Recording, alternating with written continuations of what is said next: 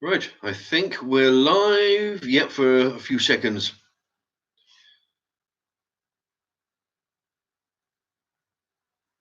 Or buffering. Yeah, well, it'll look like it, and then it'll jump in the seconds in the little counter in the corner. I tell you, I honestly don't know what's going on with it. Oh,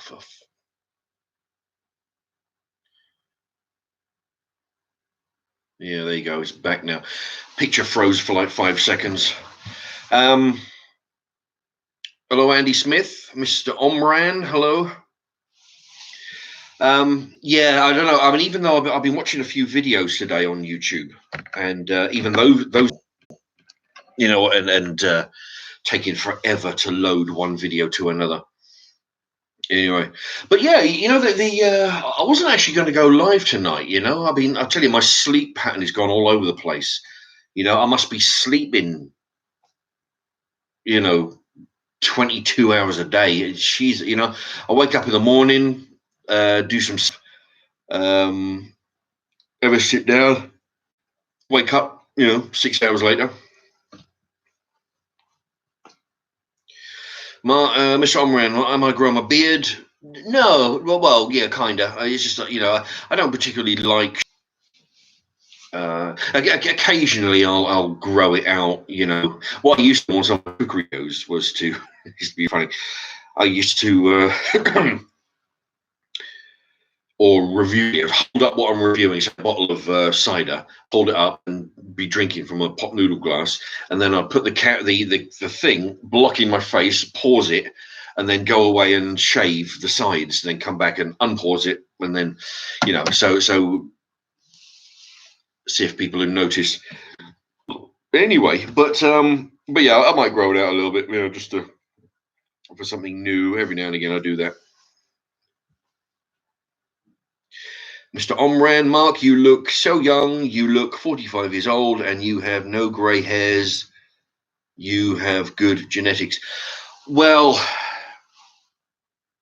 yeah, I suppose in the hair front, yeah, perhaps I've got good genetics.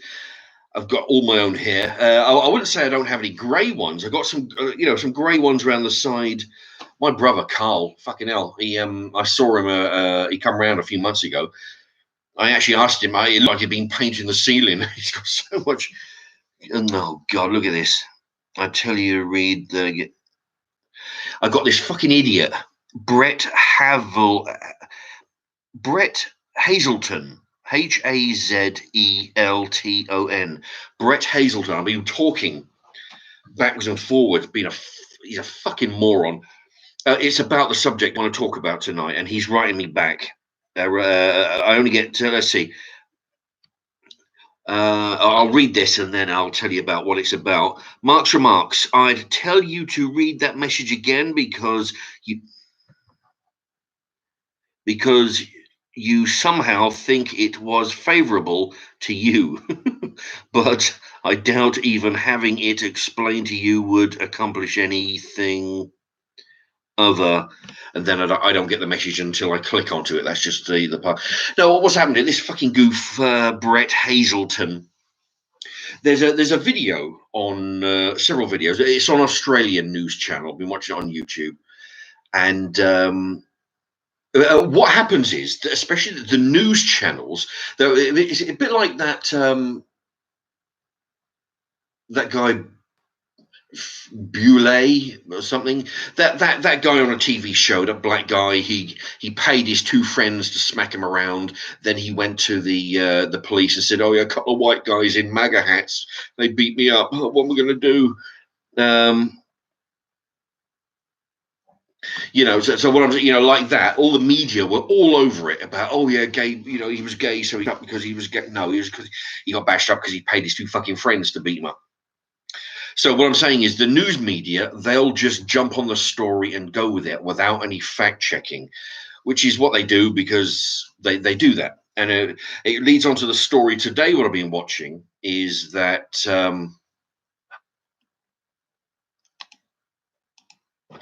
there's a manager in a supermarket in Australia, and they're calling him which I fucking hate doing air quotes, but they call him a hero because what he'd done, being a manager, he allowed everybody to be piling up their trolleys with whatever they wanted, bog rolls, hand sanitizer, food, everything, right? Out the door, because he's thinking, oh yeah, we're making some money for the shop and makes me look good as the manager. Of course, it goes out. Then he gets in the shit because all the shop running of everything, hand sanitizer, bog roll, the shelves are empty. People are complaining. So then he's thinking, oh shit, maybe that wasn't such a hot idea. One guy rang up the shop and says, look, I've got what he'd done. The shop allowed him to fucking buy 150 32 packs. So 32 bog rolls in a pack. He bought 150 packs, totaling 4,800 bog rolls. Now, I say that the shop allowed him. See, now this is where the controversy comes in, because, of course, him being a tough guy, he's talking to the news guy over via the video com. He's saying, yeah, the man rang up and offered to, can I get a refund on all these bog rolls I've been buying? And the guy said, yeah, well, I told him that, over the phone. Tough guy, fucking. And then the guy's a bit effeminate anyway, so, I mean, who wants to fucking, he's talking all tough over the phone. Anyway, so he told him to go fuck off, like, in not so many words. And then he goes on the news and starts telling everybody what a fucking hero he is. And people are calling him, oh yeah, not all heroes wear capes. Like, this guy's a fucking hero for refusing. But you see, I mean, I'm getting all kinds of shit because I wrote a comment to somebody. Somebody said, it's disgraceful, this guy hoarding all this stuff. Now, what they're doing is they're assuming that he went in, filled up a fucking furniture removal van or something, and then hauled it all away, thinking, right, well, fuck everybody else, and I'll, But what I wrote was saying, well, how do you know? I wrote a comment on YouTube. How do you know he's not a prepper? How do you know he wasn't accumulating all this over the last 5 years, and now he wants to help his fellow man by saying, look, rather than me start a stampede in the street by selling all these, why don't can I take it back to you? You give me a refund. All I want, maybe all he wanted was the money that he put onto it, so give me a refund, and then the shop looks good because now they've got an extra supply of stuff. They all sell it. And but no, the manager, being a tough guy, gives him this over the telephone. And then I get the backlash because people are calling me a scumbag, and I'm supporting profiteering. But I wrote to people saying, look, all I'm doing is offering up a different point of view to you. Maybe, I mean, it's not established that the guy bought it all in one day. He could have bought it over the last 5 years, over the last 10 years. I mean, fuck me, we're not short of prepper videos. I mean, people are hoarded while stores are good. Like I've done with the laundry powder and all the other stuff that I've been accumulating. While the going's good, that's when you accumulate. So yeah, I mean, the guy's got 4,800 bog rolls, but how long was he collecting it? And as you've done, he saw to it that eBay cancelled his eBay account. I don't know whether the guy was trying to sell the stuff, but I mean, you don't need an eBay account to sell bog roll. You're going to put a letter through every house in your street saying, look, bog rolls for sale. So that manager's being a bit of a fucking poofter, How fucking bad this is getting. And I'm reading this stuff and I'm replying saying, no, there was talk about why don't the government go and confiscate all the bog rolls and redistribute them, or redistribute them around the people. And I just had to write. I wrote on the message, no, one, we can't allow the government or citizens to be allowed to allegedly confiscate, or in other words, steal a man's property because he has it and you want it. That's not how the fucking place works. Dozy motherfuckers. They're talking about going around there and confiscating all his stuff. He had the good sense to fucking hoard it while he had the chance, while the going was good. While there's no big mad rush for bog roll, or we had hand sanitizer, 150 1 litre bottles, which is a lot, but in a shit hits the fan. So now, I mean, you look at all the prepper videos. I mean, I've talked about it on my live stream, and I intend. The thing is, last week, like I donated a whole bunch of my stuff.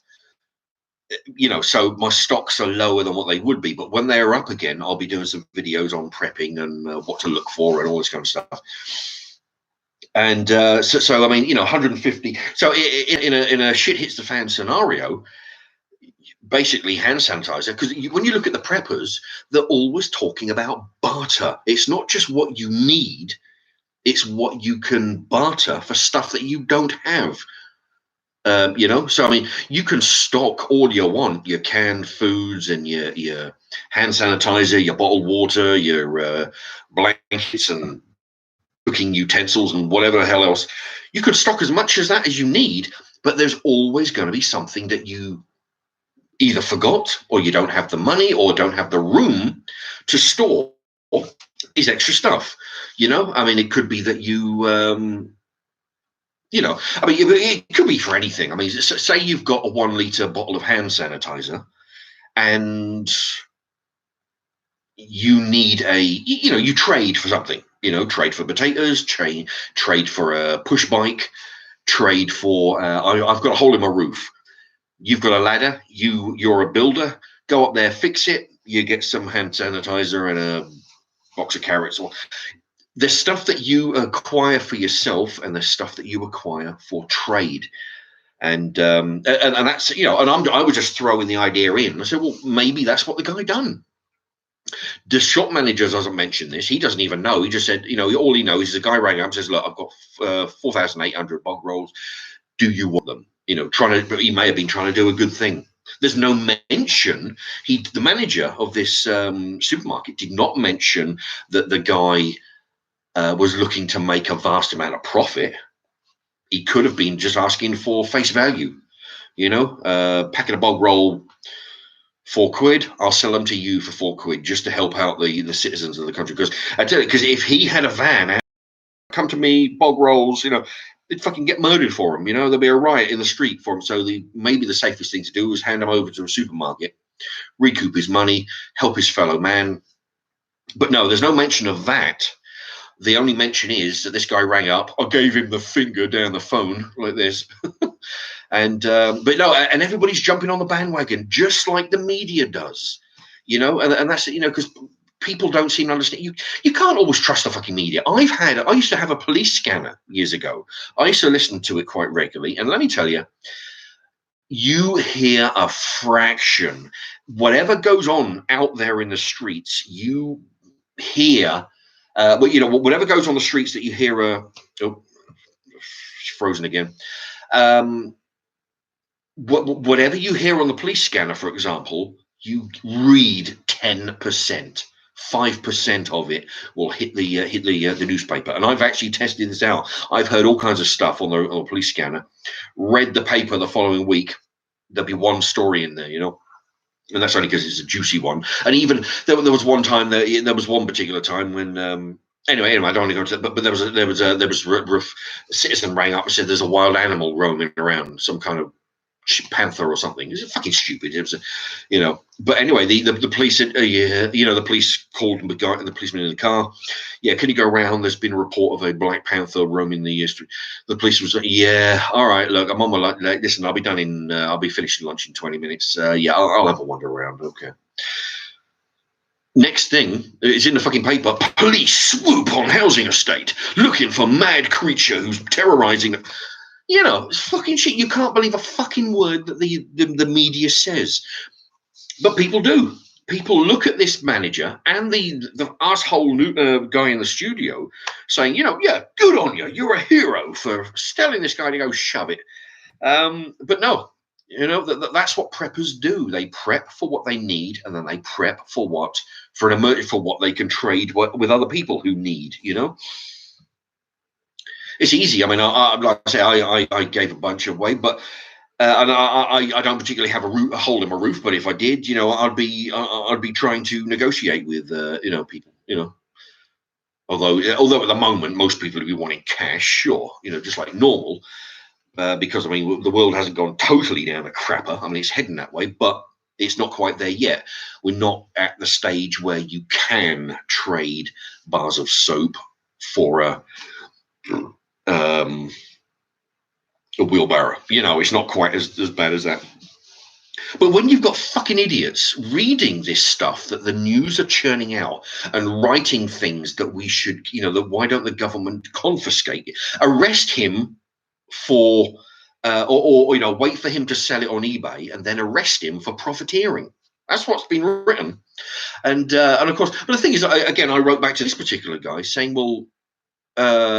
one, it's his own money. He can buy what the fuck he wants in any quantity he wants without justification to you or the fucking authorities. That's how that works. And profiteer, I'm not totally up with the law. Maybe somebody can, correct me if I'm right, but I'm not convinced that profiteering is illegal.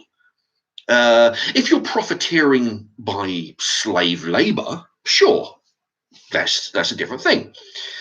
Like, say, Schindler's List, for example, Oscar Schindler.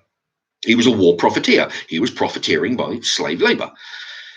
Well, on the other hand, I've actually watched shows where Coca-Cola, they've actually done this. I don't know whether they've done it in England, but they've done it in some countries with the vending machines. They're vending machines that they'll have in a supermarket, or a shopping center.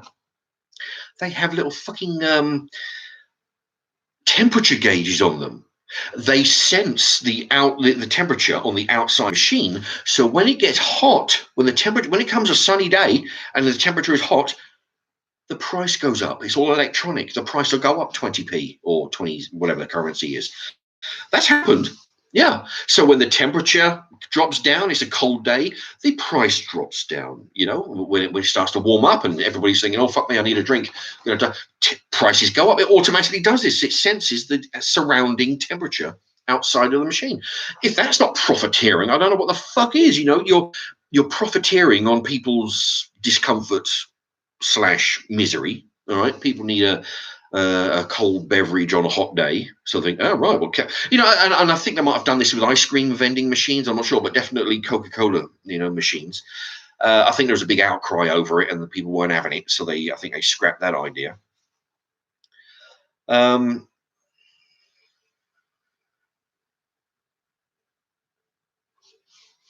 So I'm just reading.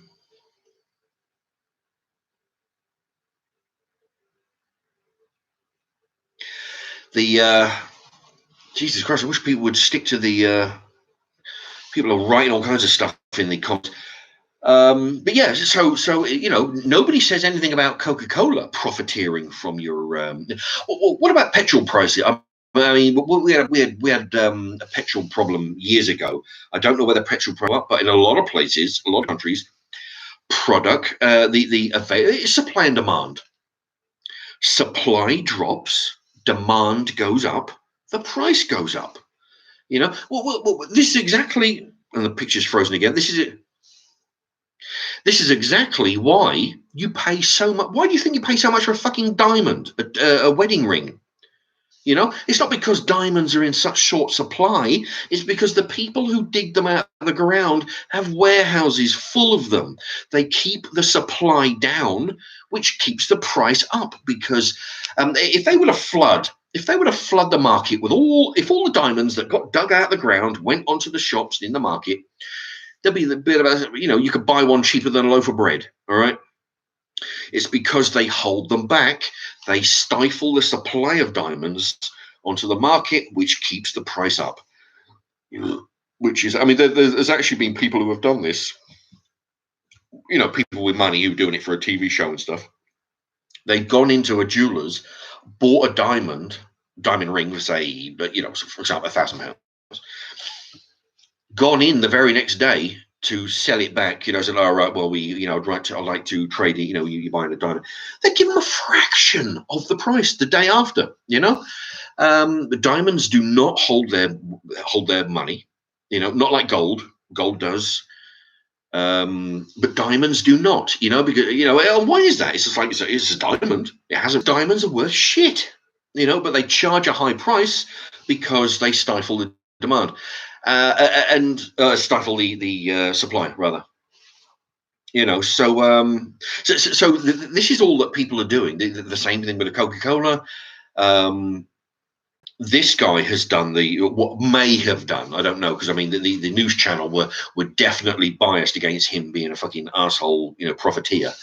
But the way I see it was he could have accumulated it with the intention of. I mean, the thing is, don't get me wrong. I mean, there's a limit to. I mean, what is just because you can do something doesn't necessarily mean that you should do something. If he's buying bog rolls, if he's spending the last 5 years collecting all the bog rolls he can for when the world goes to hell, good luck to him.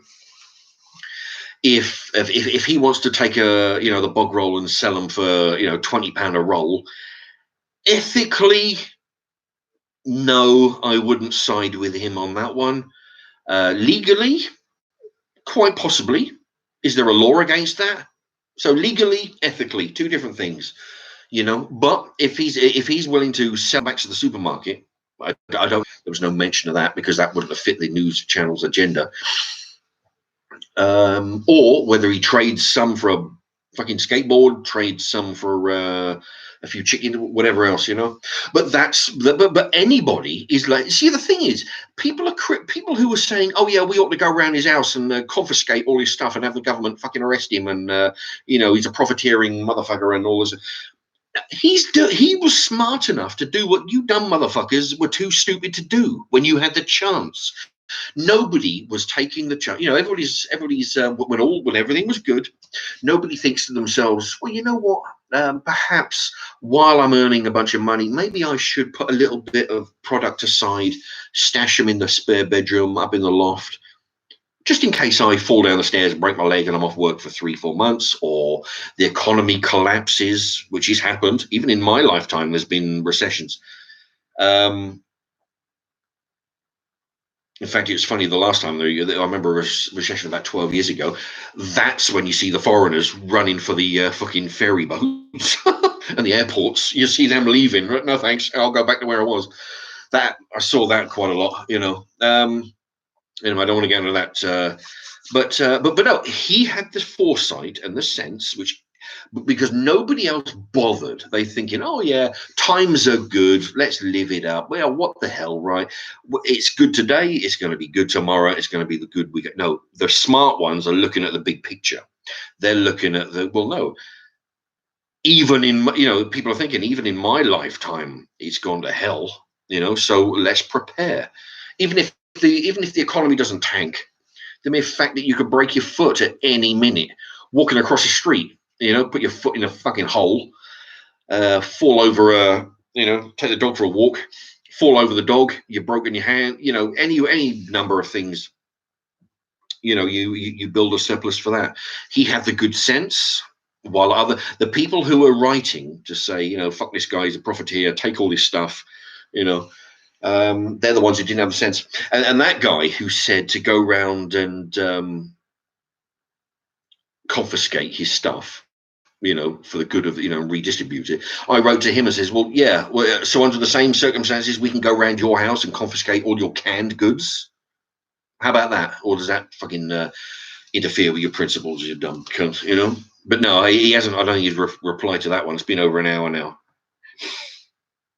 But yeah, he's all big talking about going around somebody else's house and stealing all this stuff, But you see, what he's asking for is legalized theft.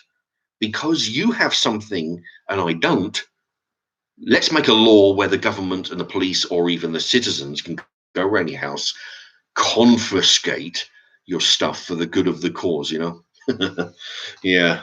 But it works great until they want to come around and take your stuff. But also, you see, the thing is, I mean, also getting back to that fucking Australian supermarket manager, that goof. He was, I reckon. I mean, the thing is, I actually, again, I'm writing loads of comments on YouTube that being the supermarket manager, and he's out there being a hero. He's fucking loving his 15 minutes on the TV camera about how he give this guy the finger down the phone. Being I'm trying to picture. This guy thought he was a tough guy. But I wrote a comment saying, yeah, being the manager of the supermarket, I'll fucking bet money on him getting the delivery lorry in, and sometime between it's unloaded onto the storeroom shelf at the back and the time it gets to the shelves ready for the customer, in between that time, he's bought his weight in food and bog roll, stashed it to the. He hasn't. I'm not saying he stole it. He would have. I would imagine he would have bought it because there's records and stuff of what comes in, what goes out. But I'm saying, I'll just wheel my car around to the back door. I'll fill it with bog roll, fill it with cans of food, and then the rest of it put on the shelves for the customers. That's what I think. I think this alleged hero, this fucking wannabe tough guy, being the manager, he's bound to have abused his authority. And he's probably done it for his staff as well, saying, "Listen, you do some." I tell you, if he could have done it for any kind of reason, because he wanted to be a tough guy, a decent guy to his staff, or you volunteer to do some overtime, paid overtime, and I'll let you fill your car up, or come and be my come out on a date with me sometime. You can fill up, you can buy the stuff before all the customers do when it gets to the shelf. Any one of these reasons, he'll be doing that for his staff as well as himself. You think he's getting a delivery of stuff going straight out on the shelves, and then he's taking whatever's left if there's anything. No, he's getting his hands on a carload before the customers. So this wannabe fucking hero, fuck him,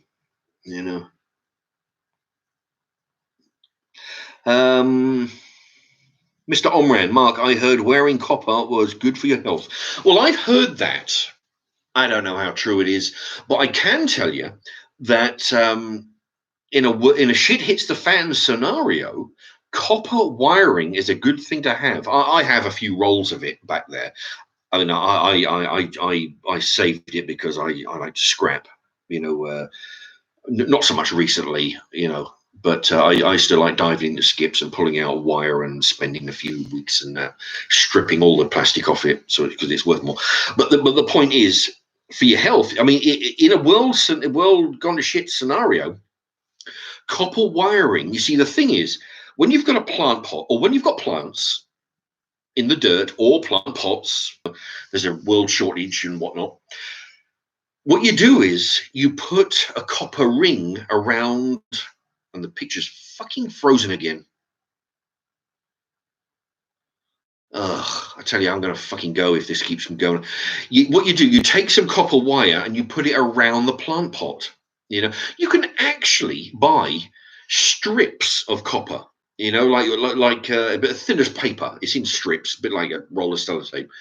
They sell it for a fucking 30, 40 times more than the scrap value. And let me tell you, just because it's copper. But you can do it with any, you find a microwave in an alley, cut the cable off, strip the wire, take the plastic off the wire with a Stanley knife. So now you dash down to the bare wire. Put the wire around the plant, and slugs will not cross it. They get electrical. They get like a shock when they touch it. Slugs and snails. Of course, slugs and snails are going and eat all your plants, so you don't want that. So yeah, you just put a ring of it's like an original invisible is the word. It's like an invisible force field. Once they you put the wire around the pot. Once they cross over, once they touch it, they're like, oh, they get shocked and they fuck off somewhere else. So that is, so I don't know about your health, but it's definitely a good idea to have some in a world crisis scenario. Not a troll. Confiscation to redistribution is communism. Well, I'll tell you, it's. I mean, I tried to explain to the guy who put that forward, that fucking idea forward about confiscate his stuff and redistribute it. You can't authorize the government to go round and steal a man's stuff.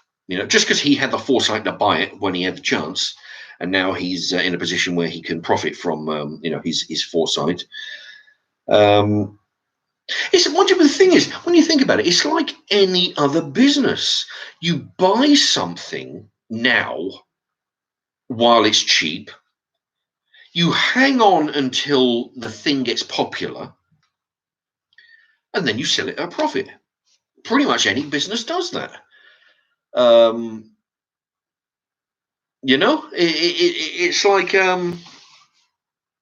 yeah, I mean, say anything. I mean, say you I don't know. I can't try and think of an example at the moment, but it's the way business works. You buy something. The reason why it's so cheap is because nobody wants it right now. But if you have the foresight to acquire it while it's like houses, for example. If the house prices drop, then that's when you go out and buy a house. You do it up, you rent it out, get a little bit of rent money coming in. When the house prices go up, that's when you sell it for a profit. Is that profiteering? You have a commodity which you bought cheap. There's a demand for it now, so then you sell it at an inflated price. That's how the fucking business works. That's how any kind of business works. And by this guy's this person on the channel video was saying it's like profiteering, but it's just the way commerce works. John Doherty says the picture's fine. Good. Yeah, it was freezing, I'm sure, a little moment ago.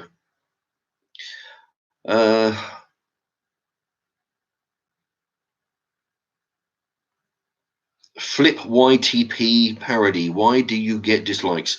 Well, that's the thing. There's people who dislike. They'll dislike a video a minute into it. How many dislikes have I got? Anybody write to me? I'm just curious.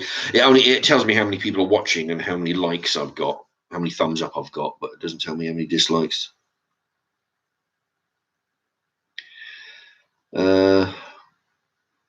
Yeah, not a troll says classic business. Buy low, sell high. But nobody accuses them of profiteering. No.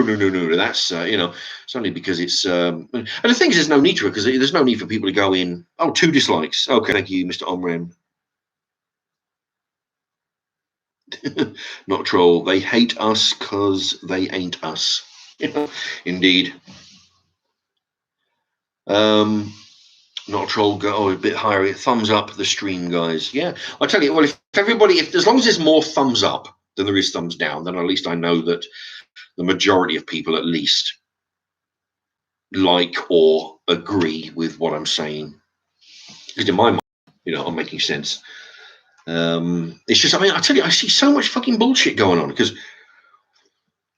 I see it all the time. The thing is, it's all very, it's easy to look at the news channels and assume that they're telling the truth. But it's only when you when you see things, when you pick things up from what when you gather information from different sources, you get to think, well, wait a minute, they're all contradicting each other. What?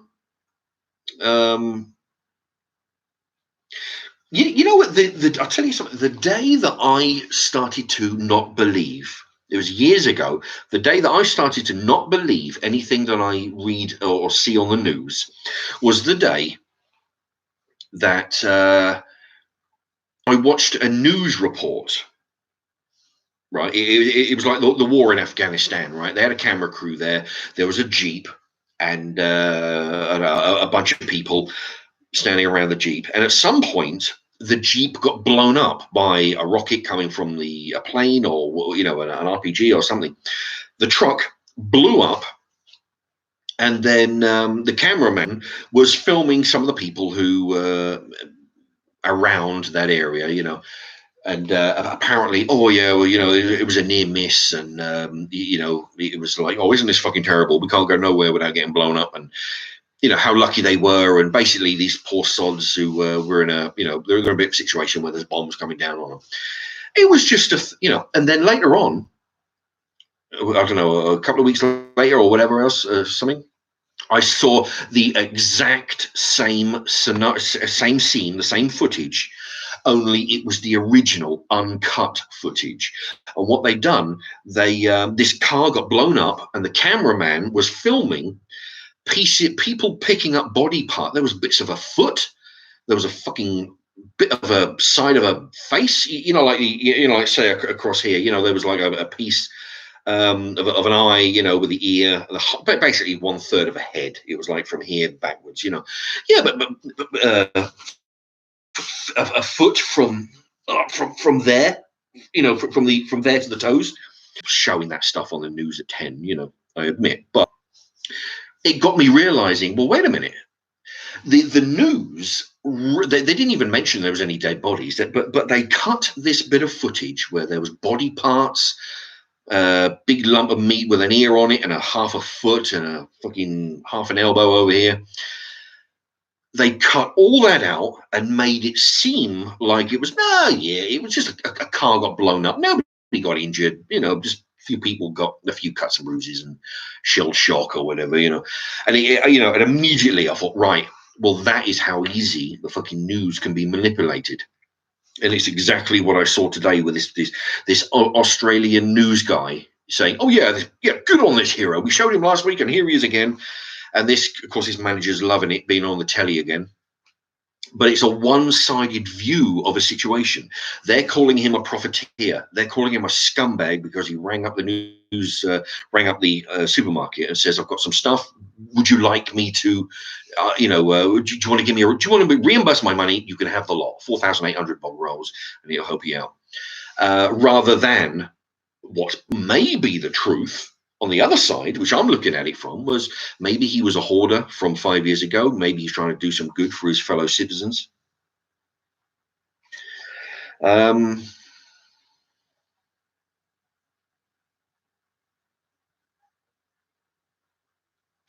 English Heart, everyone in my close came out and batted pots and pans tonight at 8 p.m. I've never been so embarrassed in my life. Actually, why are they doing that? Is that I can imagine why they, it's some kind of salute to the emergency people. Why exactly are they doing that?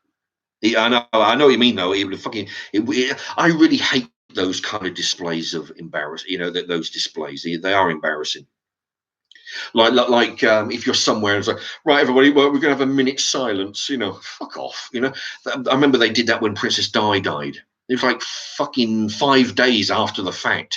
We went down to the pool hall, have some beers, play some pool in there, and some fucking guy got hold of the tannoy. So, he demanded, right, everybody, right, we're going to have a minute. So, didn't ask anybody. Oh, would you mind, everybody, if we just, no, we're going to have a minute. So, and it was so fucking, I hate that, fucking pathetic shows of, like, if somebody gets murdered down the street or gets hit by a car or stabbed, at the site of where they died, there's all these letters. Oh, he died too soon. Oh God, but he's up there with the angels, and the angels have taken him up to heaven. Fuck off.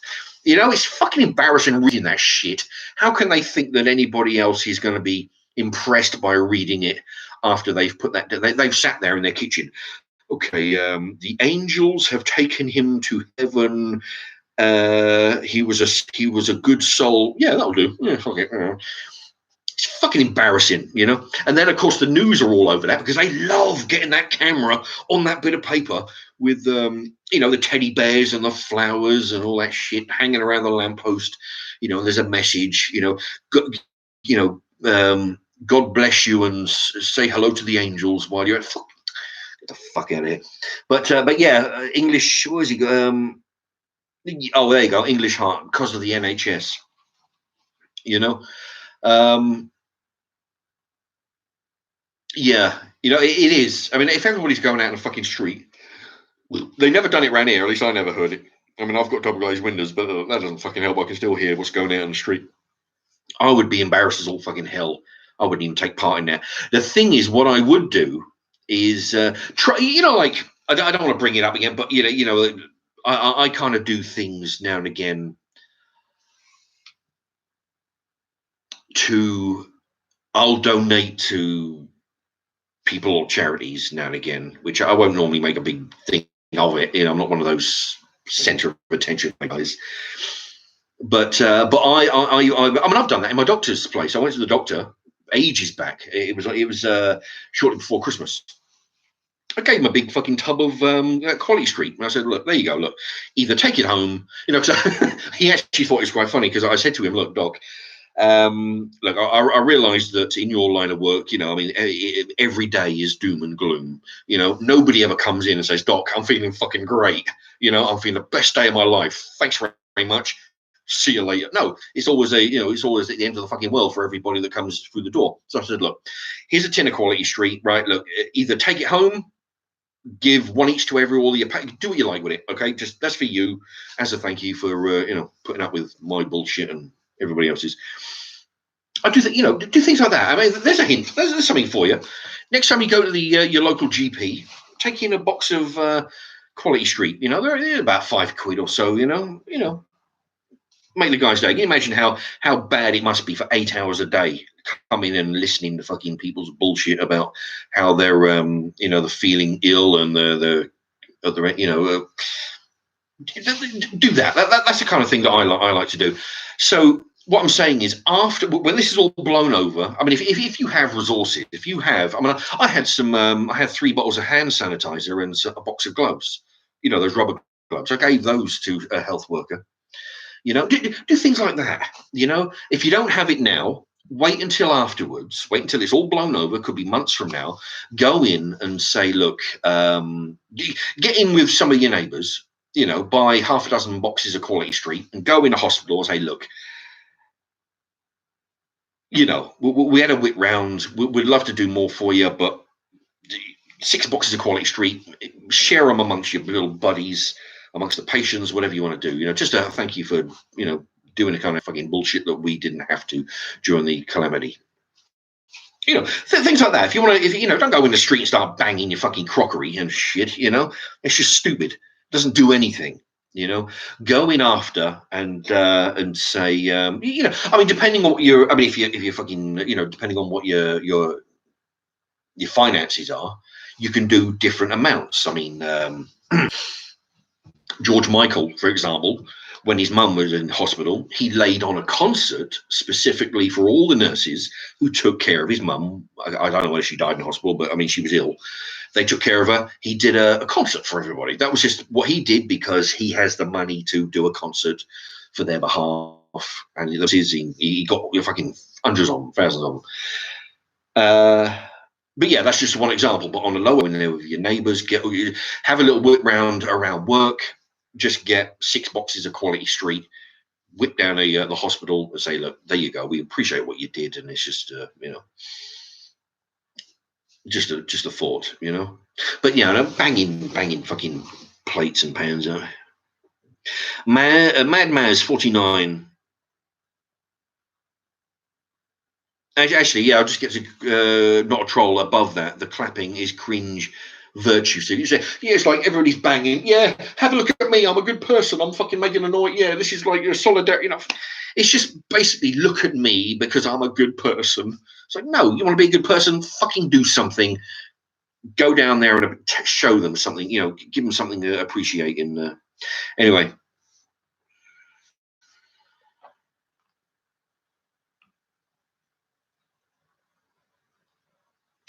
There was a there it is, Mad Maz 49. Mark, I really enjoy you talking about your DVDs. You sound like you really know your films and describe them perfectly. I could tell you previously owned a video shop. Oh, thank you. Well, the thing is, though, I mean, I haven't watched DVD. I mean, I've watched, once in a blue moon, I'll watch a DVD, but I've collected them over the years. I've actually, I mean, imagine how, I mean, what I showed you the other day was a quarter of, yeah, I mean, I'm looking at what I did. 1/4, 1/6 of my collection, and even then, I've taken hundreds down to the exchange shop, traded them in over the years. But sometimes I've filled up bags of 50 or 60 of them, just whip them down there. I don't anymore because they give you nothing for them. But thank you, Mad Maz. Yeah, I mean, I think even though I haven't seen them for a while, I remember a lot of details about them. Although at the time it didn't feel like some of them wasn't doing them justice. Trying to explain what the film's about and basically why I think that you should watch this film. I wasn't. It felt like I wasn't selling. I wasn't being articulate as I could. I wasn't really selling it. But I'm glad you enjoyed that. And I'd like to do another one. It's just that, yeah. Today, I was going to do one tonight, but then I thought I'd get onto this other subject over here. I'll do. I will do. I'll do. I mean, I've got enough for another. Bunch of videos, a good 4, 5, 6 more live streams involving DVDs, but I'll do some more. John Doherty, the clapping is a good moral boost to the NHS workers. Well, I would agree with that if it was down at the hospital. If everybody went down the hospital and it's like, thank you, thank you, everybody. Thank you, all you NHS people. Thank you very much. We appreciate it. But no, going out in the fucking street, that doesn't do shit. All right. If you want to show any support by clapping for the NHS people, go down the hospital where they fucking are, not outside your front door. So I would agree but disagree there. The sentiment is good if it's in the right place. In the street, no. In the NHS car park, yes.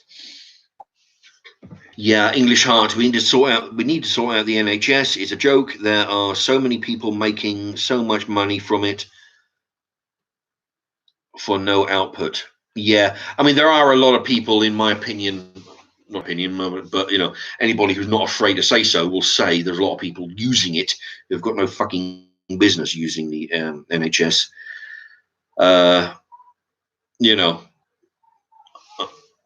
Downstairs screaming and shouting again.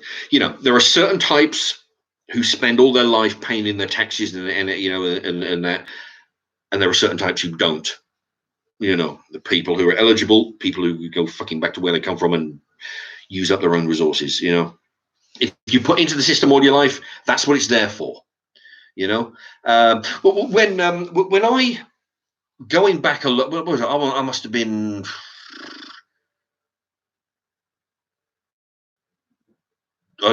22, 23, I guess. I was at work, and through it'll be too in depth to go into detail about how it happened, but basically, when you're in an Arctic lorry, all right, you're up against the loading bay. The back of the lorry's here, and the ramp goes down, so then you can drive from the warehouse into the lorry. You got those concertina doors that on the back door, instead of opening outwards, basically they go up and they lay level with the roof. Well, I was in there with a truck picking up some cages, come out of the thing. The items that were fucking thrown on top of the cages caught the door, brought the door down in front of me. My truck drove into the door, so my right shoulder was pressed up against the door that has just been pulled down in front of me, and the left shoulder here was pressed by my truck, so I got crushed sideways. If I was turned, I would have been crushed frontways, but I was crushed. Imagine this going into this, so I got crushed in that way. I was doing night shift, 10 o'clock, 6 in the morning, so would have been around about between midnight and 2 o'clock in the morning, somewhere between that. They got me down to the hospital, and I must have been there for an hour, sitting in a fucking waiting room, waiting on my turn. I can't even remember what day it was. I mean, if it was a Saturday, it might be more busy. But I was, as it happens, what was it? Aside from I got crushed. My elbow got crushed into my ribs here and cracked a rib. That was one of the few injuries that I had. But yeah, I was sitting in the fucking waiting room for an hour, waiting to be seen. So yeah, the NHS. I mean, you know, at 2 o'clock in the morning, aside from being a Saturday when all the drunks are fucking around, you'd figure it must be, it would normally be, you know, fairly easy, you know. I mean, who the, you know, waiting an hour for anything, you know. And then there was another time, yeah, I tell you, there was another time I drove I was on my motorbike and I'm driving down the road behind my brother's car. He pulls into this big lay-by, and I'm actually I'm behind him. So my intention, what he was going to, he's pulling into the lay-by. My intention was to come alongside him. What he decided to do was pull into the lay-by and then pull right. So of course I'm going straight into the side of his car. So I immediately have to hit the brakes, skid, slam into his car broadside. So my leg, I'm on a motorbike, remember, so my left leg has slammed up against his car with the bike, I'm sitting, you know, with the bike mashed into my leg. So basically my leg is in between my motorbike and his car, the side of his car. So I'm broadside smashing this fucking thing. After a bit of humming and hawing, you know, he's not about to drive into the hospital because his TV show's on. So I have to limp my way to the hospital on a fucked up leg on my motorbike, get down there. Turns out, you know, luckily nothing broke. It was just banged up pretty good. All they did, they give me some basically glorified aspirin, right? A week later, I only get a fucking bill for 20 quid, which I knew nothing about. I didn't know I was going to get a bill for. I thought, fuck me, this is what I pay my taxes for. You know, you know, you pay your taxes for the NHS. I never realised that, you know, it's because that's why they ask you. Take this as a lesson, assuming it still happens. That's why they ask you when you walk in, how did this? You say, I fucked up my legs. Right, how did it happen? You know, it's a road traffic accident. Okay, for that they charge you £20 an aspirin. If you fell down the stairs, I don't think they would have charged you. If you got hit, if you you know, fell over your dog and broke your hand, I don't think they would charge it, because it happened on it was a RTA, road traffic accident. That was the reason why, which I, of course, they didn't tell you. They wait until a week later when they send you a fucking bill, motherfuckers. So yeah, there's plenty wrong with the NHS. And aside from that, £20 for an aspirin, wait an hour for, you know, when you're in dire need, you know.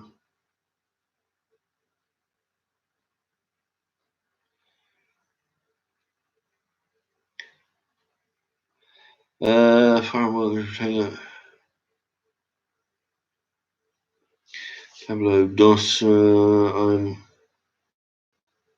not a troll, is a what's this? Pablo Mancini is not a troll, is a carer. English Heart. I did 4-year seasonal job of bailing for my MA. Not bailing, but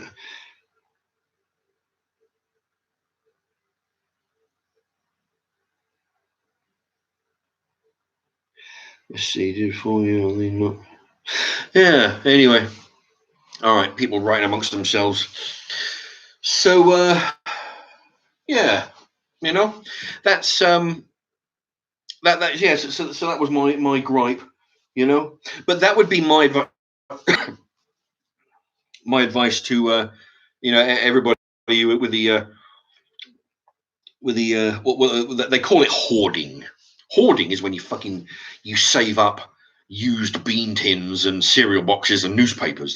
And then your house goes so full you can't get from one room to another. That's hoarding.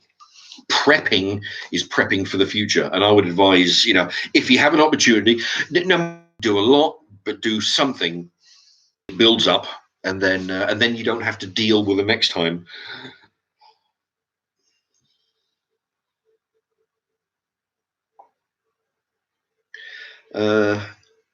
There's a lot of comments coming in.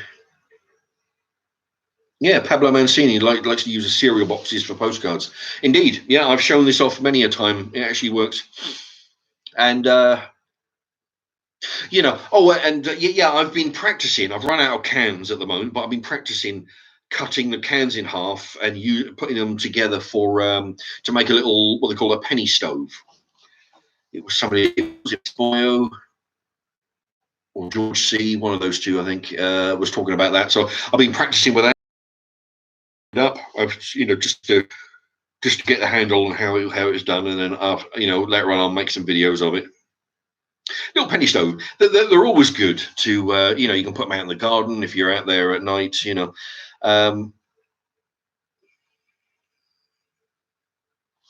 and then see, what I need though is some methylated spirits. That's all I'm waiting on. So I'll be demonstrating how to make those. They're always good. Because they take up. You can probably get 30 of them in a carrier bag. Just put it away, and then you've got 30 or so little stoves. So in an emergency, because the campers use them. People on camping use them. Because remember, at the moment we have water and electricity. It's just the stuff in the shops that's in mostly short supply. The next disaster could be the water, could be the electric. If the electric goes out, there's going to be no lighting, no heating, no cooking. So if you have a bunch of those little, but what you get two Coke cans, you cut a section out of each, put them together, and then put some holes in there, and put some methylated spirits in it, set it on fire, and basically it resembles a gas cooker hob. It's got that block, and then it's got a circle of little flames. It resembles that. So yeah, I'll be making 6 or 8 of those. I just need some methylated spirits to show it off.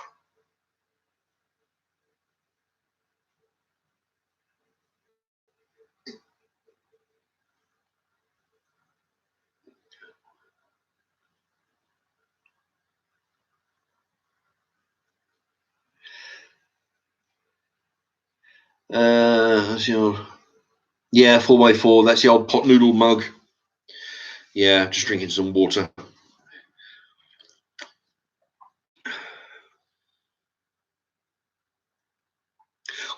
Not a troll. Where is a moderator? I don't know. Well, that's the thing. I've got a couple of moderators, but they probably got the night off.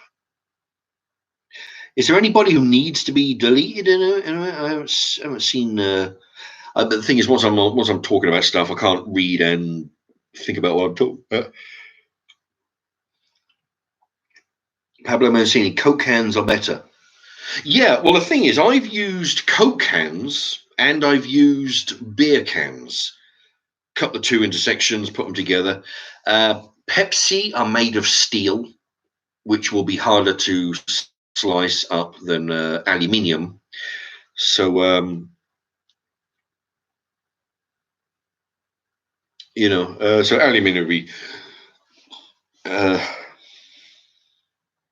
easier to cut. And also, if you're into scrap metal, once you're done with it, all the scrap pieces can be put into the box for scrapping. 50 pence a kilo, which is approximately 200 cans, will get you approximately £1. Last time I went to the scrapyard with a load of cans, that's what it was. Between £1 and £1.20 for a kilo, which a kilo will be 200 cans. Peter B, no vodka tonight. No, I've actually got my co-op brand cola. But no, I'm drinking water at the moment. The Sims Insider channel subs have gone up. Yeah, channel subs keep going up and up. It's hard to keep track sometimes because in the YouTube's infinite wisdom, rather than show you exactly what the amount of subs you have, when it goes up or down, up, down, up, down, what they do now is they sent it because they sent me a letter or an email, being a video maker. Something to do with well-being of people. The anxiety of people looking at the going, oh fuck, I've lost 2. Oh no, but people get anxiety when it goes up, down, up, down, up, down. They're looking, oh fucking hell, the end of the world. I've lost a couple of fucking subs. What am I going to do? Rather than that, in their email that they sent, to help with people's well-being, they're only telling you when it jumps by multiples of 10. And then when you get to a certain number, then they will only tell you in multiples of 100. So the more you get, the less notification you get. So between 1 and, I don't know, between one, say for example, 10,000, between 1 and 10,000. I mean, I've got 1,630, I think. But say for example, between 1 and 10,000, they'll only tell you in every 10 subscribers, they'll tell you what the new number is. Then when you get beyond that, it'll tell you every 100. 4x4. Let's hope we don't run out of booze. Well, the thing is, people talk. That's a good 4x4. That's a good point, leading me on to something there.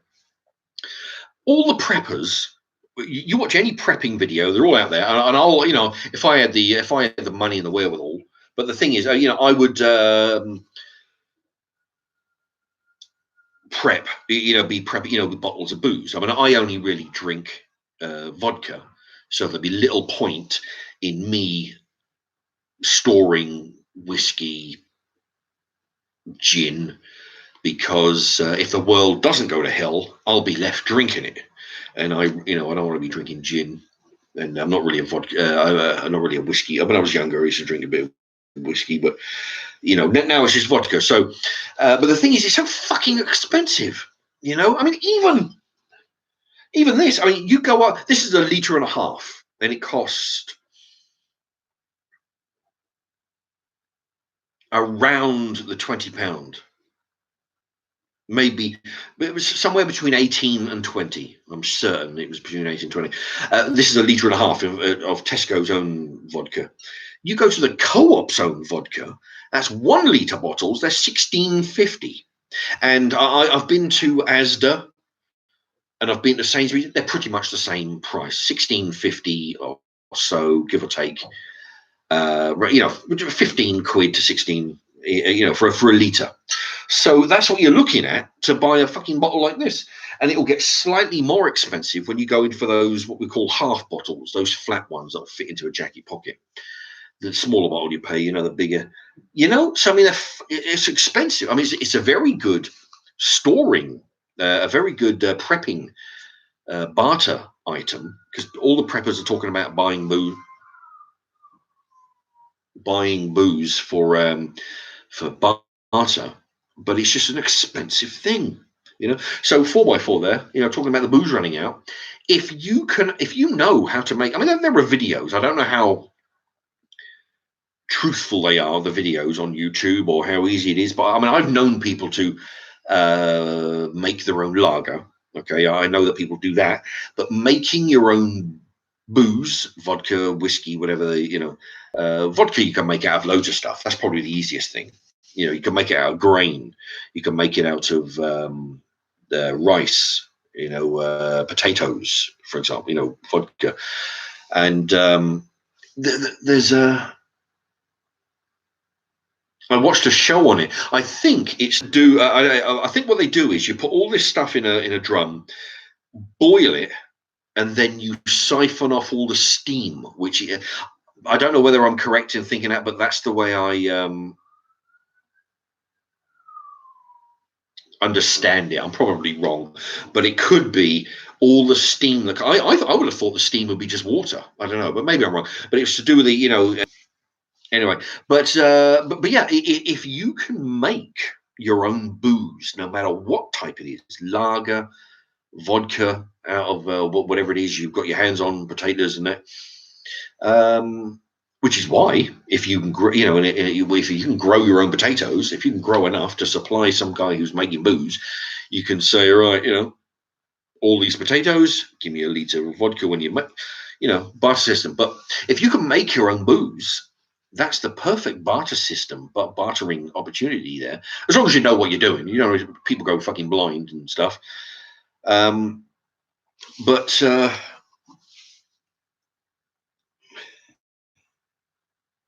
so I'm just reading something here. Anyway, oh, Ben Young, shout me out, please. Mush. All right, shout out for Ben Young. Yeah, if you know how to make your own booze, if you know how to make your own bread, if you know how to do anything, fuck me, you've got a bit of a leg up against everybody else. So interesting. Yeah, if you know how to make your own booze, that saves you having to the expense of having to store it. Buy it and store it. And also, say you know how to make it and you've got the equipment, you can go to your neighbors and say, look, I can make booze out of potatoes, or I can make booze out of rice. I can make booze out of any of these ingredients. If all you 30 neighbors bring in all your potatoes, I will make up a big batch of booze. Um, I keep whatever percentage. I'll keep 1/3 for myself because I made the stuff. You 30 odd people can have 2/3 of the total vodka made, and you can distribute it evenly amongst you. And that way you get something for your potatoes, you get some vodka, some booze, homemade booze. I get 1/3, which I will basically trade for other stuff. That's how, so yeah, if you've got the knowledge there, of course, now would be a good time to start learning it, because we're not quite at the stage where we're swapping bars of soap for building a fence around the garden kind of thing. But I mean, eventually, when it comes into the what was it, The Walking Dead? I'm not, when it'd take a while before it gets that bad. But I mean, say aside from the zombies, right? If it was in a situation where the economy has got money's not worth shit in the Walking Dead. Okay, the only thing that is of any use is what you can contribute to the group. If you don't know how to fix a combustible engine, fix a car. If you don't have that skills, if you don't have army skills, weapons tactics, weapon skills, army tactics in defending a fort. If you don't have the skills to grow food, if you don't know your way around a cow, how to grow a cow, how to chop it up into, I mean, anybody can chop up a cow, but I mean, it looked like a fucking big mess, right? If you don't have butchery skills, if you don't have carpentry skills, if you don't have basic survival, fucking good to anybody. So this is one of the skills that people will encourage you to come into the group, because you can contribute to the survival. Admittedly, making booze isn't really a survival thing, but remember, it can be used as an anesthetic in some cases, a painkiller. Basic. If you're in a group of a load of people, survivors of the Holocaust, Holocaust, the doomsday scenario. If you're in a group, you're trying to fight off fucking bandits left and right. If you've got booze, it can take the edge off. Rather than have a riot within. Have a little bit. Don't get everybody get drunk and start riots, but you could stop a riot by giving them a shot of moonshine. Simple skills. Not a troll says brew your own booze. Exactly. Yeah.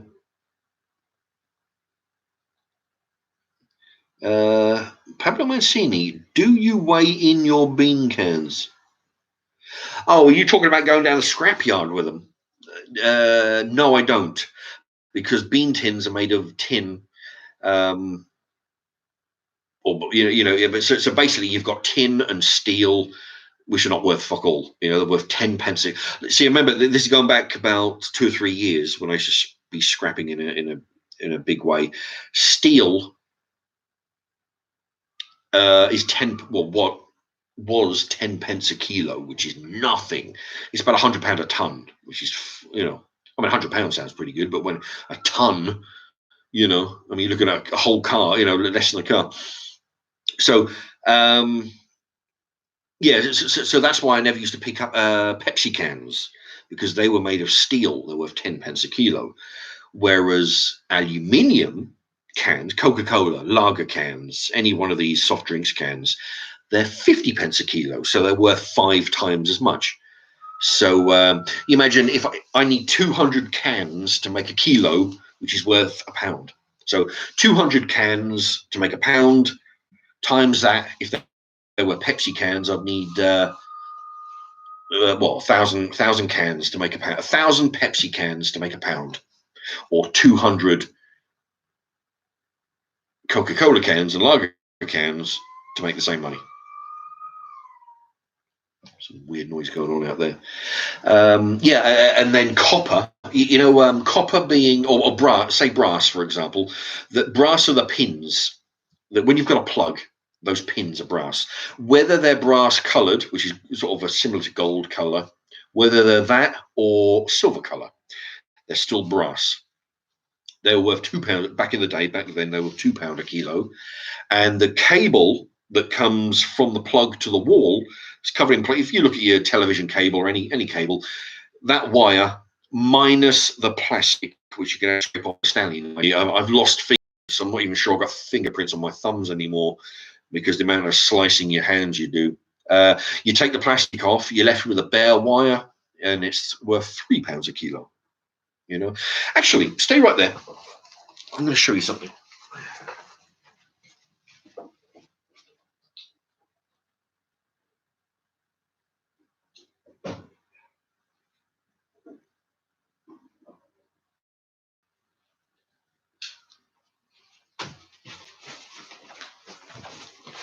Okay.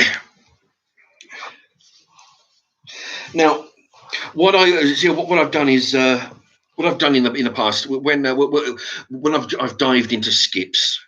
That used to be one of my favourite pastimes. Or you find a fridge freezer in an alley that some lady can't be bothered to ring the council. They'll just dump it by the trees or something. What I've done, I've cut the cable off, taken it home, I've stripped the wire off, put it in a box, and what I've done, you see this is actually thick wire. There's several different types of wire. There's the you won't get this out of a television, cable, but when you've got a long, thick electrical cable, take the wire, the thick stuff. But yeah, what you do, I've just wound it round something that is almost a square. Oh, I've got a tub full of when I start undo a plug to scrap it, you get like a fuse in there. I've got really 100 fuses in there in a little tub. So what I've done, I've wrapped the wire around that to make it into a shape. So that you've got that. This I wrapped around a. See, this is what I'm talking about. If you have some of this, you can sell. This is copper, so it's worth £3 a kilo. I don't actually know what this particular, I've been weighing it for a while. But admittedly, I actually made it this shape. This is actually a rolling pin. A rolling pin went through there, wrap it round, basically so it's easier to handle. It's in a lot of wire in a small space. It's not ideal for reselling to a doomsday scenario. You can do it. You can just it's been folded in and wrapped around to keep it a nice, neat bundle. But anybody who knows anything about electrical items, if they want to reconnect a power source from a car, say battery, to fix the light, they could probably use stuff like this. They would have to hammer it all straight. But if I was to save this for a doomsday scenario, I would have it less curly. I would have it in like a big circle or something. But yeah, this is worth money in scrap, because it is this is what I call a precious metal. If you want to, admittedly, don't do it in a tight bunch like this. Try and have it with the fewest amount of curves. But you can have it in a shape like this.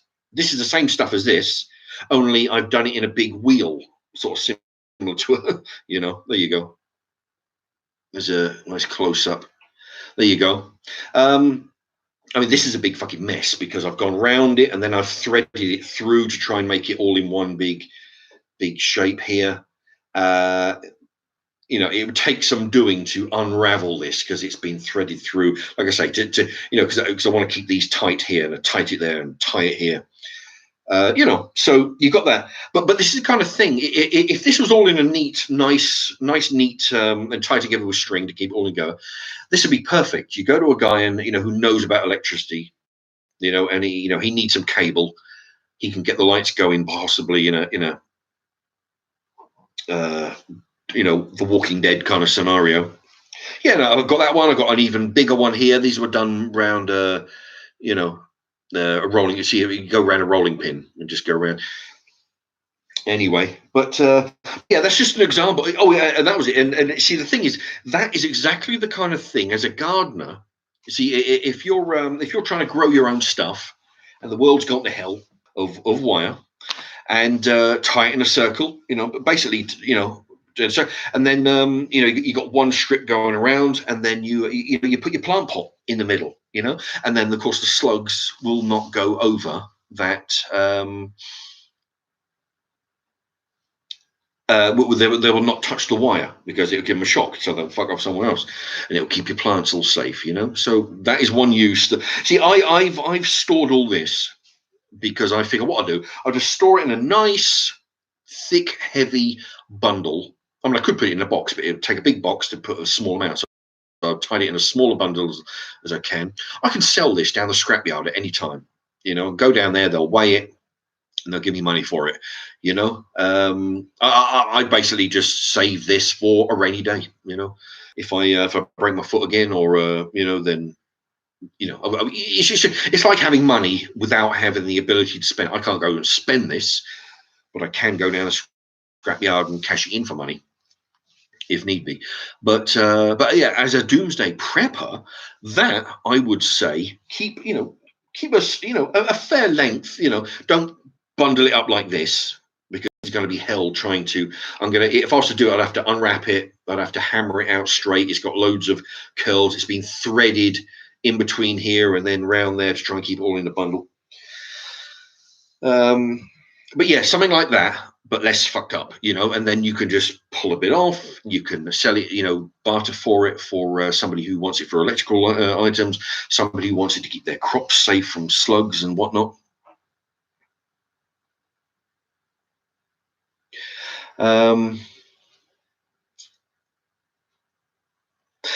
Pablo Mancini, can you do a live demonstration of stripping wire? I could. Yeah. Well, I couldn't do a live. Well, actually, I don't know. Have I got any? No. Well, actually, I don't think I've got any wire. Well, I might have some little tiny scraps. But I could possibly make a video. I have to get hold of some wire. I could probably do a how-to little demo on a video.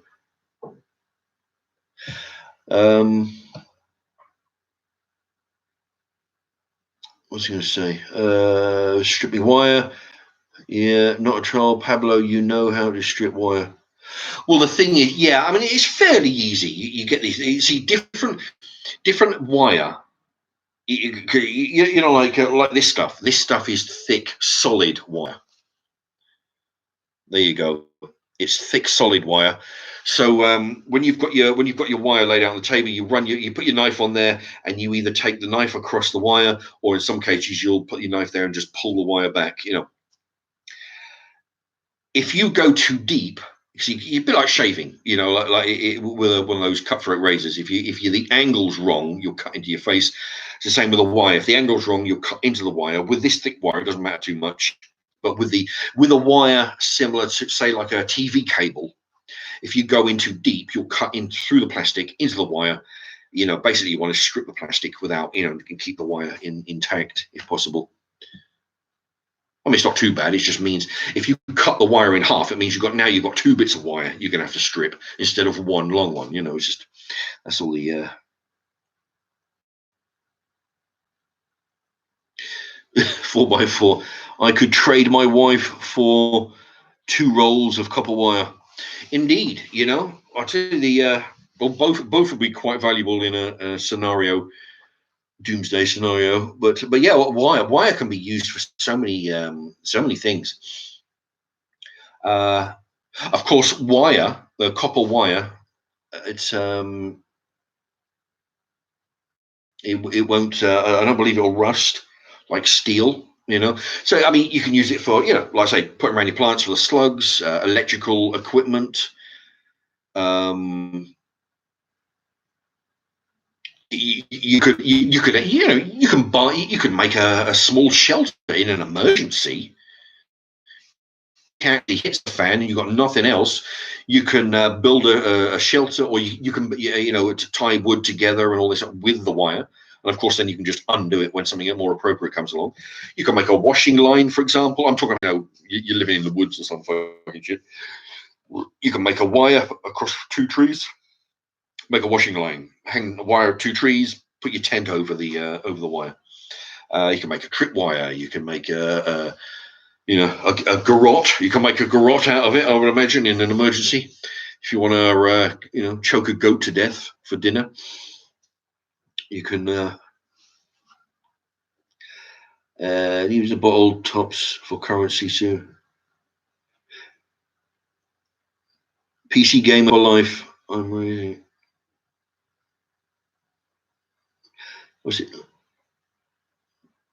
English heart. I'm raising a pint of beer. Oh, hello. Oh, English heart. Hello to you. Yeah, I've still got your little Papalazoo little thing up there. A little model you sent. I like it, actually. It's good. PC gamer for life. We may be using bottle tops for currency soon. Well, look at the things they've used for currency. We put value on money, coins and paper, currency, money, because it is being given a value. The only reason why I don't want to get up again to get my money, but if you got a £5 note, it only has the value of what people give it. This £5 note has the value of 5 loaves. We give it the value of 5 loaves. That's what you can trade it for. In a doomsday scenario, that same £5 note may only have the value of 1 loaf, if that, because in a supply and demand situation, when things are a bit scarce, half a loaf is all that I will give you for that £5 note. That's not the £5 note will be worth fuck all anyway. I'm just saying that just at the moment we give it a certain value. Just because it's got that value now. I mean, you've heard about hyperinflation in Germany all those years ago. You need like £2,000 for a loaf of bread. The equivalent in Deutschmarks. But whereas tangible things, skills, carpentry skills, moonshine skills, doctoring, medical skills, tangible things like wire, seeds to grow food. All these have a value which will keep the value. Money fucking won't. Gold. People are talking about hoarding silver and gold. But at the end of the day, you've got your 2 different scenarios. We're getting onto a doomsday scenario kind of live chat here, but people, some of the preppers, they're talking about, because in America, we used to have it as well here in England, but with the old coins, our old 5 pences, some of them used to be made of silver, part silver. And same in America with the quarters. People are hunting up and down looking for these special dates for their quarters, their 25-cent coins, because they're like 90% silver. So they're worth instead of 25 cents, they're worth several dollars, so several times the face value. People are hoarding those, and buying gold as well. But I wonder whether surely scrap gold might be the more economical. But the thing is, you imagine, all right. On the one hand, people they're hoarding silver and gold for a doomsday thing, so they can trade silver and gold for things that they need. They need a pack of cigarette lighters, they need a bag of aspirin. They can trade some of these silver coins and gold sovereigns.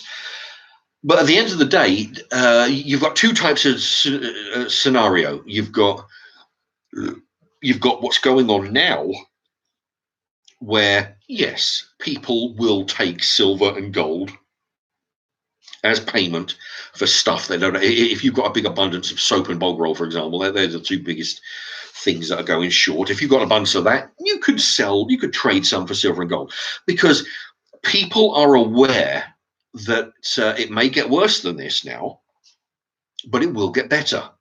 There is light at the end of the tunnel, and when it does, I'm going to be a rich motherfucker with all this gold that I've been accumulating through trading and bartering, in rough times. But then you've got your other scenario when you're looking at, say, the Walking Dead kind of situation, where money, you may as well fucking blow your nose on it. Gold and silver, not worth shit. Money, gold and silver. The only thing, all right, gold and silver. Gold has, I don't think gold has electric. I think gold has electrical properties. Of course, steel does, and copper and brass. A lot of aluminium. Aluminium is aluminium is one of the. I melted some aluminium a while back to make a brick. It's got one of the lowest. I can't remember what the heat is, but it's one of the lowest melting points. You can mold it into any shape. You take 1,000 cans, you melt it down, you get all the scum and paint and shit out of the that gets to the top, and then you can mold it into anything. You can mold it into knives, you can mold it into axes, you can mold it into cereal bowls, anything you want. All right. Whereas gold, it's got heat reflecting possibility. When you put it on a space shuttle, it might have electrical probabilities, but in an absolute gone to hell scenario, again using the Walking Dead scenario, what use would gold be? Nobody can use gold. It's whether you have skills. Can you fix somebody's broken leg? Can you fix a gunshot wound? Can you grow crops? Can you separate? Can you chop up a cow into 60 pieces, and know what you're doing without it being a big mess? Can you build up a shelter? These are the things. So I'm not so certain that precious metals, we consider now precious metals, gold, silver, basically jewelry, they're going to be worth fuck all. It's things like this, copper wiring that can be used to protect crops from bugs, slugs, can be used in fixing up makeshift electrical lighting, for example. Take the electric from a battery into, make electrical supply. That's what's going to be worth money. So rather than hoarding gold and silver, possibly, as long as it doesn't get too bad, people will take gold and silver because they're looking at things cutting right at the end of the tunnel, and they're going to be rich. But if it goes beyond that, if it goes really bad, so it's a saleable value now, while the place is not gone to hell, because you can still sell it down scrapyard. They give you £3 a kilo, and and it's got so many different. There's a lot of copper wire. I mean, this doesn't particularly weigh very much. In fact, I'd say these two weigh pretty much the same thing, give or take. But it's just they're in a different form. A lot of wire in a small amount of space, so it's easier to store. Anyway, but yeah. So if anybody's interested, I mean, that is the kind of kind of thing that would be useful. Because I mean, now you go to the market stall, your car boot sale, you can buy wires as a replacement for your kettle or your whatever electrical item. But when there's no more of that, you're gonna have to bodge something up. David Etchells. I think I recognise that name from before.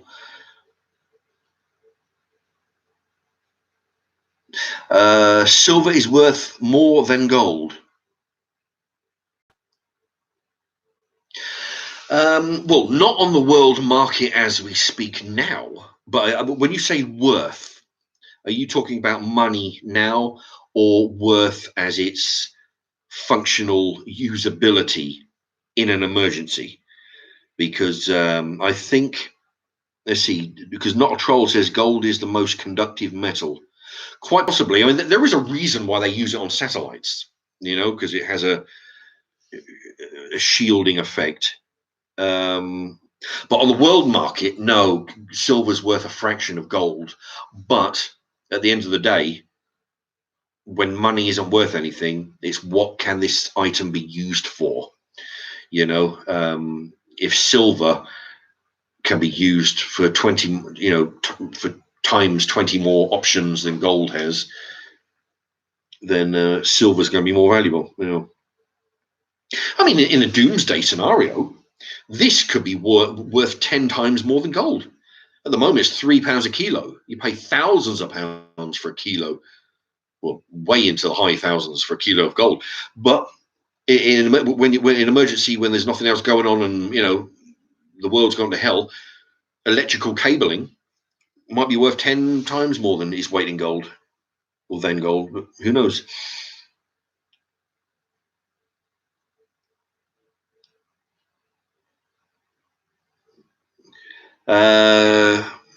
Away days with Gavin Ed. Hi Mark, what are your thoughts on the extra 3 weeks?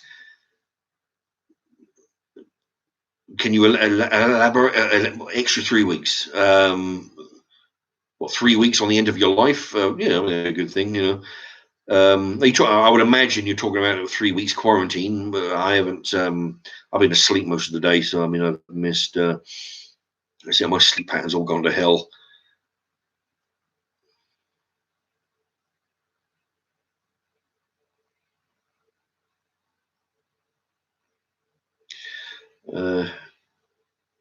Yep, 4x4. You need silver bullets to kill a werewolf.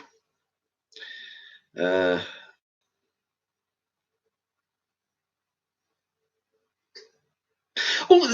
there's another example. See, I haven't watched them in a while, but I used to like watching some of these the American channels. I like watching the videos about people where they've got firearms and they dismantle them down to the basic pieces and clean them, de-rust them, clean them up, put them back together, basically, clean the firearm. I like watching those things, and I like watching people manufacture their own bullets, their own ammunition. And there was a thing a while back, whereas I think they're changing I think they're changing the materials now, but in the early times, the projectile was made of lead. So, of course, anybody making their own ammunition needs a supply of casings, of course, which they'll pick up from scrap, shooting ranges, and that they'll clean them. They'll buy a big tub of powder, percussion caps, and they also need a supply of lead, which they will melt, they will clean, they will mold with these special molds into the special shape. But of course,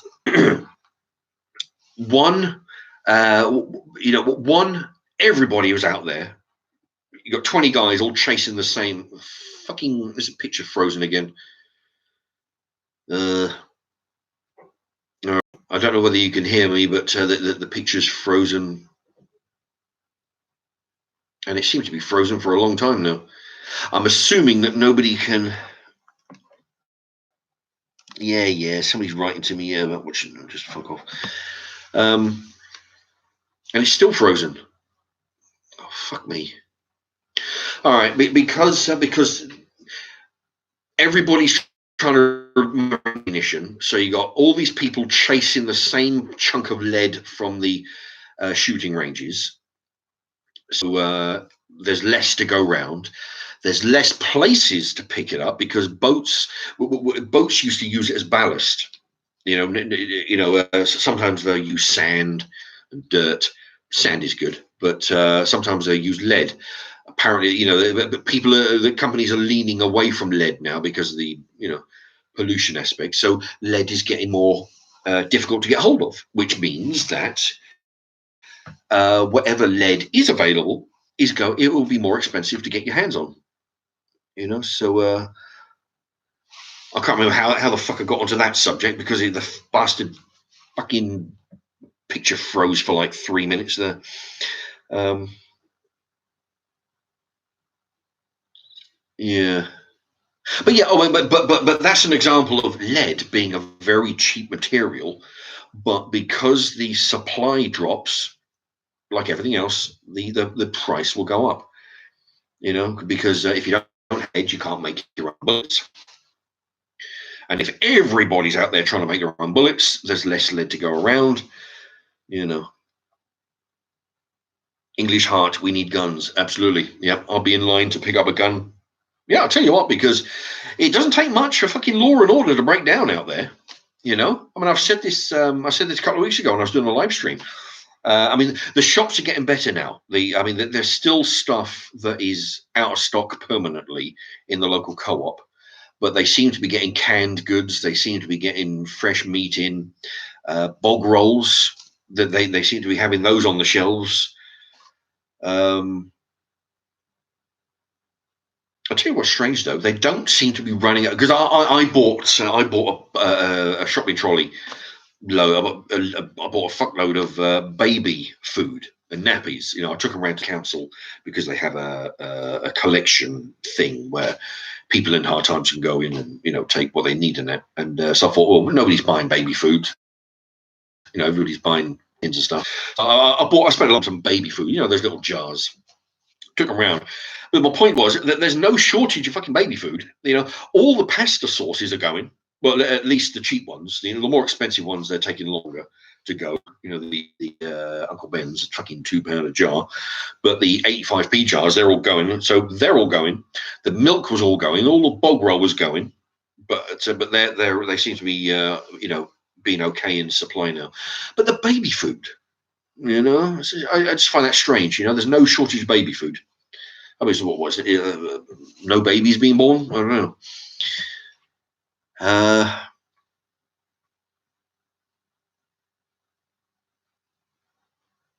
Let's see. Jada talks lit. Jada talks lit. We will be bartering soon. Yeah, things will get rough. Water and David Eccles. Water is worth more. Well, yeah, clean water. Which is why, I mean, the shelves are all empty in the summertime when there's a fucking heat wave. It's the water that goes. You go in there, you can't buy water for a lot more money. But Jada talks lit. Yeah, we'll be bartering soon. I tell you, well, the thing is, when I was a lad, that was fairly common. I mean, it wasn't like people were swapping, stuff to have their roof fixed or anything like. It was just. But no, people swapped amongst themselves. Everybody who had a backyard was growing stuff, and they used to trade. Countless times, we had potatoes. We had chickens down at the bottom of the yard, and we grew the potatoes in a big oil drum. Like the blacks, they used to start banging on them like drums. They have them. They get a whole group of them. Big oil drums. You had one of those full of potatoes. We grew those. We grew strawberries. I think we had some onions. We trade them with next door. That's how things work. And I'll tell you, I'd be happy as all fucking hell if I had a garden and we went back to the barter system. Actually, I'm still waiting on a fucking allotment. I went in because the thing is, it's the 16th today. January, February, March, 16th of April. At the start of the month is when all the allotments that are going to be given up were being given up because people will get advance notice. Right, your rent's coming up. If you want to keep your allotment, bring in the rent money. If not, then let us know. And because people will be thinking, oh shit, I don't want to. I've had it a year now. I haven't done fuck all with it, so I'll give it up. And it'll come up at the first of the month. So I went around there on the 6th of the month, a week in. I said, look, I realise you've got your problems, but I'm fucking dying over here. My back's killing me. I need something to get out of the house and do. I'm trying to keep a social distance, but so I figure on the allotment we can't get more away from everybody than that. And I said, look, I know you got your problems and that, but if I'm able to find out, is there any? Is my name up for an allotment? Am I going to get one? She took my details, said she'd pass it on to the woman who's dealing with it. That was nearly 2 weeks. That was like 10 days ago or so. Still haven't heard anything. And we're halfway through the month. So I mean, I want to get the allotment so I can start fixing it up, grow some stuff, Because the thing is, I mean, remember, I'm not one of these people that's all about me, like some fucking people I know. If I had an allotment, I've got loads of plant pots downstairs, I'll be growing all the potatoes. I'll be growing as much as I can. There's only a limit to how much I can eat. So, I'll just go down to because there's a meeting place, like a social club thing that people go in for a cup of tea. They can get some free food that the co-op have donated. It's going to be, it's going to be up in any day now. Carrots and potatoes and bread and stuff. They can go in there. The kids can play with the crayons and shit. So I mean, I've done that before. When they first opened, I went round there and I said, I've actually taken. I took. Let's see. How much I spent?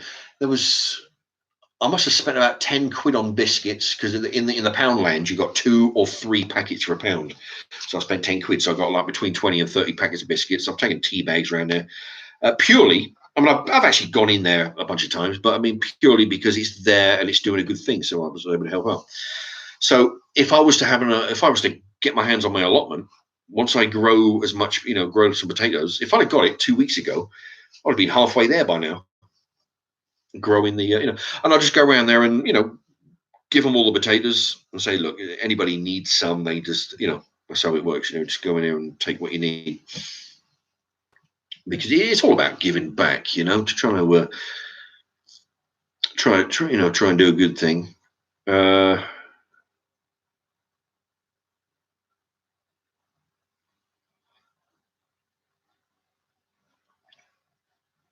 Jada talks lit. They could poison our tap water if they wanted to. Can't trust the gov. Water. All they got to do is blow up a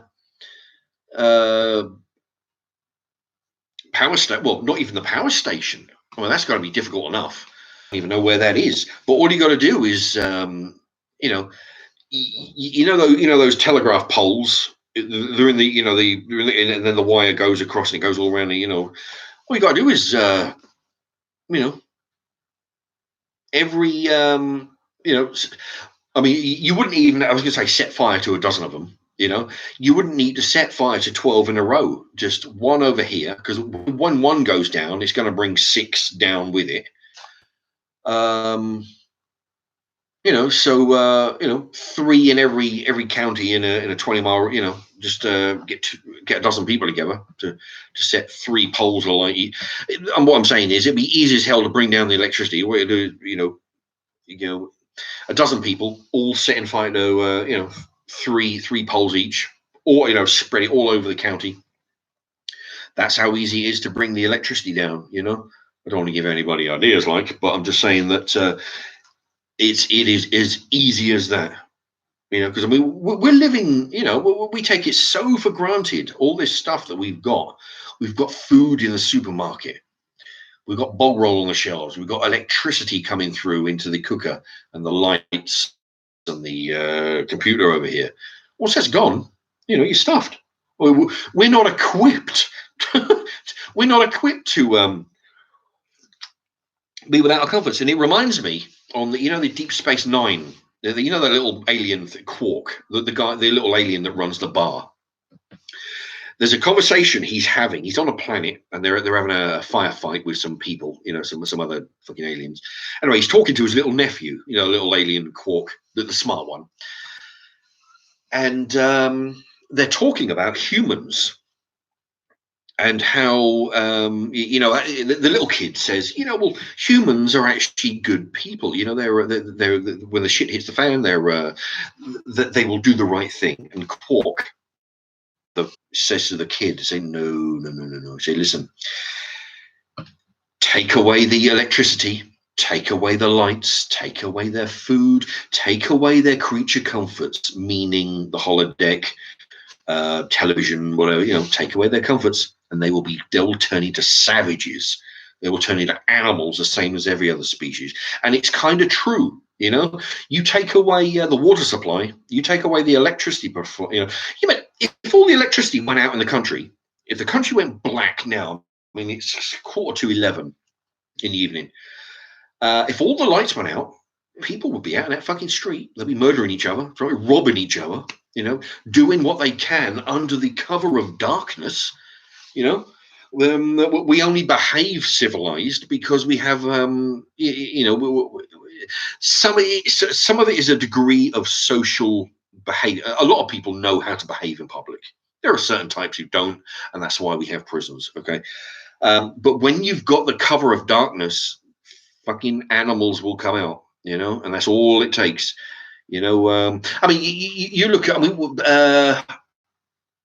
there's been power outs years ago. I can't remember. It's somewhere in America. There was a power out, and within a day, there was law and order going out the window. People were, because I mean, it's amazing the things people do when there's nobody able to see you, and there's nobody to stop you. Humans will turn into savages, and all it takes is the lights to go out. That's all. I mean, you look at the fucking. There's a shortage of stuff in the shops. Simple thing of can. If everybody just took what they need, there'd be no shortages. But people were fighting in the supermarkets, because you've taken away their creature comforts. They go to savagery, And there will be people watching this now. Oh, come on, Mark, you're going to be out, but look at the fucking news. Type in riots, type in food riots. Look at anywhere where there's a shortage. It doesn't matter whether it's the blacks in some kind of backward country like Somalia, or whether it's England, whether it's America, whether it's any place. And when the creature comforts go, that's it. Law and order will go down the crapper, and everybody's out for their own. It's all this is documented. It'll be all over YouTube. You just type in any of the keywords.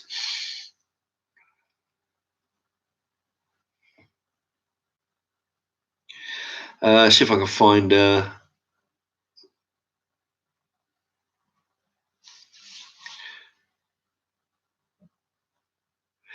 4x4, they won't like a longbow. I think I was something he's talking about.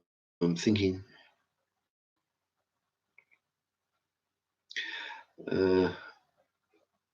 English hearts.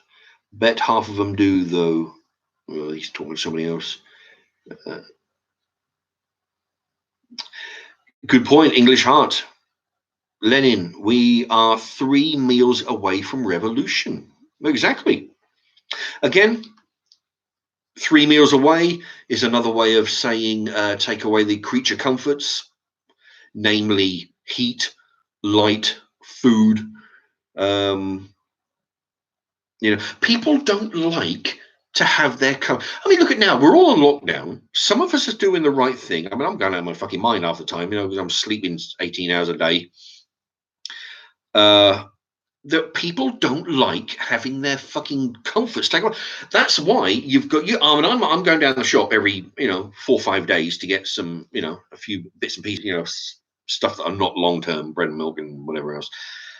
I go down there. There's fuckers hanging around by the pond, hanging around on the park benches, just milling around. Just walking around. Just hanging around by the ducks. It's because they don't like their comforts being taken. They don't like being shut in, no matter how good the reason is. People, so you escalate that to that's just being told to stay indoors. The simplest thing in the fucking world: just stay indoors and do nothing. They can't even do that. So when the lights go out,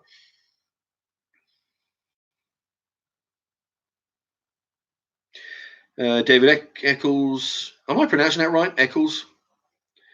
The government don't want people to think for themselves. It's a form of control. Exactly. Oh, this is what I'm talking about earlier with one about that Jeep that got hit by an RPG.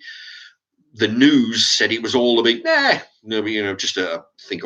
No, the real footage was body parts being picked up and put into boxes. There was bits of feet, half of faces. It was a fucking mess. And this was, but the news showed us something because their brain brainwashing us. They don't want us to think about what's really going on. They give us a sanitized version. Same thing with that Australian TV show. The news channel guy is bigging up this fucking idiot shop manager who's thinking he's a big hero, by refusing to take take stock from a person who rang up and says, "Do you want to reimburse me for my stock? I've got nearly 5,000 bog rolls, that he might have been accumulating over years."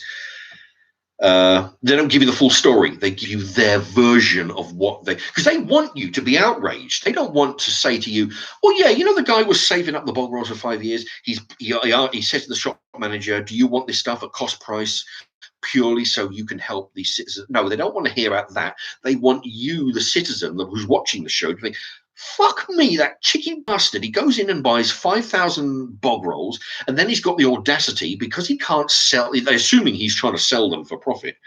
Because he can't sell them for profit, he offers them back to the supermarket to try and get his money back. And of course he says, 'Oh yeah, fuck off.'" They want you to believe a certain story as opposed to what could be the truth. They're brainwashing you to hate this guy. They're brainwashing you to think that the supermarket guy is a hero, which I still believe. That alleged hero supermarket manager, he's still siphoning up. When a delivery comes in, him and all his colleagues are picking up whatever they need, loading them into the car, right, because they get to buy the stuff first, and whatever's left goes out into the shop floor. That's what's happening. This fucking hero. But no, the news want you to. They're brainwashing you, like he says there. Like David Eccles there says, they're brainwashing us.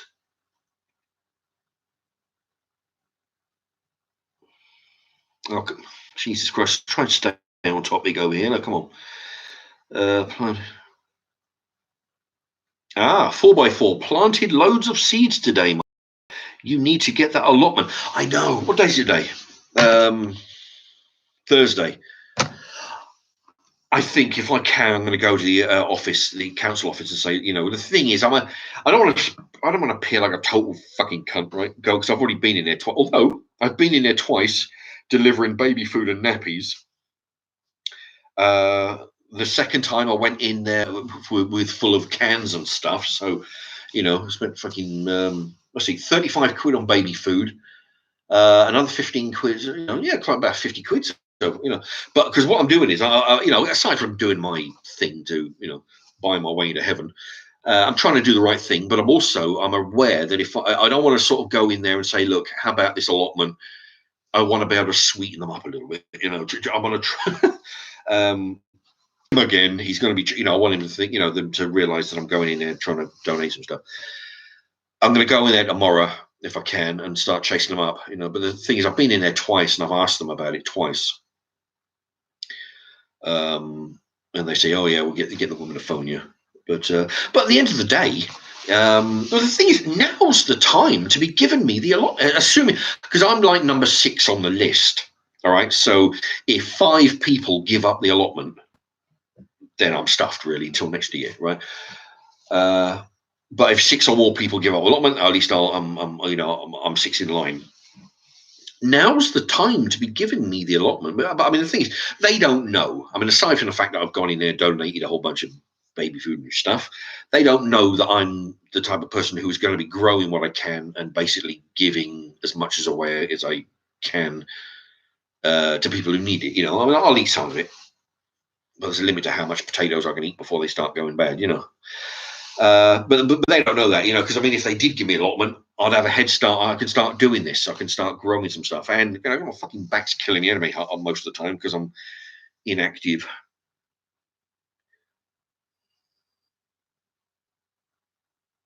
Not a troll says he saw people fighting over bog roll on YouTube in the UK. Oh yeah, on YouTube.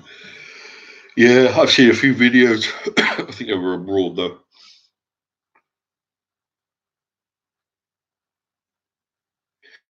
Not a troll. They hid the truth to stop the panic. Talking about hiding the truth, why, oh fucking why, is nobody talking about the Chinese that, I've actually brought this up on the comment section some of the times, and people, people don't seem to be responding to it. But the thing is, the Chinese, what they've done, they have what's called wet markets. Basically, wet market. You go to a market and you can buy live animals, dogs. Fuck me, you should see the state of some of these.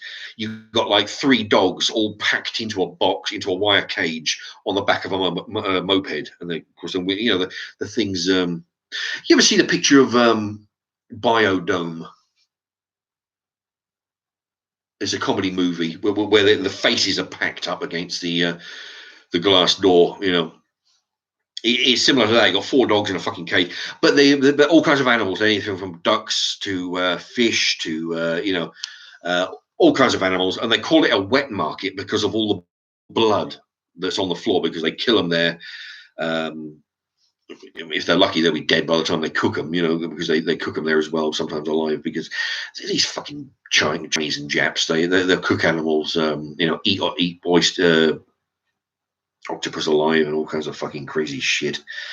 But what I'm getting at is the Chinese, what they've done, due to the conditions of these wet markets, they're called, you know, like I say, all the blood on the floor, wet markets, filthy ass conditions. This is where this contagion, this virus percolated, okay? And then, of course, when you've got people coming in, going out, then the thing exploded, right? The contamination, it goes all over. And the thing is, the Chinese knew about it. What they did, they went out of their way to silence the doctors who were going to blow the whistle. They were going to tell everybody there's a contagion. We need to fucking watch out, right? Batten down the hatches. We're in for it.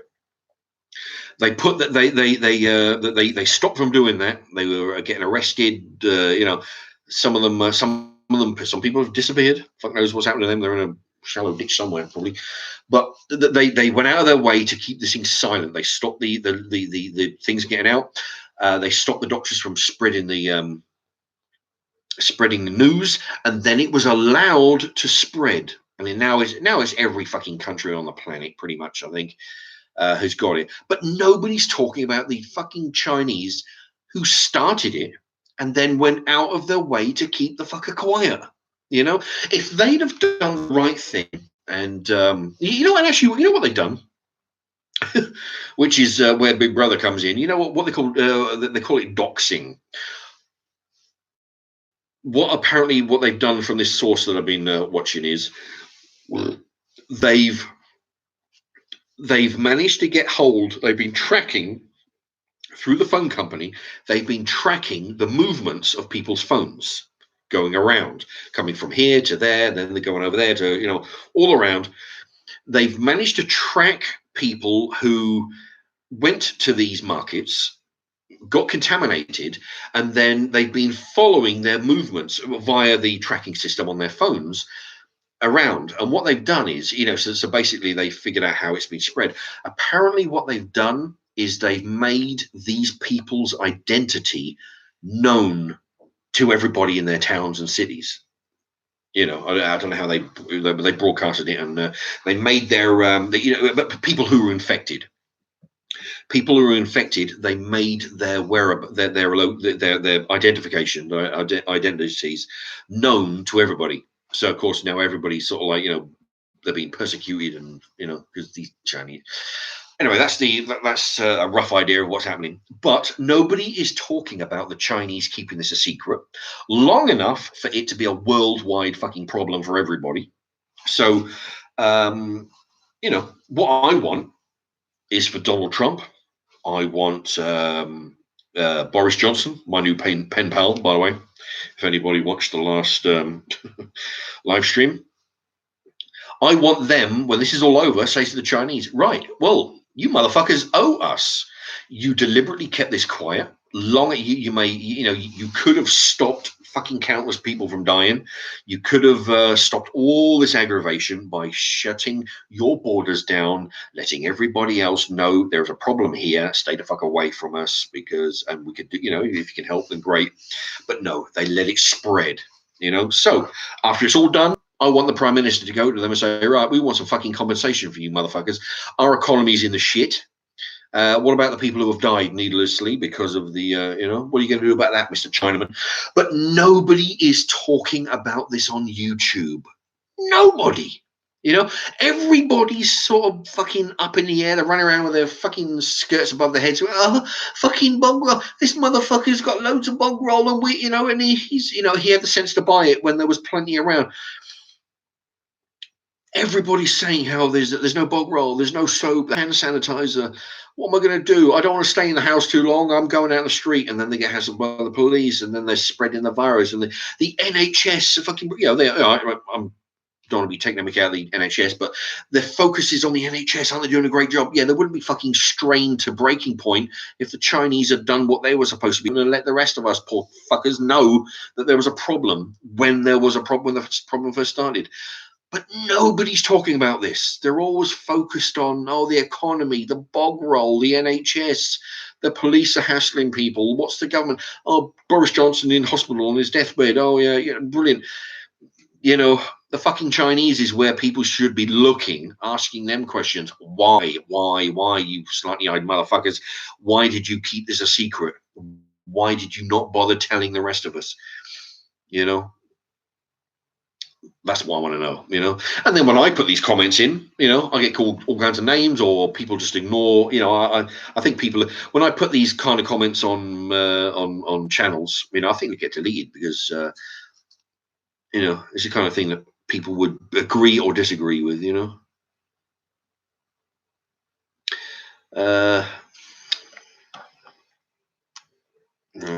Get that off. Mr. Omran, all television is government controlled and the news is watered with snippet. It is a tactic now and again. Our government like us scared. Yeah. It amazing, yeah, because we do. We do get the watered down version. The only way to get the truth nowadays is, well, you can't rely on the newspapers, you can't rely on the television. It is possibly the internet, but Google and even YouTube, will censor people. See what they do. There's actually been cases where people have been shut down. There are instances where videos have been taken down. In other cases, they'll do their best. What they do, they demonetize, like Louder with Crowder. If you haven't seen him, go watch Louder with Crowder. Or I think what his channel's called now is Stephen Crowder, because I think he changed it. What they do, they don't like what he does, but he's too popular for him to be taken down. So what they do, they just demonetize him. They make it so he can't earn any money. So hopefully he'll go away. That's what a fucking YouTube are doing when they find people who that they don't like, that basically are out there speaking the truth about what the Chinese have been up to, keeping these secret to themselves, and all this kind of stuff. They demonetize them. So hopefully they'll go away. We won't have to deal with them. So no, it is so difficult to find the truth nowadays. It is difficult,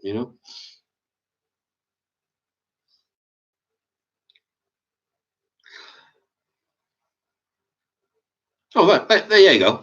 Sharon Bridges. People are scared that their ad money will be stopped. Yeah, I get this as well.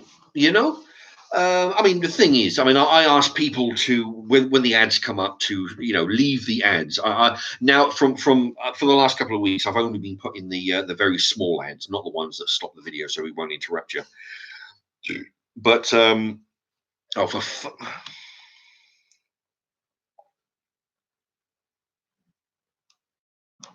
getting messages flashing up. What was the get ad? Yeah.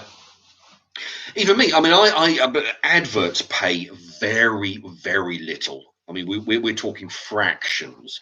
We're talking about, you need, well over 1,000 to get a quid or whatever. It's like a sixth of a penny.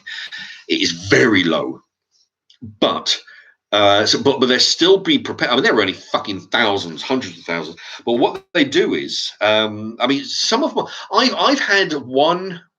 Aside from when I had a promoter, I had a marijuana company who sold seeds. They didn't sell marijuana; they sold seeds, which is perfectly legal. They've actually demonetized those videos. I can't get adverts on those videos, which is fair enough. Well, not fair enough, but not worth a whole hell of a lot, the advert money. But I've had the ones that get demonetized are my live streams. Some of them are fine. I don't even know the reason why they've been demonetized. I swear to fucking Christ. Those I've done some I've painted myself black for some of my live streams, right? Being modeling my face over, one time it was painting myself as the Easter Bunny, black face, with black paint for Easter Bunny. The rest of the other one was Papa Lazu from League of Gentlemen. Some of them they've just demonetized, and I figured, okay, it's due because they're a bunch of fucking fairies. It's due to the blackface. But there are other blackface videos that I've made which are monetized. So it can't be the blackface. Maybe it's something else. Maybe it's something else that I spoke about in that. I honestly don't know. But some of them are monetized. Some of them are demonetized. They won't give you a fucking reason. So you're standing there trying to think, well, maybe it's because I spoke about but I spoke about this in another video, and that's perfectly, So, but because they make up their rules as they go along, so they can demonetize anybody they fucking feel like it with no explanation. I mean, at the end of the day, people like me and every other body else who's making videos out there are making YouTube fucking millions. They are getting a fortune from advertisements, of which they give, a fraction, a sixth, a tenth of a penny, which is great if you've got a million subscribers, you can make a living out of it. But anybody who's not, there's just, I don't expect to make a living out of it anytime soon. I just figure if I can make a little bit of money through the advertisements, it helps make the next cookery video. It means that I can go out and buy a guinea fowl, I can buy a goose, I can buy some of the things that people want to see. That's what I use the advertisement money for.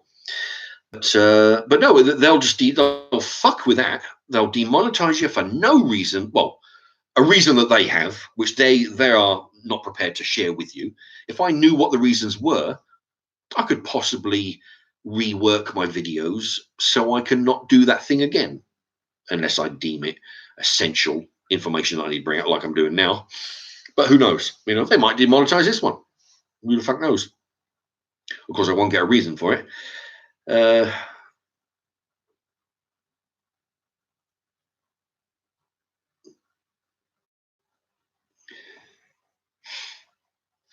Sharon Bridges, do you think Mark is being censored? That's why the video keeps skipping or stopping. Oh, interesting.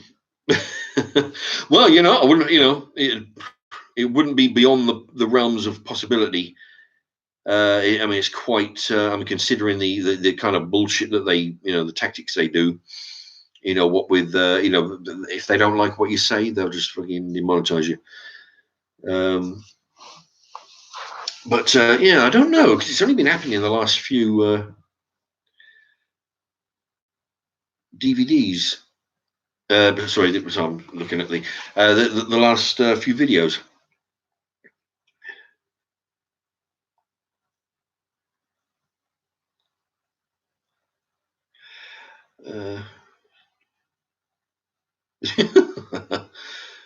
Not a troll. Michael Jackson did whiteface. Well, yeah, there you go. Michael Jackson went white. I mean, you can't get any, but that's okay, because black people can't be racist. That's in actual fact, Eddie Murphy has done some sketches when he was on Saturday Night Live. The sketch was he went into a makeup artist. He had his face done white, And the idea was he would walk around New York City and be interacting with people as a white person, seeing how white people behave when there's no black men around, but nobody says fuck all about that. Coming to America, again with Eddie Murphy, where he played like 6 different characters. You look at the barber scene, all right? He's in there. He's playing 2 or 3 different people in the barber shop. One of them is an old white Jewish man. Nobody says fuck all about him being dressed up as a whiteface. No. Again, Eddie Murphy in Beverly Hills Cop. All the time, I don't know which of the 3 movies, maybe the first one, I don't know, but he would do the generic white man voice, I can't really sort of do intimidate, but he does the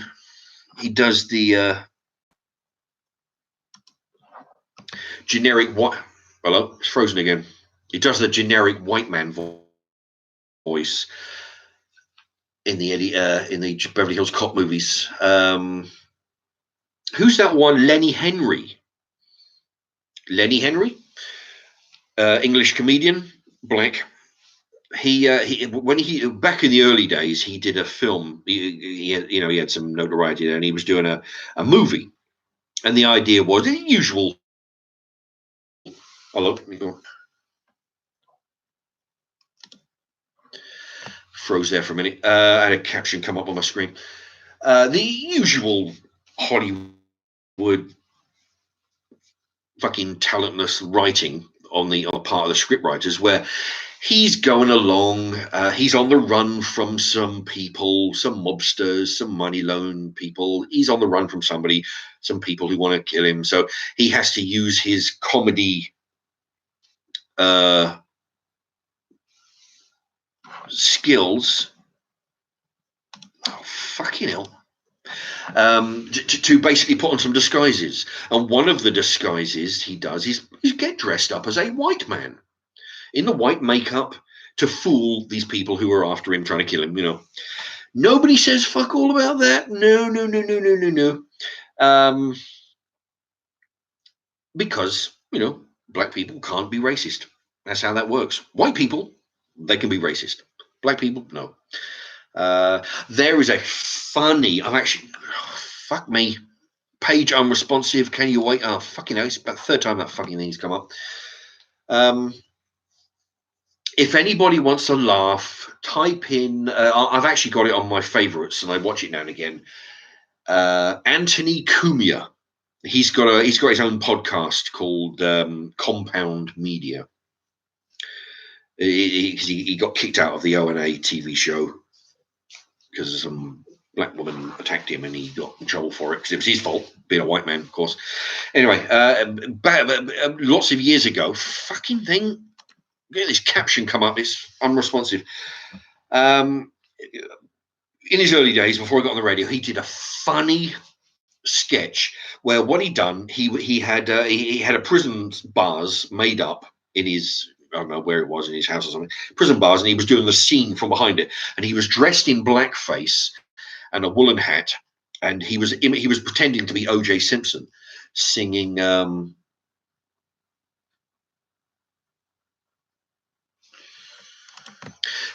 what was it? It was they're gonna execute O.J. They're gonna, he's gonna be fried like a chicken fillet, like sitting on the dock of the bay. I guess the song was. But if you type in Anthony Cumia, O.J. Simpson, you'll see him dressed as blackface. Oh, fucking things come up again. He's in blackface. He's got black leather gloves for hands, saves him painting up his hands.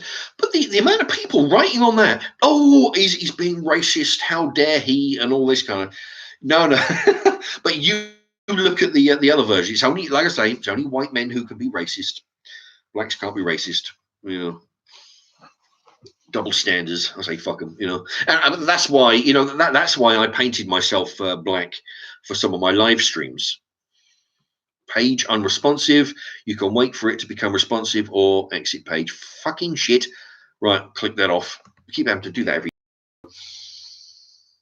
That's why I did. That's why I painted myself black and came on the live stream and said, right, well, this is it. Fuck you. If you like it, great. If you don't, fuck off. And that's what it was like. I had so much hate coming my way. But the idea was, I was showing people, just because somebody paints themselves up like Papalazou, who is on a TV show, a very popular TV show called League of Gentlemen, the world, the fucking sky hasn't fallen down. The earth hasn't opened up and everybody's fallen in. It's all doom and gloom. No, the world hasn't broken in half, and no, the world keeps still spinning just because old Mark's remarks over here decides to put some black paint on his face. And but the thing is, that's what the idea was, and the hate. But at the end of the day, I did it because I could, and I figure. Fuck anybody who doesn't like it. The world hasn't come to an end. The world's still spinning.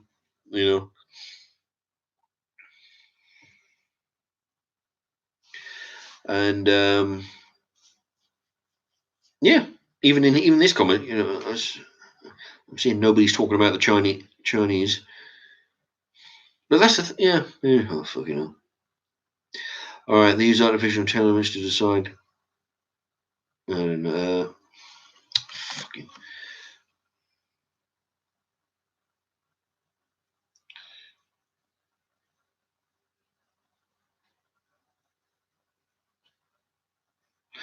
Right, okay.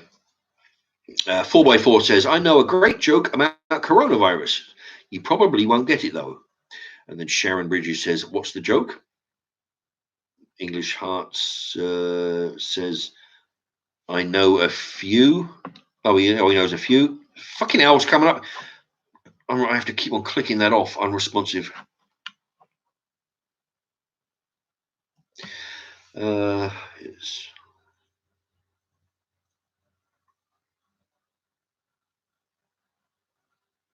Jesus Christ. All right, Jada Talks Lit. What's your thoughts on this 5G conspiracy? Well, like I keep saying, every time somebody brings it up, I don't know what 5G is. Is that 5G as in gigahertz? Is that 5G as a new type of 5G phone? I don't know what 5G is. If somebody wants to tell me what it is, but people keep asking me, I don't know what it is. Ugh. Okay, look at that. 20 past 11. I've been going. Hello. I'm still moving, but the clock has stopped. 2 hours, 19 minutes, 46 seconds. Yeah. Normally when that happens, the picture's frozen. But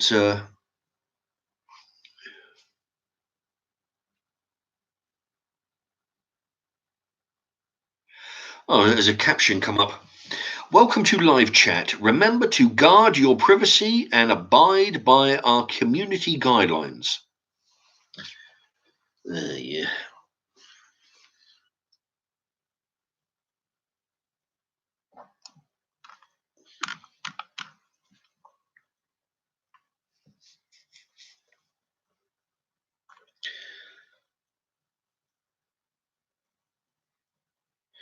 Uh,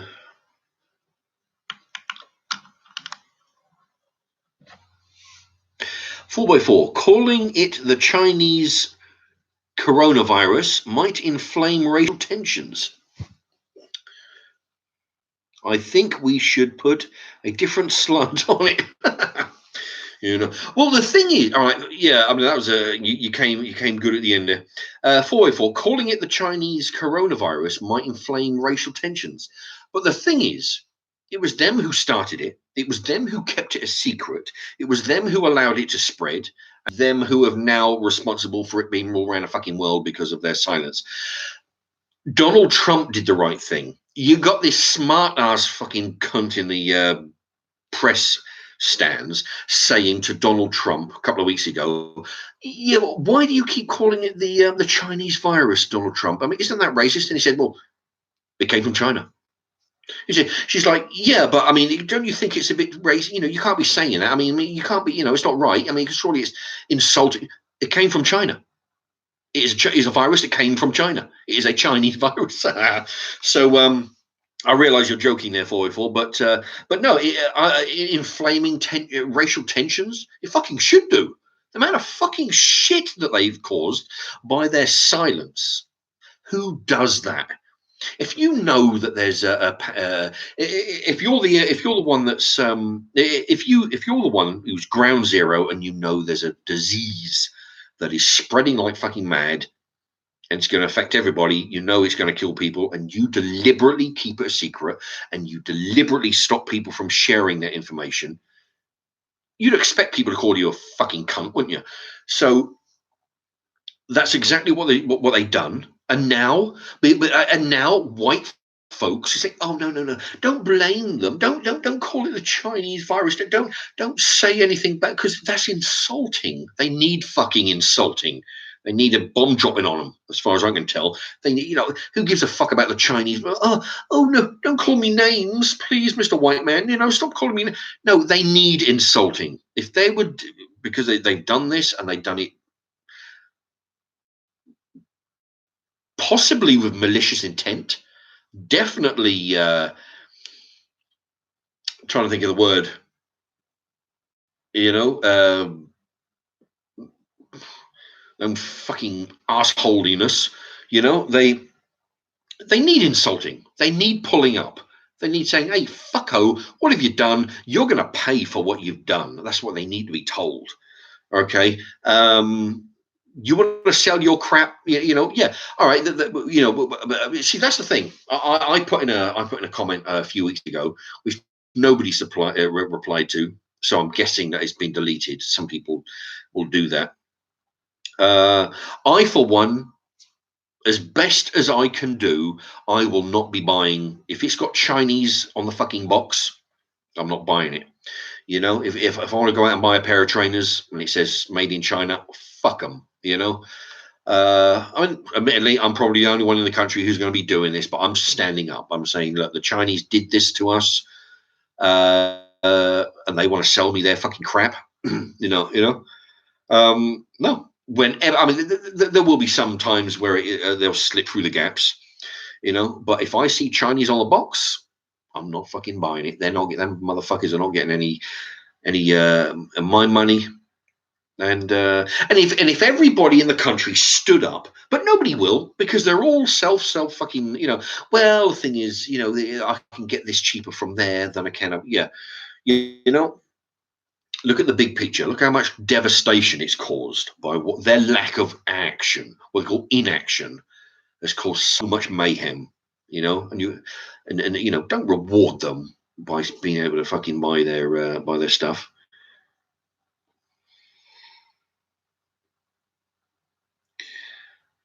Not a troll, just fuck China. Absolutely. You know, yeah. I mean, like I say, you know, it may not be 100%, because I mean, there's certain things that slip through the gaps. Sometimes you got no, you know, you buy by mistake, or you don't know where the origin is, or so. But if I read on the box, that's it. I'm not buying it. You know, why should they get rewarded for their inaction? You know, if they want to get rewarded, you know, if they want to be the heroes of the fucking world, they should have stood up and says, right, we're stopping the borders. Nobody gets to leave the country, because, you know, as bad as this is going to get, we don't want the fucking world to get it, because we're not, you know, like those cunts who are, you know, they go to work for the cold and they give it to 12 other fuckers. Like, you know, you don't be that fucking guy. You know, if the country's got a disease, shut the borders down. Don't let them out. You know, and at least they've got a handle on it. Find out what they're dealing with. Find out how deadly it is. Don't let the world get it just because you want to be a fucking cunt and you know, keep on earning. So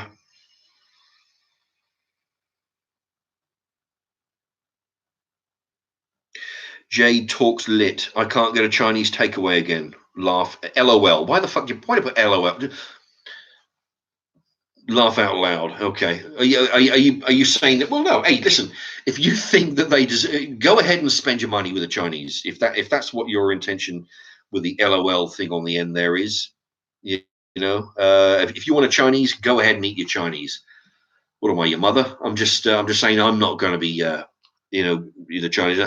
And personally, I mean, if I can persuade anybody else to not be spending money on. Besides, I mean, you eat a Chinese dinner, you're not actually contributing to the Chinese government or the Chinese taxpayer inland revenue. Okay, you're contributing to some Chinese immigrants who have got a business, and so fair enough, I guess. I don't know. So, but I mean, if you buy something with China on the box, you're helping the Chinese economy. That's what you're doing, which is what I'm saying they don't deserve after what they've done.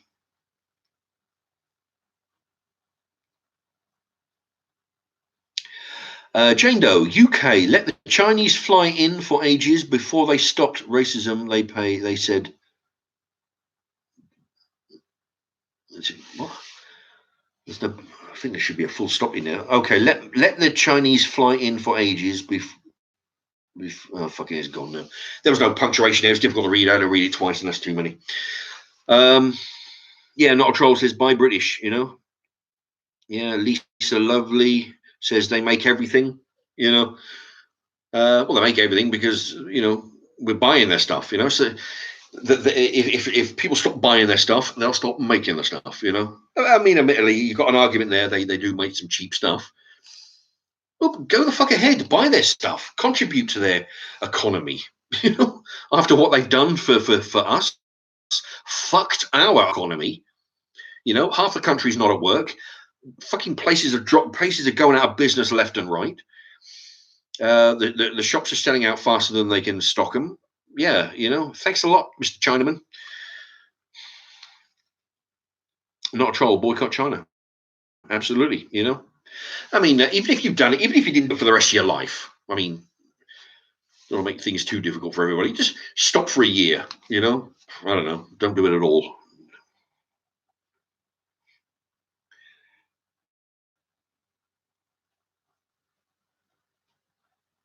Yeah, 4x4.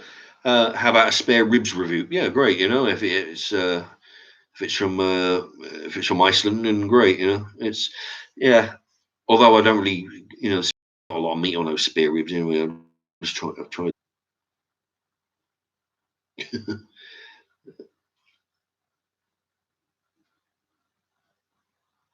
Yeah, Jada talks lit. Sweet and sour dog. Well, when I was a kid, we mentioned in the last stream about the Bletchley Park. There's a few miles away. When I was a kid, there was a Chinks in Bletchley that got shut down. They were hooking up dogs. I don't know how true that was, but I mean, that was back in the mid '80s. So I mean, a lot of things happened in the '80s when that wouldn't fly now. But I used to frequent when I was working at the Argos.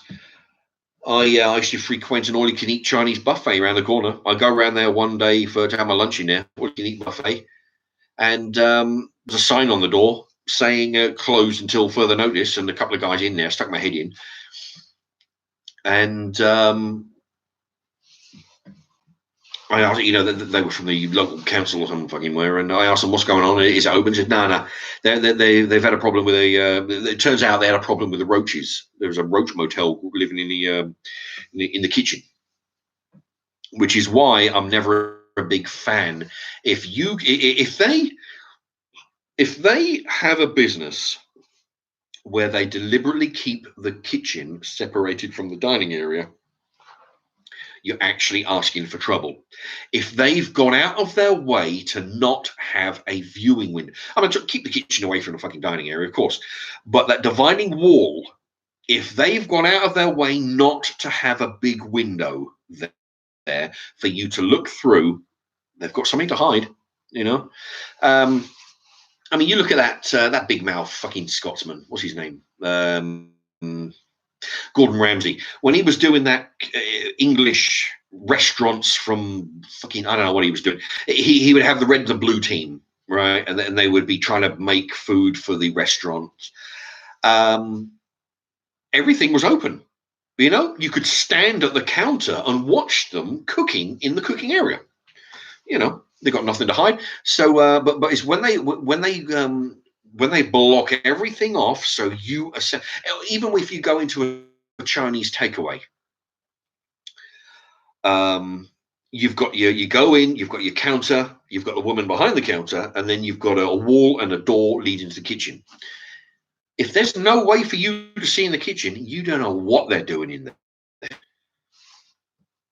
You know, so be warned. If you can't see, if they're because they're doing, they don't want you to. They could quite easily. I mean, when they first moved in, or even at any time afterwards, it's not going to be. I mean, they could probably get it done in a couple of hours. Get some workmen in, cut a hole in the wall, have a big window. 2-3 hours, job done. Right? They choose not to because they don't want you to see what's happening in there. And they could have either done it when they first moved in, when they're renovating the place, or at any time. If they shut at 11 at night until, I mean, my local one opens at 5 in the evening. Get a couple of guys in at midday. They'll be done by 3 in the afternoon, 2 hours before they open. But no.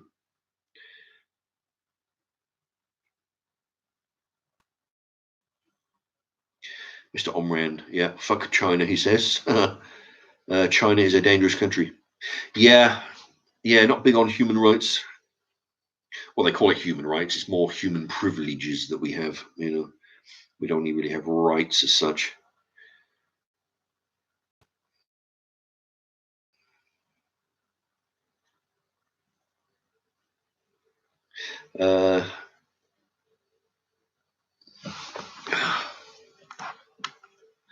There's a comment here.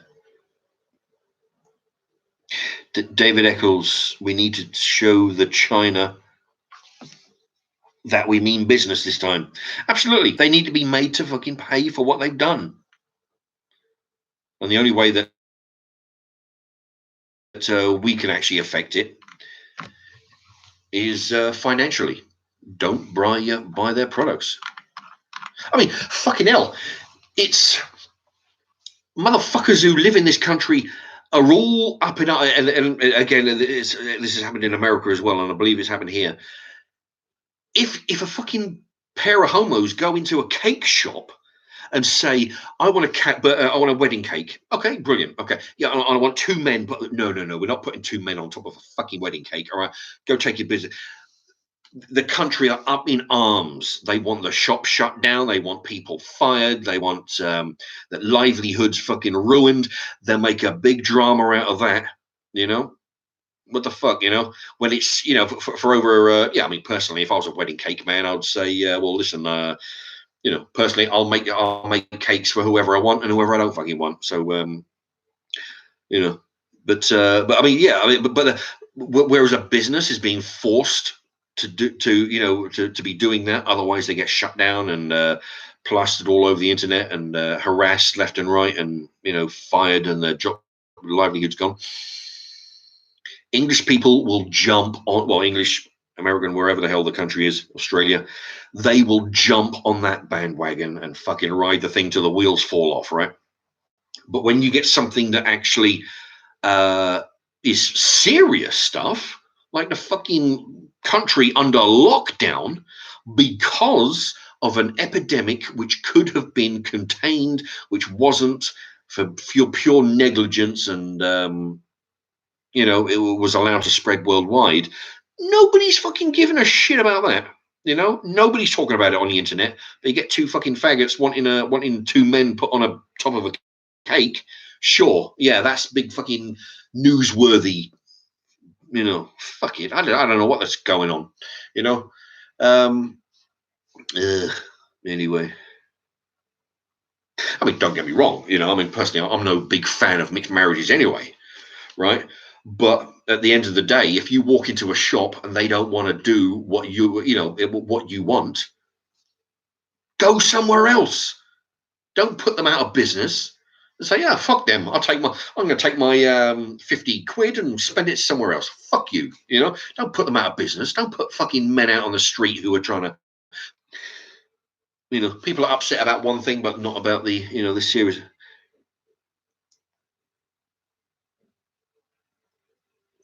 Chinese food used to be good. And I give it a miss now. Yeah, Lisa Lovely. Yeah, that's the thing. See, the thing is, apparently, she talked about Chinese food used to be good, but she's going to give it a miss now. Oh, Lee Merton's in the house. Hello, Lee Merton. Chinese food. Yeah, see, the thing is, I've heard Chinese people look in disgust at the Chinese food that we eat. And I've seen English people who have gone to China and say, I can't believe you eat that shit compared to what real Chinese food is. See, what we get is we might have Chinese people come over and open up a Chinks and then sell Chinese food. But what we're not eating Chinese food. We are eating an English version of Chinese food. That's what we're doing. Tasteless shite, you know. We're not eating Chinese food. We're eating a English version of it, you know, whatever the fuck that means. But apparently we're not. You know, apparently the food that they serve us English people is unrecognizable against what Chinese people are actually eating. You know. So yeah, I mean, we're not eating top quality. We think we're eating, you know, we're eating some intercontinental Chinese food, and we're paying a fucking fortune for it. But actually, it's you know, apparently it's nothing like what actual Chinese food is.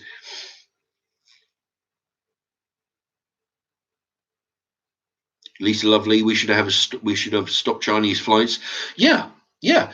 I mean, President Trump, he did the right thing. He shut the airports down and nothing coming in from China, right? And they said, "Oh, racist, racist, racist." You know, like of course they do because they're jumping on the bandwagon. But he's fucking right. You know, he did a lot of people a favor by fucking trying to stop this fucking wave. I mean, you think how bad it is now. Imagine if the Americans had a different president than Trump. Imagine how bad it would be now. You know, no other president would have fucking shut down the airlines coming over from China. No, no. It took Trump to do the right thing, and everybody ridiculed him for it until oh shit, yeah, maybe he's right, but we're not going to mention that. No, we're not going to say, oh, we're sorry, Mr. Trump. Yeah, you were right. We were full of shit. We're wrong. We're sorry. No, no, no, no, no. We'll gloss over that and move on to the next thing. No, but he was right. You know. Yeah, and we need to do the same thing. Only the trouble was the Chinese kept it a secret for so fucking long. It was too late by the time the damage was done. You know, the you know, we found out about it way too late purely because of the Chinese keeping it a big bloody secret. Yeah, for that's it. You know. Yeah, I mean, I think 4x4 about the cake. Yeah, I mean, if I had a cake shop, I would personally. I mean, it would go two ways. I mean, like as everybody knows, I'm not a big fan of mixed marriage, um, gender or ethnic backgrounds. You know, but if somebody come in and says, "Yeah, I want you to put two men on the top of my cake," I say, "No." Well, either one, I'd say, "Look, you need to go someplace else because we don't sort of do that sort of thing here." Or I'll make a cake and you can fucking work out. You put your own men on top of the cake, do what you like. You know, like that. You know. Oh, I'm itching a little bit. You know, but no, there's no reason to put people's businesses you know, I mean, what kind of cunt does that though? You know, you don't get what you want, so you put the shop out of business. You put men out on the street who are trying to earn a living because you were wronged. You know, fuck them. You know, trouble is it happens all the time, and people allow it to happen. You know. It's like that. Not a troll, Mark. You are right. The outrage is in the wrong place. Yeah, we should be focusing on, saying Chinese, what are you going to do to fix the problem you caused? We got businesses going out of business, we got people out of work, we got empty shops, we got people dying, the NHS is fucking stretched to begin with. I mean, you imagine how bad it was before this happened. Do you ever go to the hospital? My fucking nose is itching. Shit, I don't know why that's I need to shave. I mean, anybody who's been in A&E, they've had a fall, or any kind of injury. You go to A&E and you're in there for a fucking hour, if you're lucky. You know, it was bad to begin with. The working the nurses, like long hours, not very much pay. That's why all the foreigners are coming. Foreigners are coming from other countries because they're fucking loving it, because the amount of money they're earning. I heard a thing where English doctors and nurses, got any sense, are actually going abroad where pay is a lot better, and working conditions are a lot better than here.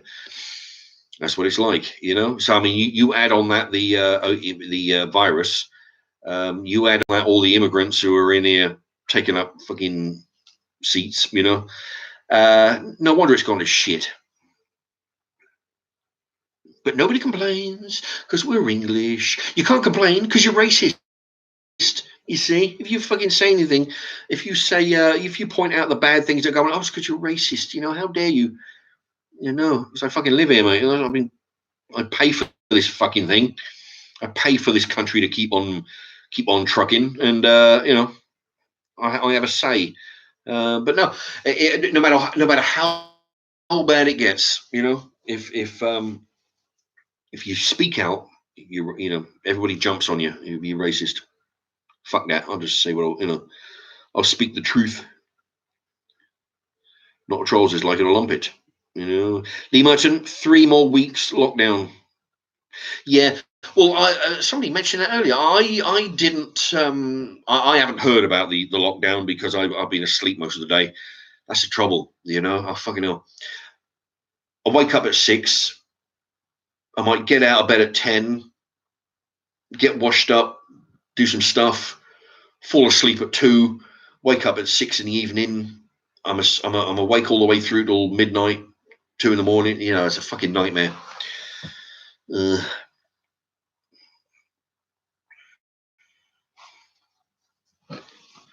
4x4, Kershaw's Chinese chicken and chips, please. Well, that's the thing. I don't know. There's a bit of a, the shops are not as stocked as what they once were. So going in there and going after a specific item is not always easy.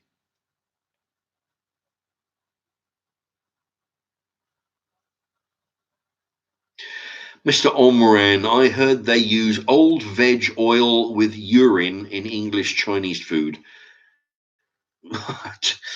I've never heard of that. I think you just made that up,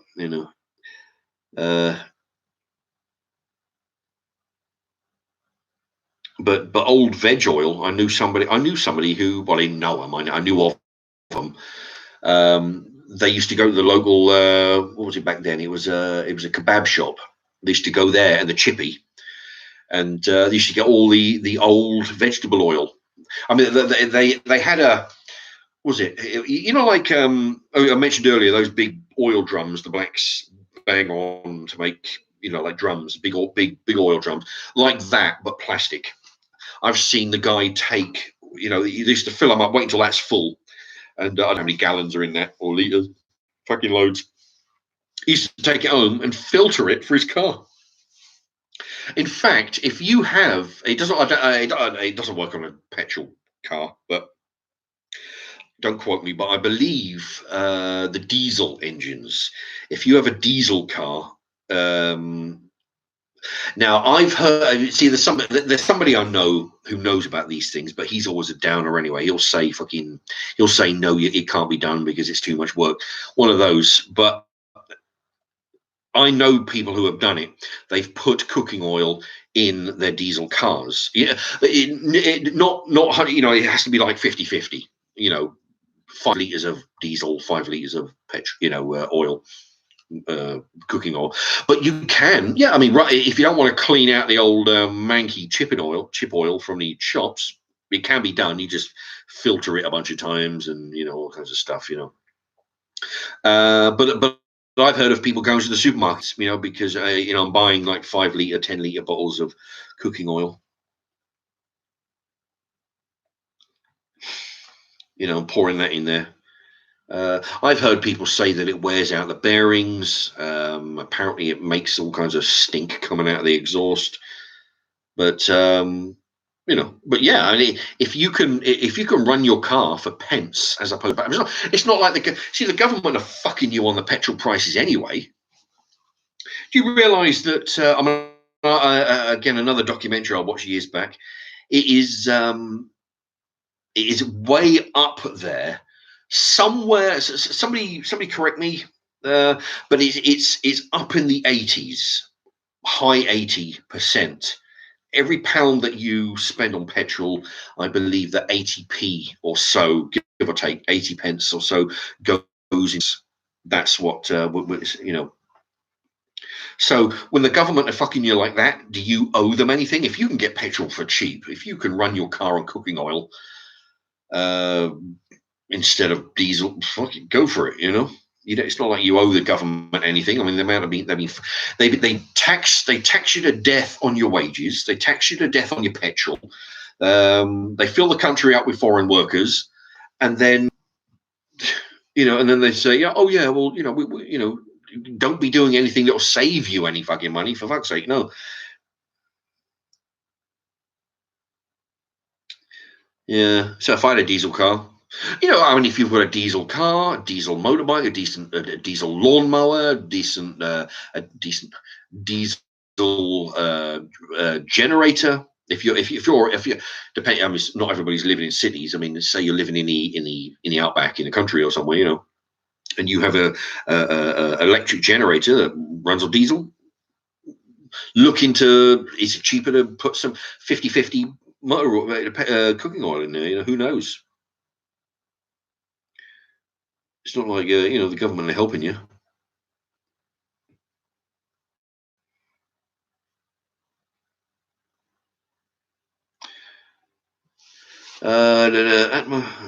Jesus.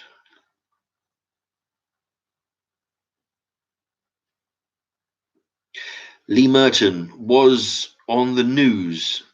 I'm going stir crazy. Hey, Lee was on the news. I'm going stir crazy. Are you saying you was on the news, Lee Merton?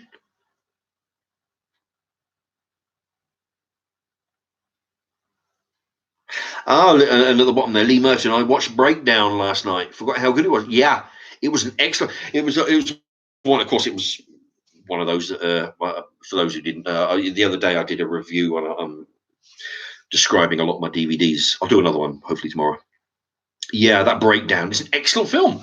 It's thrilling. That Kurt Russell, I mean, that guy can do it. I've got other ones of him, which are in the stack I'm going to be talking about. Everything, I mean, he's played Elvis. He's played a crooked cop in, I can't remember what it was. It was set in the LA riots. He was a crooked cop. He's played a gung-ho action man in Escape from LA, Escape from New York. He's played a comical pirate in Captain Ron. He's played a comical car salesman in Used Cars. The action soldier, kick-ass action man in the movie Soldier. It's I mean, the guy can do everything, and he can play the in Breakdown. He was playing the victim for a while, and then he turns the tables. So he's the hero, tough guy. Yeah, the guy can do everything.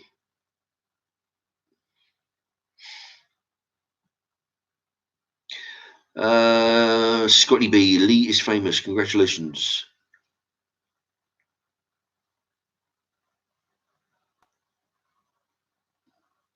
Oh, Scotty B, yeah.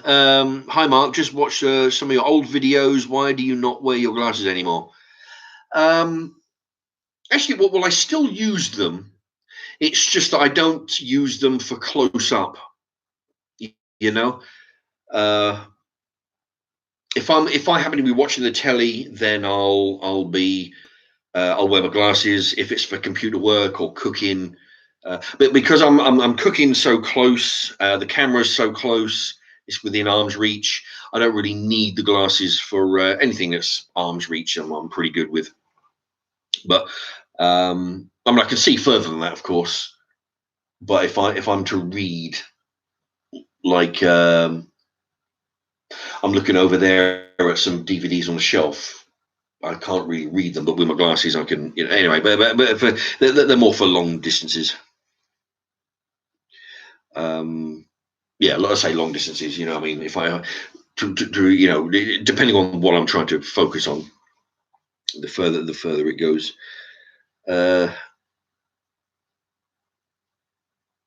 Oh, I see. Lee Merton. No, 3-week lockdown was on the news. He wasn't. I see. Yeah, I was going to say, if you was, you mentioned my name, as you say, hey, Mark's. Yeah, actually, yeah, because I hadn't heard of the lockdown, but yeah, I mean, yeah, I wasn't expecting it to be, I was expecting it to be months from now anyway. I was, I was thinking it's going to be months. What was it now? We're in April. Yeah, I mean, the thing is,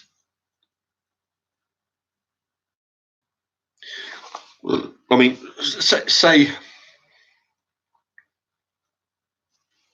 yeah, I mean, the thing is, if they had no new cases today, as of now, no new cases, no new people are getting infected. They're only dealing with the ones that are affected already. It would take them several weeks and months to get them off the danger list and out. Because if they're going to take them out of hospital, they've got to make sure they're 100% well. Um, and that could be anything from. I mean, look at Boris Johnson. He got over his. He was in hospital for about a week. Which, thinking about it, is, I don't know. Sounds a bit fast, But what do I know? But yeah, I mean, it could be say from week to several months to clear out the hospitals. That's assuming that nobody gets reinfected. So yeah, I mean, I figured we're looking at months anyway. Did you hear that? That was my thumb.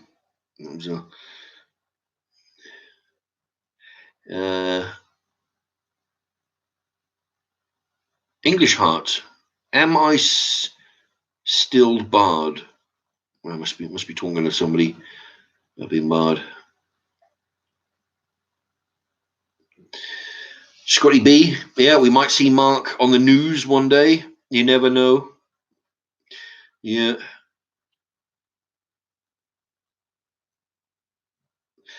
English Heart. How about The Thing? Yeah, I've got The Thing in my collection. I'll be showing that DVD when I do a DVD review, hopefully tomorrow. That might be one of them. Although I've got loads to get through. I'll get through as many as I can. But yeah, it's in there, so it will come up. Scotty B. The dog killed all the other dogs.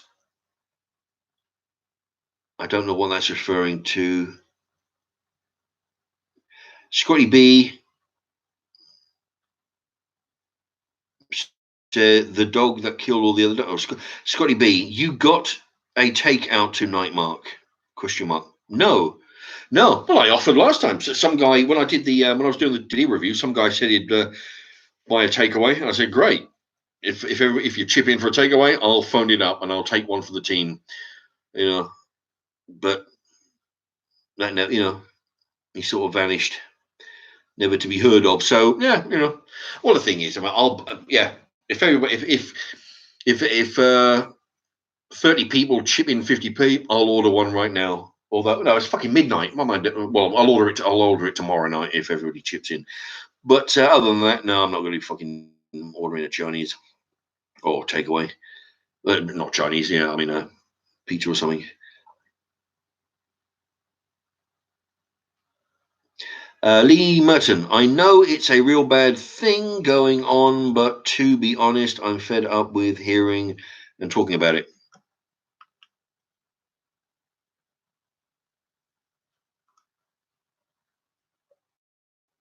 Are you talking about the? Are you talking to me? Do you mean the virus? You sick about hearing about the virus? I've lost your comment. There you go. I don't know whether he's talking to me. Oh, Lee. Oh, already's in the house. What are you up to? Just talking about some stuff. Just. English Heart says Boris never had anything going on. Well, the thing is, it does seem very odd that he caught it so bad that he had to go into hospital, but he was in there for a week. It's taken me longer to get over a fucking cold than that, a week.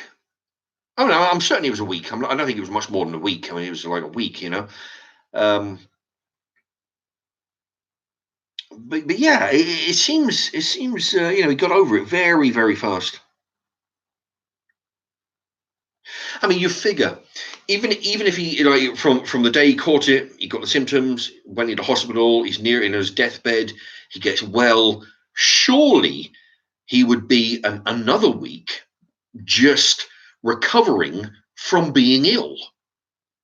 You're ill, you're on your deathbed, you get cured, you have a week's rest to make sure you fully bring your batteries up to strength, and then go back. It's I don't know. It just sounds a bit odd.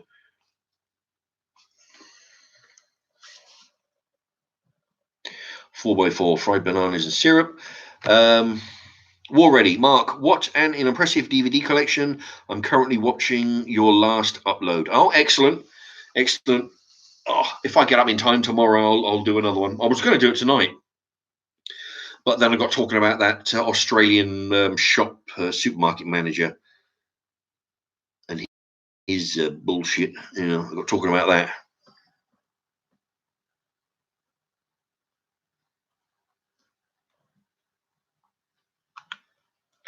Yeah, I don't know where Lee Merton hasn't written back. I can only assume that he's talking. Well, the thing is, I mean, if he's talking to me, that's the topic of the day. You see, I have to address certain things. But yeah, I mean, it's not much fun talking about it, which is why I started to do the DVD thing to try and stay away from talking about the virus and the problems. It was deliberate to stay away from that. So I figured talking about my DVs for a few hours. But yeah.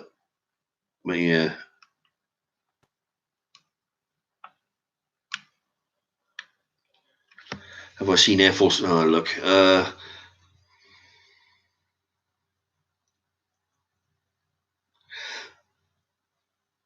Lee Merton, the virus.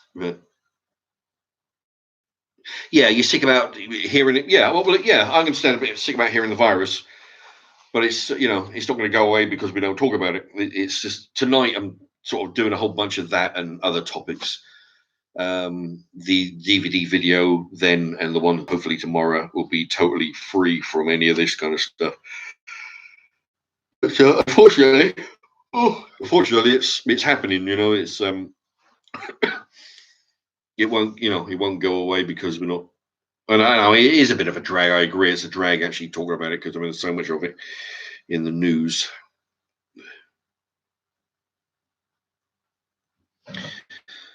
Uh, 4x4 says his wife might be the thing. Needs a flamethrower.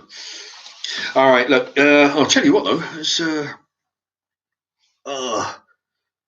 20. I can't believe there's 20 people watching. That is actually a high amount. 20 people watching. I know some people have thousands of people watching them on on other YouTube channels. But 20, I've got 20 of them watching right now. Anybody not hit the thumbs up, by all means. If we can make the thumbs up higher than the thumbs down, that'd be good. We can show the snowflakes that even though they might disagree with what I'm saying, we still outnumber them. The English Heart, along with the Body Snatchers, 70s version. Yeah, there was a Donald's, 4x4, Donald Sutherland. There was one of his. There was a Nicole Kidman, the most recent one, along with that James Bond. He was in it. Daniel Craig.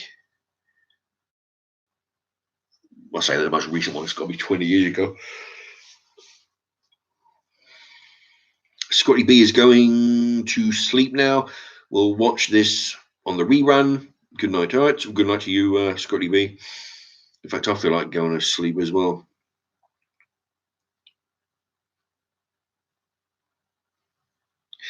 English Heart, my wife is the thing, not to brag or hoot. Lee Merton, yeah, enjoyed the DVD reviews. Yeah, I'll try and do a better one the next one because the thing is, I can tell you about pretty much every DVD up there, even though I haven't watched them for years. But I can tell you about, the thing is, I'm trying to tell people what the DVD is like. I'm trying to remember what the film was about, and then try to separate the information that sounds good against the useless information that you don't need to hear when you hear about a movie review. But also try to give you trying to persuade you that it's the film that you should be watching, without giving too much of the film plot away, so it ruins it. It's a difficult thing, and then I've got to try and articulate it into a way that makes sense. It's not easy, but I'll try and do I'll try and do a better job in the next one. But we'll see. Hopefully that'll be tomorrow.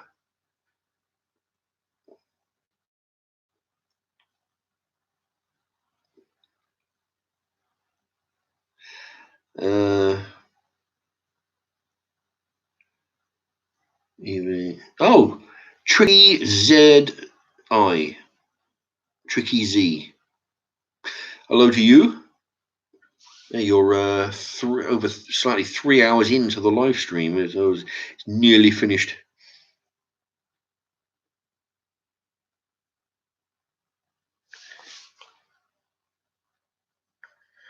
Wherever your movies I enjoy when you speak about them. War Ready. You know about your movies. I enjoy them when you speak about them. Thank you very much. Yeah.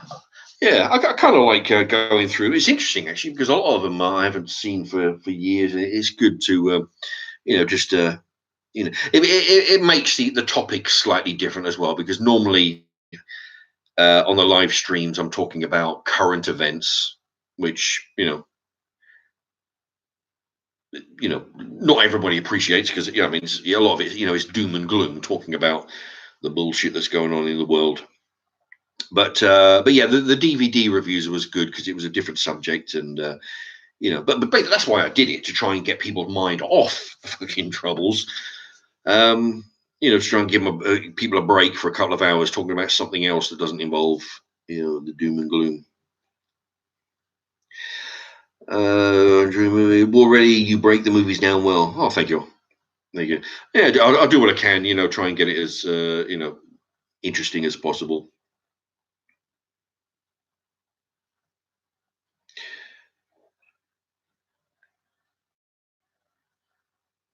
Yeah, already if the internet goes down, I've got the DVDs to catch up on. Lee Merton, Mark, you're a good film critic. Oh, thank you. Yeah. That's the thing. Because I don't know. I only just thought about it just now, but all the films that I watched, that I reviewed a couple of days ago. They're all films that I like, even though some of them. telling you what's good about the film. If there's anything really bad about the film, I'll probably bring that up as well. But yeah, mostly I'm trying to give the positive. You know, I'm trying to. I mean, I like the films, and I'm trying to explain why I like them and why I think you should watch them. You know, I mean, they are in different degrees of quality as well. You've got your okay, well, you've got your absolute shit, which I don't really have too many of those.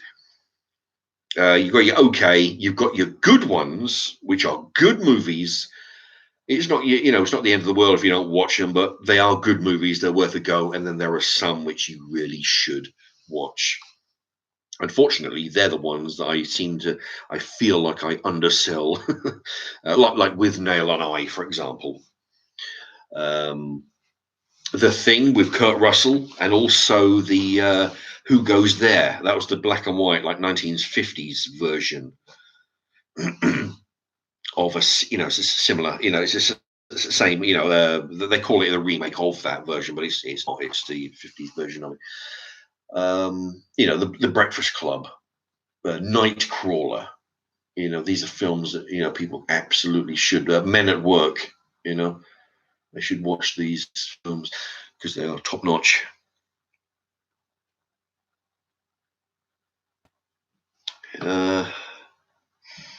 David Eccles.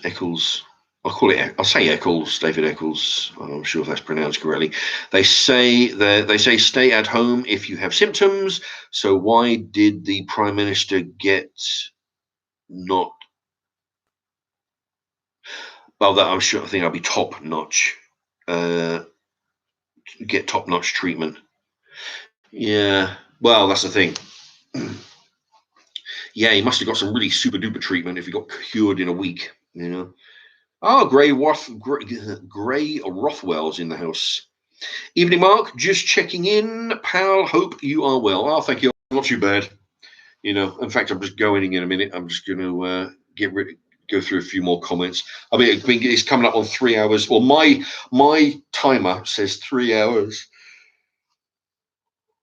and coming up on 10 minutes.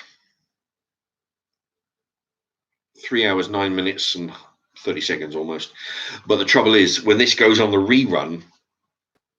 Yes, the last one, the DVDs took for me. I think I tried to load it. I think it would load it straight away, but it wouldn't come onto my computer for a day and a half until it actually showed me that it had been loaded.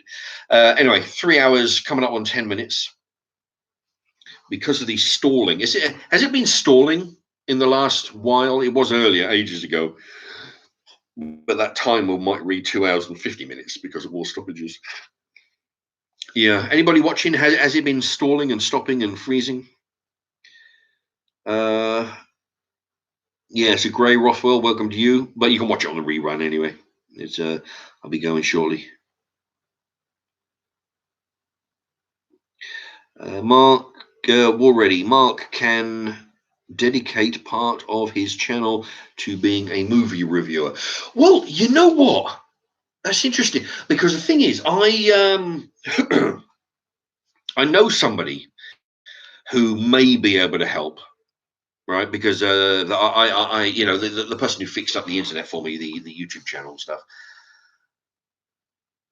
When this is over, I'll see if I can get him round again because I'm thinking because what drives me fucking mad.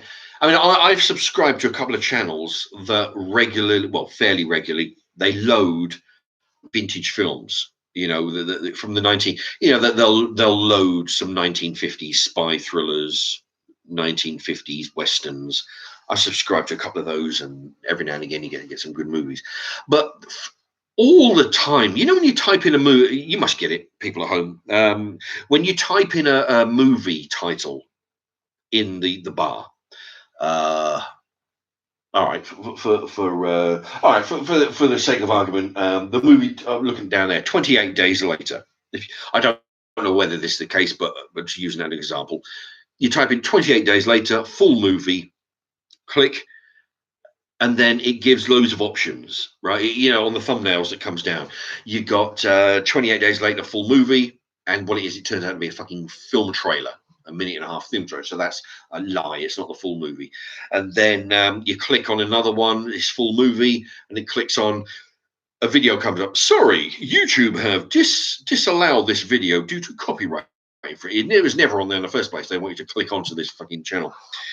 Or you click onto it and it's some asshole who's filmed it on his phone from, filming the television on his mobile phone and then downloading it so the picture looks like shit. Or another example, he clicks on it and they're speaking like Mickey Mouse. You must have heard this, so it's totally unwatchable. So I'm fucking sick of that, because a lot of times you do get to watch some good movies on YouTube, but a lot of times people just fucking lie because they want you to click on their channel. Why they would post some bullshit film that speaks like Mickey Mouse and it's run at the wrong speed and it looks like it's been filmed off the television. So what I figure is, to get around on my point, was when this is all over, I'll try and get around, and if I can work out how to download these films onto my channel, it can be a cookery. You still have your cookery, right? But also it'll have, what was it? I've got a couple of hundred films. I could put a couple of hundred films on there, and they would be quality films. They would be quality picture, hopefully, because the actual picture quality will be good. The sound will be good.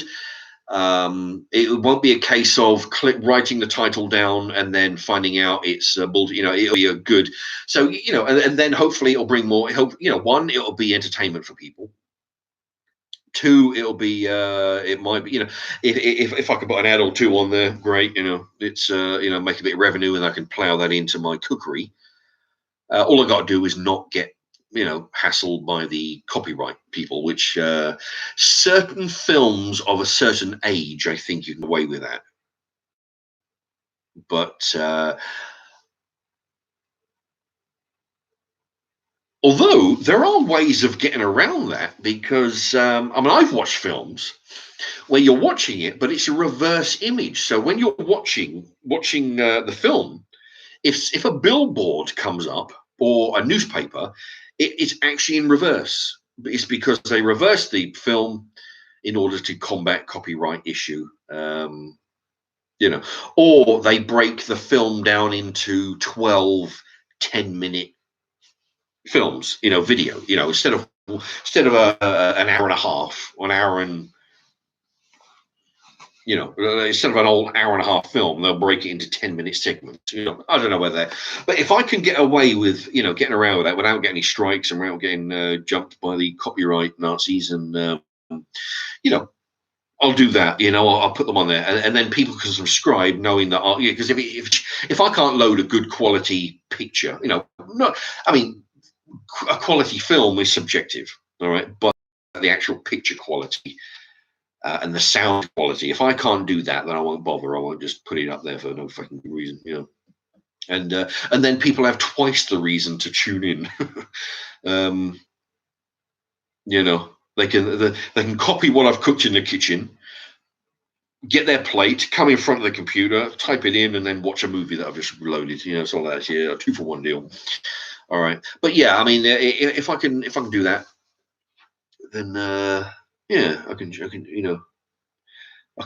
start piling them on. But that's the thing. I've got some. The thing is, I haven't got any really up-to-date ones, but they would be. When I had the video shop, anything that was a month old, 3-month old was ancient. In the DVD business. But I don't know how the copyright would stand. I don't want to start getting strikes and then get my channel taken down. Anyway, but English Heart, yeah. The Western 4x4 Tombstone is my favorite.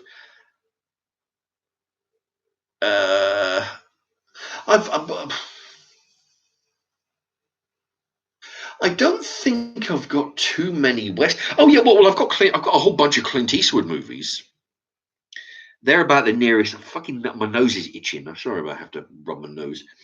They're about the closest I've got to some westerns, some Clint Eastwood movies,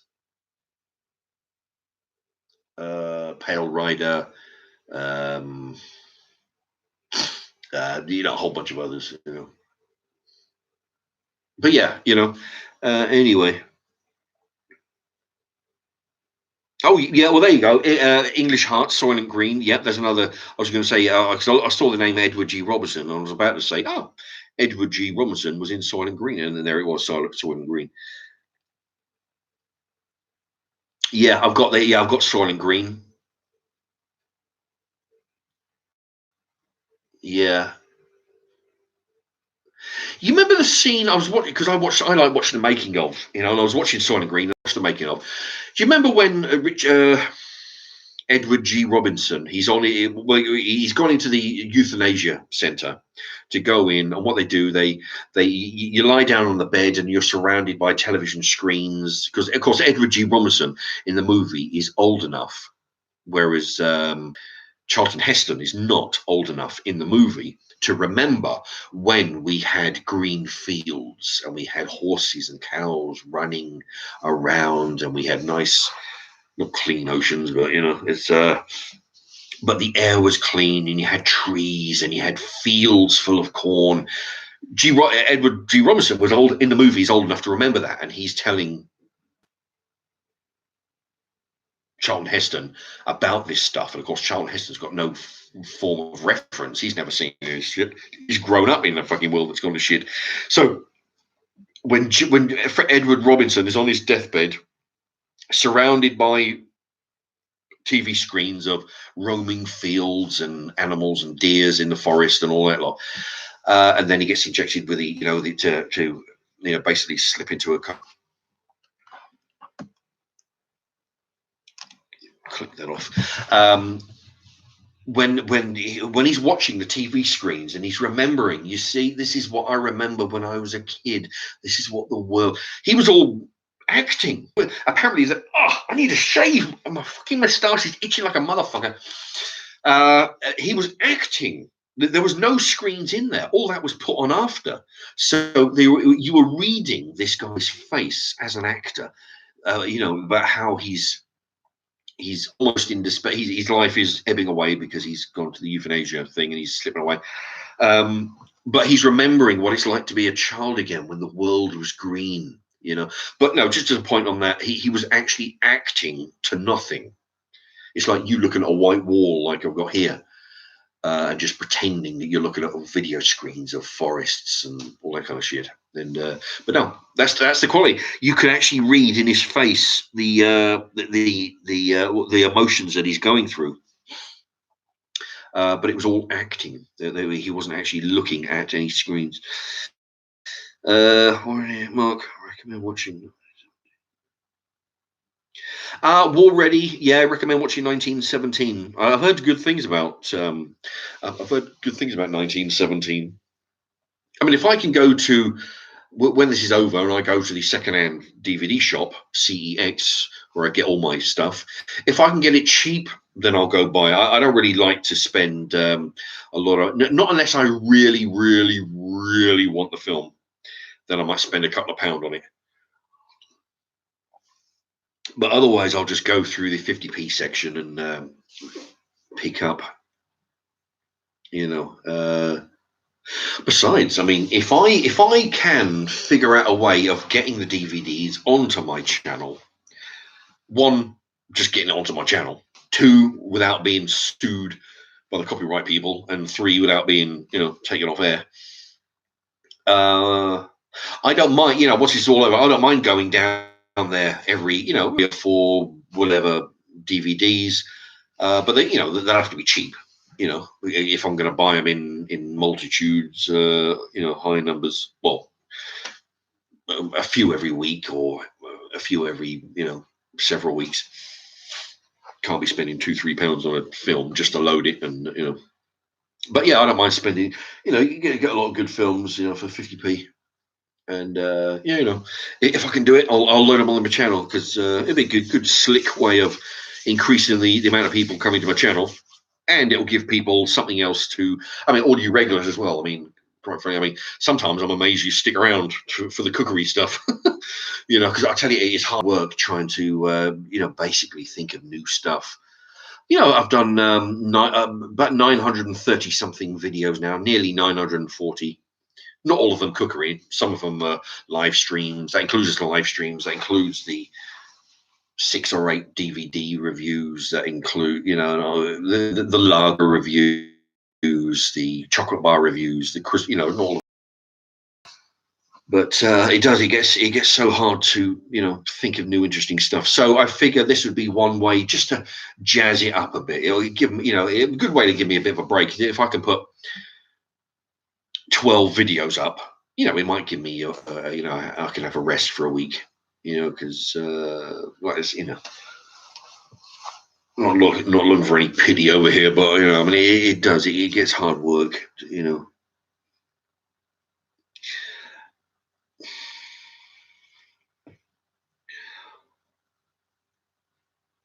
Yeah, English Heart. I could do that now. About the G. Robinson thing. Oh yeah, but if anybody gets a chance to watch Swelling Green, man, it is a good, you know, and it's one of those films where you think, oh yeah, well, it was set in the 70s, well, filmed in the 70s. You know, it was filmed in the 70s, but set in the future, kind of, you know. But it's like you can watch that and think, well, fuck me, yeah, you know, it's not beyond. I mean, fuck me, if they can feed ground up cow in the form of pellets back to cows, is it such a far-fetched thing that they can put ground up humans into pellets and feed them to humans? I mean, yeah, I mean, all right, I can almost hear the people out there, oh, come on, Mark, you know, we're not feeding fucking people to people. But they'll do it to animals to save a quid. What about when the world's population increases to a certain level, food production drops to a certain level, we're building houses on fields, so we're decreasing the amount of area that we can grow crops. The oceans are getting higher because of global warming. You know, where's the fucking food going to come through somewhere? So we're not talking about, maybe not in my lifetime, hopefully, but hopefully not. I mean, my cookery channels goes to shit if we start eating biscuits made of people. But you know, it's not in the realms of, it's not beyond the realms of possibility. You know, I mean, I mean, humans to eat people voluntarily, that's been done. You know, feeding cows to other cows, it shows what people are willing to do. So you know, while not very palatable, you know, not very British, as we would say, but beyond the realms of possibility, no, it's in there. So anyway, what the fuck was I?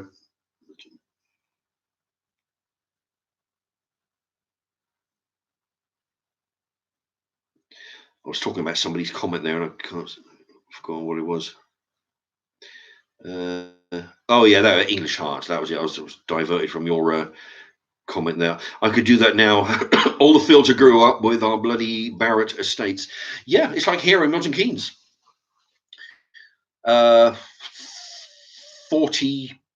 something years ago, when we came here, I remember lots of green areas. It's all buildings now, housing estates, car parks, businesses. They've all been built on it. You know, Mr. Omran, Mark, do more DVD reviews, please, in the future. Indeed, yeah. If I get up in time tomorrow, I'll do another one. I'll try and do a couple of hours, you know, or do a bunch of DVDs. And I'll, you know, at the rate I did the other day, I got through about I don't know, 20 or something. 20 of them in 2 hours, which is about, I don't know, working out about four fucking minutes each. I'll try and get, you know, I'll do some more. What about there you go, English Heart. What about Logan's Run? Well, I have that as well, so that'll be in the heap. I don't know. I'm not sure exactly where it is, but it's in the heap somewhere. So eventually I'll get through them. You know.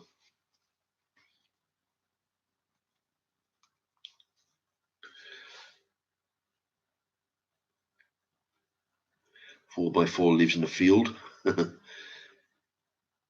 English Heart, Logan's Run. Yeah, I have that one.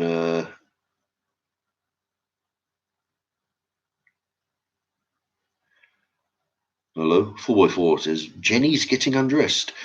Who's did I miss that one? Miss that comment.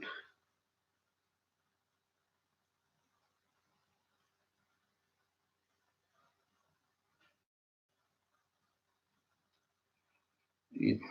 Oh, I think people are talking amongst themselves now. English Heart, Omega Man. Yeah, with Charlton Heston. I have that. So that again, that'll be another one. Yeah, I mean that's the thing. I love these classic films. You've got the example there, Omega Man, uh, Soylent Green, Logan's Run. What else have we got?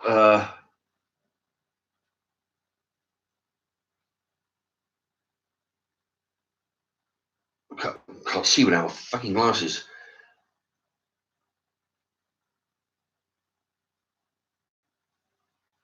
Oh, the Jerk with Steve Martin. There you go. I've got True Grit, the John Wayne and the Jeff Bridges one.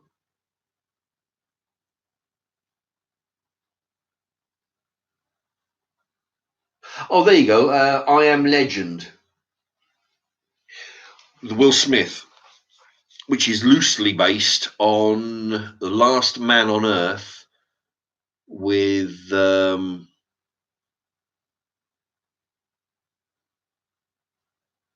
can't think of his name. He's the one that did the voice on Thriller. You know, when he's talking about the zombies coming out of the ground. I can't think of it. Anybody?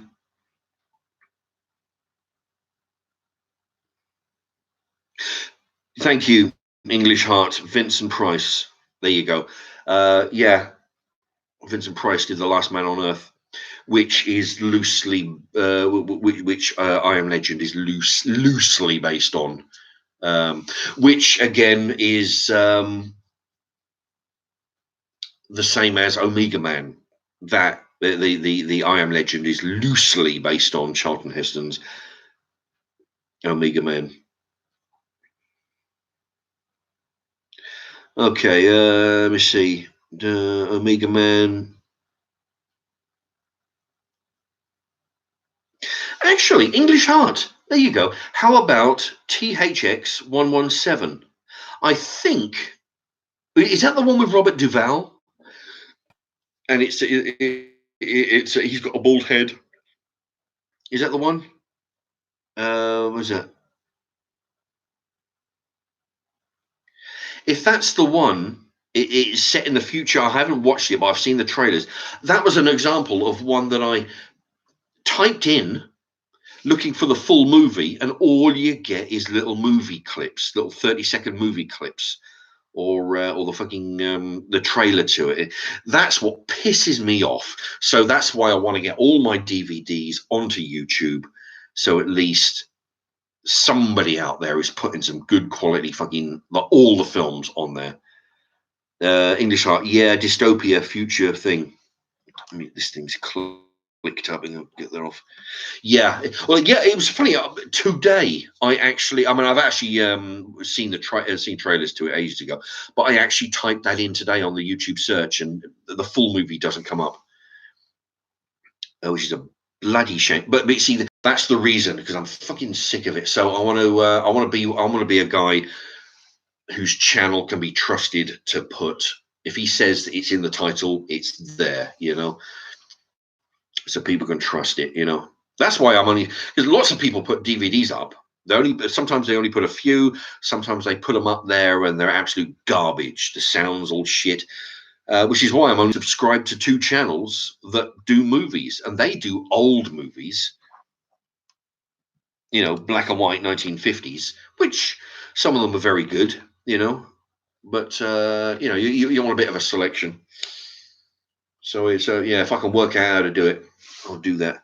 It could be that I'll have to be very selective. I mean, out of my say 200 films, it could be that might only have 30 of them, if at that, that are eligible for me to load without getting any copyright strikes. If that's the case, I'll just have to load the 30. I mean, instead of the 200. But I'll do what I can if I can.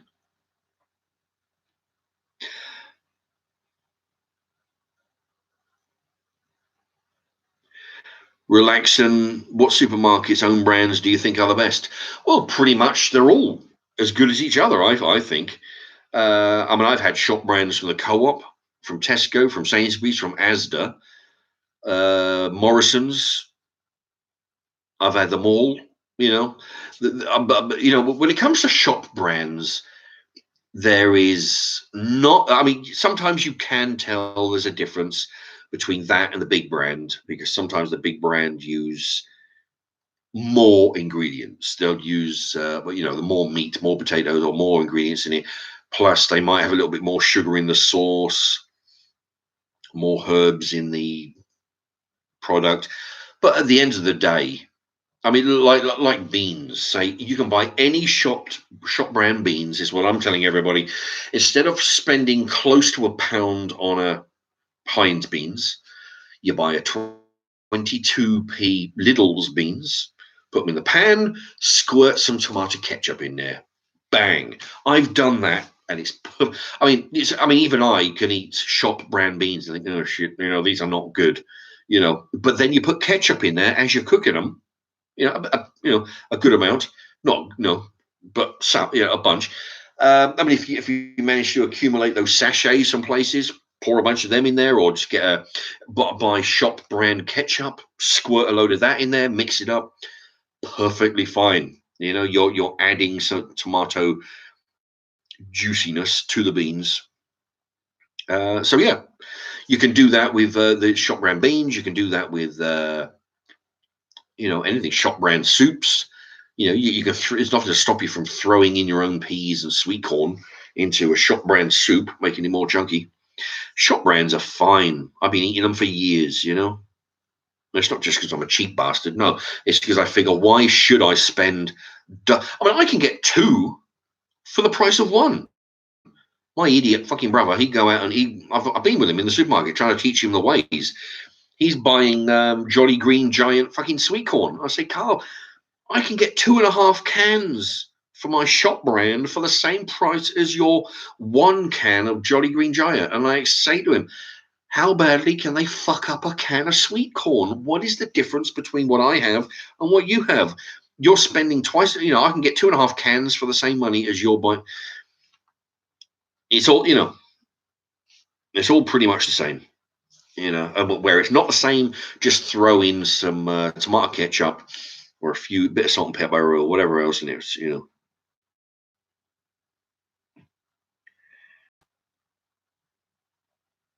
Quatermass.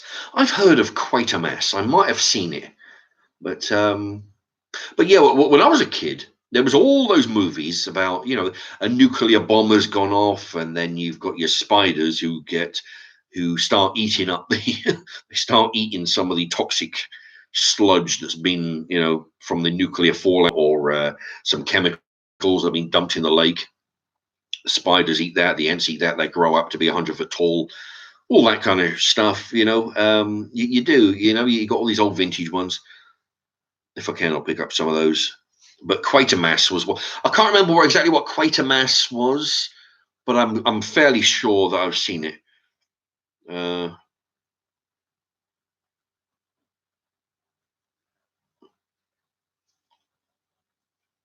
Oh, there you go. John Doherty. In your pot noodle review, why did you heat the water in the microwave instead of the kettle? Well, in fact, I don't own a kettle. So what I do, and besides, back in the old days, not like now, where we've got electric meters, card, you put, when I was a kid, we used to, to amuse ourselves, one of us would stand on something and be up there with a meter, and you'd have a little disc with a little black mark on it, and the disc would go around. The more electrical items you've got, the quicker it would spin round and so on. So we watched that. So it'd be going round, and then you'd shout in the kitchen, right, turn it on. You turn the kettle on, and it starts fucking thrashing. So you'll use it. So it turns out the kettle uses up a lot of electricity, you know. And I don't own one. I don't particularly need one. If I want to make a cup of tea or I want to make some water for a pot noodle, or I want to make, did I say cup of tea? Make water for a cup of tea. I'll just put the cup of water in the microwave. 4 minutes on high.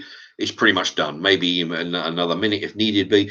But it's mainly I don't own one. I don't want to buy one. I don't want the expense of running a kettle. I'll just use the microwave, you know. So when I'm having a pot noodle, I'll heat the water in a jug in the microwave or in a cup, and then pour it in there, you know.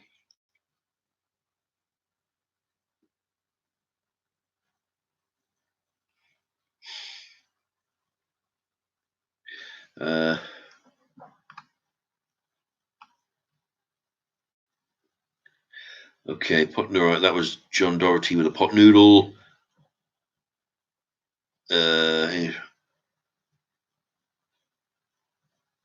English Heart, loads of Nigel Keel stuff. Fahrenheit 451. No, I don't have that one.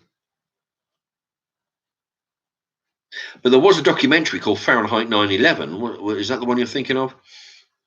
I don't have that either.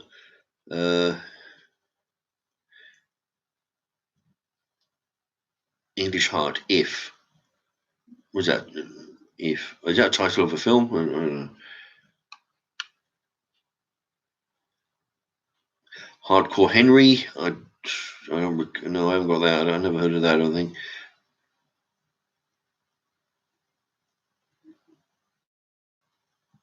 Relaxin. Yeah, I always buy the branded names, but got to start watching the pennies in these times. Well, indeed. Yeah, I mean, the thing is, I've been buying shop brands for years because, I mean, when I was a kid, sure, because I was a kid and I didn't know any better, you kind of sort of, there was kind of an unspoken stigma about being seen buying shop brands. It means you're a fucking, you're a peasant, a pauper. Brands, okay. But now that I've gotten older, and when you get it, they're not, so they don't have a fucking say. And nobody in their right mind would ever. Although the connection is unfucking stable. There you go, spank it. Nobody in their right mind would ever come up to you in the supermarket and say, shop brands, fucking, you must be poor. No, nobody do that because they get beaten to death with a can of soup. But no, I go to work to pay for this stuff. If and I personally have no problem having a conveyor belt full of shop brands. It absolutely doesn't bother me. Yeah, and try it. I mean, now that you say you're watching the pennies during these times, I mean, I'm not saying 100% of stuff will be to your taste, being shop brands, but almost everything that I buy is shop brand, where everything that is shop brand, almost everything is of good quality. I mean, I've had a problem with a mutton soup once from the co-op. Couple of microwave dinners have been okay, but nothing to write home about. But yeah, use this time to start learning that shop brands are perfectly fine, and you'll save yourself. And then you can look at your shopping bill and say where you would shop, where you might spend £100. Now you're spending, you might, your shop bill might drop by a vast amount.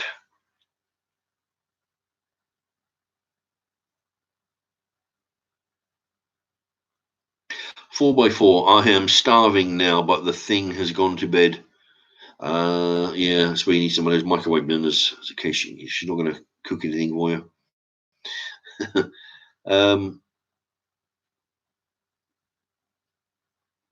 Yeah, John Doherty. Take Bolognese. Lloyd Grossman is hands down better.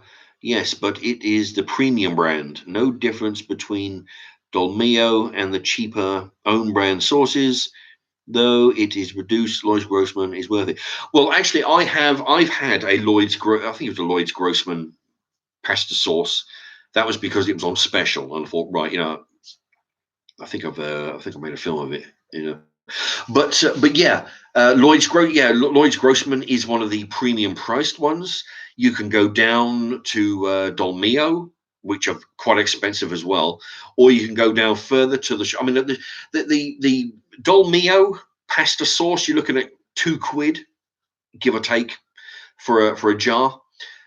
Co-op's own brand, you can pay 85p and £1.20 just by going £1.20. Imagine that, and that's just on one fucking jar of sauce. £1.20 times that by how many items you buy in the. I mean, not you won't save £1 on everything, but I buy shop brand margarine. Costs £1 as opposed to £1 or even £2 for other brands. I normally buy shop brand bread. It costs was about £1.15 as opposed to £1.50. So you say about 35, 40p on a loaf of bread. So yeah, it's only 40p, but you times that by every, trying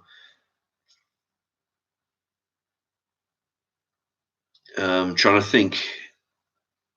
Yeah, but if I buy some fruit juice, milk, all the milk, it's all shop brand. I buy cereal. I'll buy Co-op's own brand Weetabix. Save like £1 there.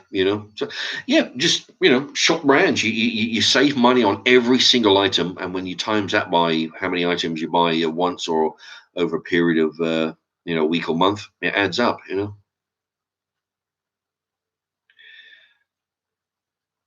Hot Fuzz. Yeah, Hot Fuzz was a funny film. I don't have it though, but it was good. Interstellar. Yeah, I don't have that one.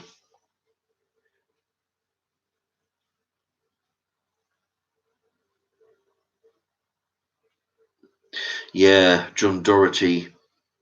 Butchers do better meat. Well, the thing is, I mean, meat is so fucking expensive in this country. I don't get it. I mean, it's not like we're short on cows. It's not like we got. I mean, admittedly, we do seem to import more stuff than we need to. Why the fuck do we import beef from other countries when we've got cows in this country? You know. Uh, but yeah, it's so fucking expensive.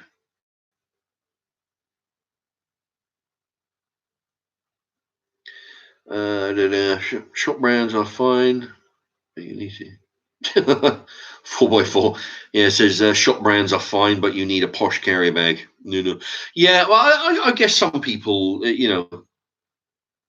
will, some people it's not very, but like I say, personally, it absolutely doesn't bother. I mean, I've done it. I've had,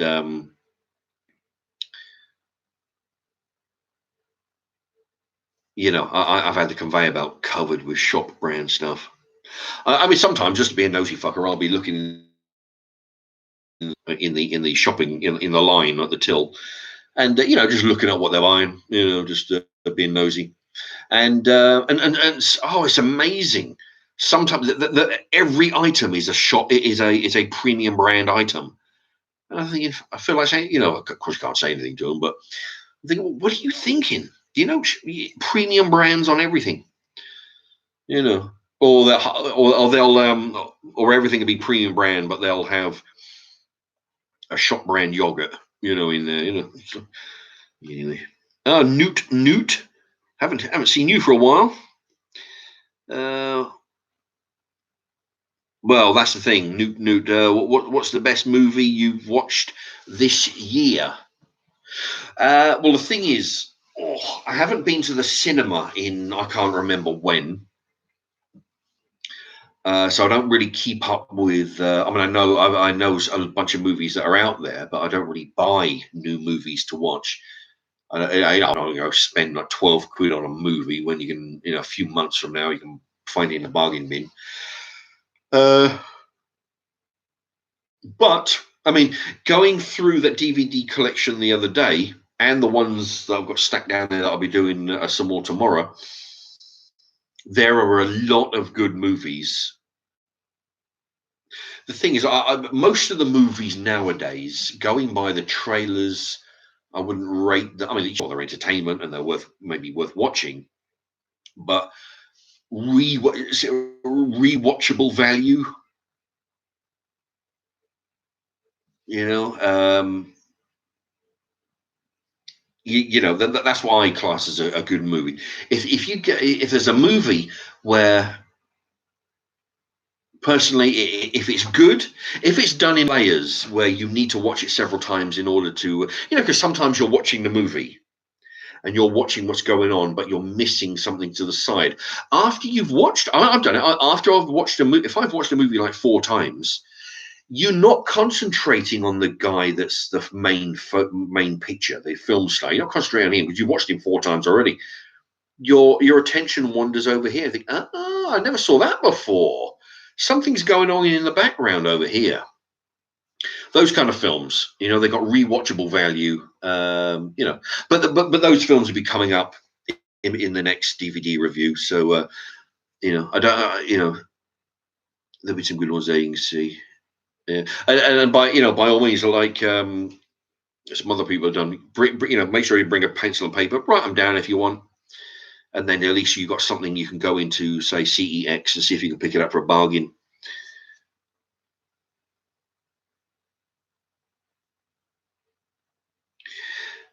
John Doherty, you can also find premium jars of honey for 50 quid.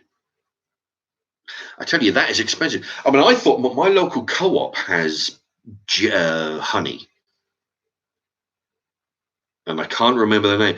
And I actually, for £13, 12 or £13, and I actually said to my mum, "You wouldn't believe there's co-op, there's jam, there's honey in the co-op, and it's 13 quid." She said, yeah, that'll be." And she said the name of this. I think, yeah, that's it. So she's heard about it. 13, and it's not exactly a big jar either. It's only a small small jar. They've got like they might have 2-3 different brands. Co-op, there's a co-op brand which I've got some of that in there. It's been in the cold, so it's turned to crystal. We're trying to keep on the windowsill in the fucking sun to make it go back to normal. But yeah, £13. So I'm hoping if I get this allotment, I want to get that honeybee foundation, factory going, and then I can start making some, making some, some. What the fuck am I talking about? Start making some honey. And I can either sell some, can give some away, can do some trading with some, See, if I get some jars of honey going, I can go to the other people on the. See, I don't even have to grow anything. See, what I can do, I can just have the bees do all the work. I steal their honey every few weeks, every month, right? Put it in the jars, and then I go around to all the other allotments and say, "Look, I've got jars of honey. Do you want to give me some potatoes? I've got some jars of honey. How about some carrots? Jars of honey. How about some onions over here? So I don't have to grow shit. I just make sure the bees are in good health. They do all the work, and then I get all the veg that I want in exchanging for their hard work." See, that's how it works. That's how I roll.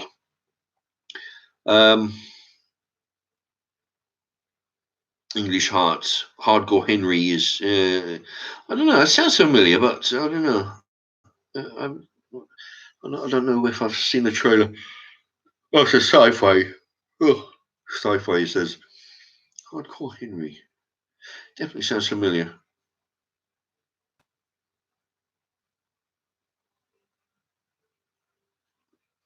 John Doherty, have you seen the YouTube channel that does weeks on certain foods?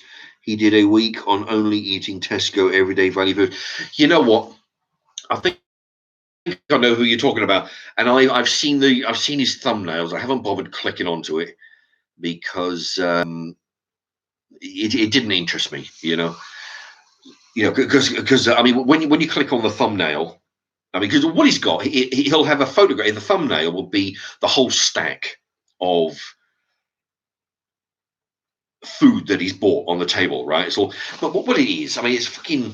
Looking at the thumbnail, he's just gone in and bought every shop brand stuff.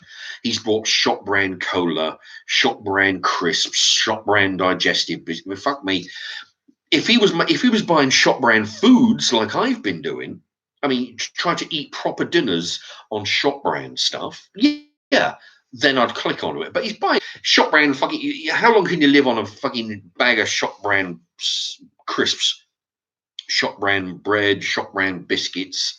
They're not exactly food items, Well, yeah, I mean, technically, but they're not exactly dinner items. I go the other way. I thought, yeah, I'll buy shop food, but I'll show you that you can eat healthily on shop brand budget food, and they're not shit because I've been eating them. So I'm proving to you that they are edible. Whereas I wouldn't go personally. I wouldn't go to the shop and start spending all my money on crisps and fucking shop brand. I bought shop brand cola, sure. I've brought shop brand crisps, sure. Shop brand biscuits, purely to eat them, to review them, not to live on. If I'm going to buy shop brand foods, I'll buy the shop brand canned veg, canned beans, canned soups, canned, like shop brand breads, shop brand chicken Kiefs, shop brand chips, shop brand pie, shop brand Tesco chicken pies. I've had those. Fucking brilliant. Food items that I can buy on a budget and make a dinner. Try and put some fucking veg in there somewhere, like I normally do. But no, I know who you're talking about, and it's because he buys. He's put no. From what I've seen, from what I've seen, I haven't watched him, but from what I can gather, it looks like he's pretty much gone right. Shop brand, yeah. Shop brand, yeah. Shop brand, yeah. Shop brand, yeah.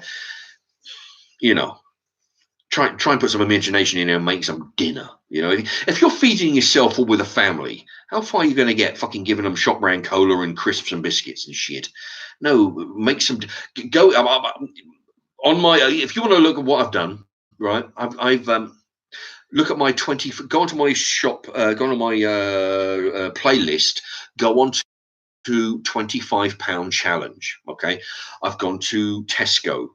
I've gone to Morrison's. I've gone to Asda. I can't remember where I've gone.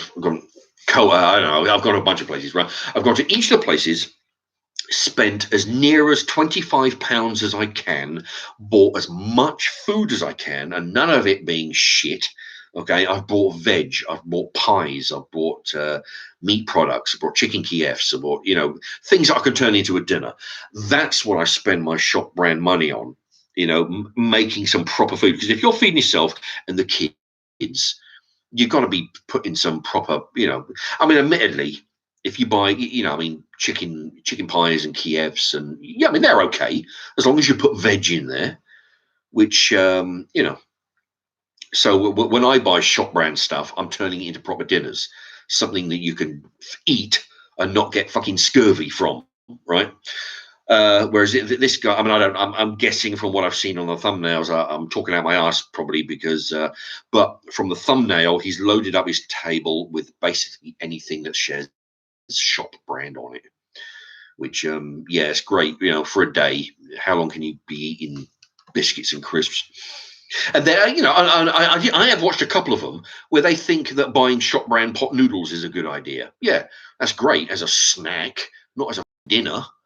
But but no. If you want to go onto my £25 challenge on the the playlist, that'll show you how to. And I tell you, I've done it. I've spent 25 quid, and I've made an average. Well, each of my challenges, I spent £25 and made 12 dinners, which, if you work it out, makes an average of £2.22. Okay, but what happens is I wrote it all down on because what I do if I got a bag of chicken nuggets, I would count the nuggets, say there's 30 of them, divide the 30 nuggets by the £1.50 it costs to buy them, right? For example, and then it works out you've got a price per nugget. Okay, you've got 5p. That works out. And when I made a dinner, if I made a dinner with 2 chicken Kievs on the whiteboard, I put 2 chicken Kievs times, oh fuck, and then I'll tell you exactly to the penny how much I spent on chicken Kievs. How much to the penny I spent on vegetables for that particular meal, because what I'd do, I'd get 6 or 8 bags of vegetables, right? And then what I do, I get sandwich bags. Take, because I know that 8 bags of vegetables cost £8, right? £1 each, for example. I would take a little bit of cauliflower, put it in the sandwich bag, a little bit of broccoli, Brussels, bit of carrots, bit of peas, bit of sweet corn, bit of onion, bit of runner beans. I'll have 6 or 7 vegetables in this one bag. And, this bag is 1/8 of, anyway. So basically I've taken eight bags of vegetables, split them down into 12 sandwich bags, which means 12 sandwich bags, divide that by the £8, comes to us, so it might be, some, 80p, for example. So this bag of mixed veg costs 80p. So that's 80p a veg, 37 pence worth of Kievs, 17 pence worth, because divide the bag by how many portions of chips I'd get out of the bag, 17p worth of chips in. That's how you buy shop stuff to make a good deal. I'm fucking rambling on like a madman here. Batesy Boyo, hello to you. Hope you're well. Thank you. Yes, indeed. Stream seems a lot better. Yeah, it seems to be freezing a lot less than it was previously, earlier even. And look at that, I'm up to coming up on 4 hours. Shit.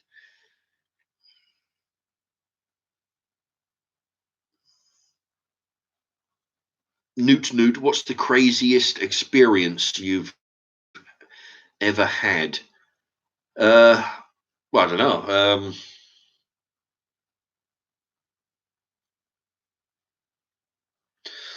I've probably had a bunch.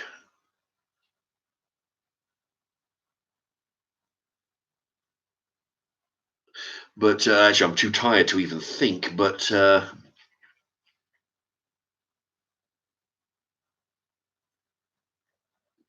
oh, I tell you what, though, one stupid thing that I'd done when I was young,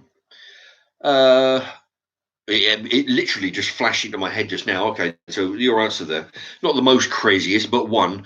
I was when I was about 15, I guess. I had an air rifle, and we're in the front room. And what we'd done, we had a patio. Balcony where you open the big door, you open the big doors. So, and we put a big board, must have been 5 foot by 4 foot kind of thing, lean up against the wall, and we're at the far end. That's at the conservatory thing there, on the balcony. We were way at the other end of the room shooting at some drawings we've put on the board, some little targets, shooting them with an air rifle. And one time it hit that and bounced all the way across the room and hit me in the face. So I can't remember what the result of that was. We didn't stop doing it, but I think we we made some stop it from happening again. But yeah, that was a crazy. Because it was such a perfect shot. I think it just hit there, bounced, and yeah, hit me in the face.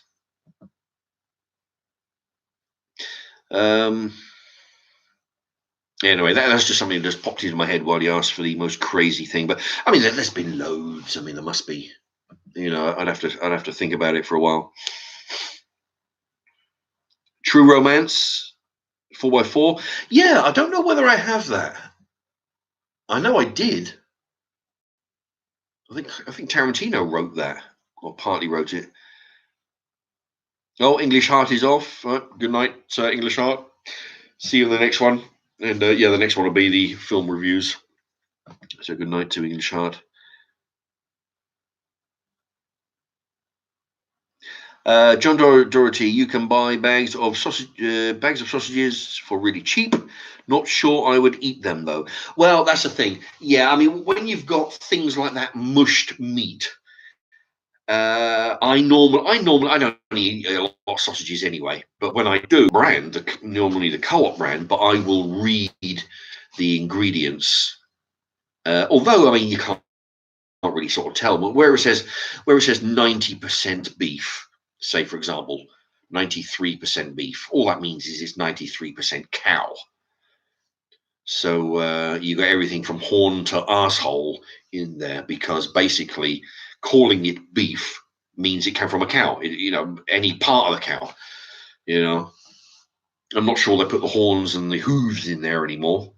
But then just because they call it 90% beef sausages doesn't mean you're not getting sirloin fucking steak meat in your sausages. You're getting the scraps that came off the sirloin steaks. But your sausages are a good way to get rid of all kinds of nasty shite. So I normally stay away from sausages. Sometimes I'll eat a can of hot dogs purely because they taste good. But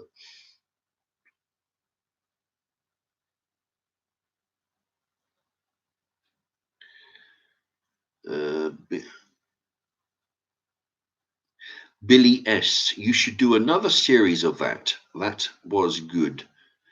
Are you talking about if you're talking about the DVD reviews? Yeah, I'll be hopefully doing one tomorrow if I can stay awake. Yep, 404 is off, I think.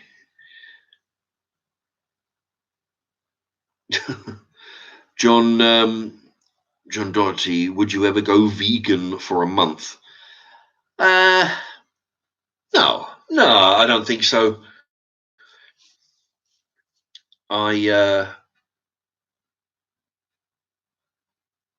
I'm not one of these people who think meat is murder. On the one hand, I do believe in giving the animal the best life it can before you dispatch it and turn it into your food. There's no point mistreating animals just for the fucking hell of it. But I'm not one of these who believe meat is murder. I believe that basically every animal on the planet is something else. That's the way it fucking works.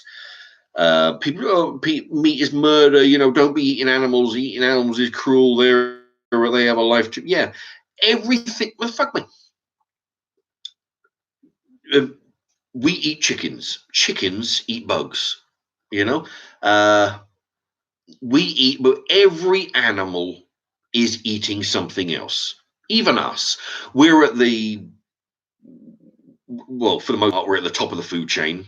Okay, but there are animals who will go out of the way to eat. If you happen to be living in a neighborhood with lions and tigers running around, then you're joint top on the food chain.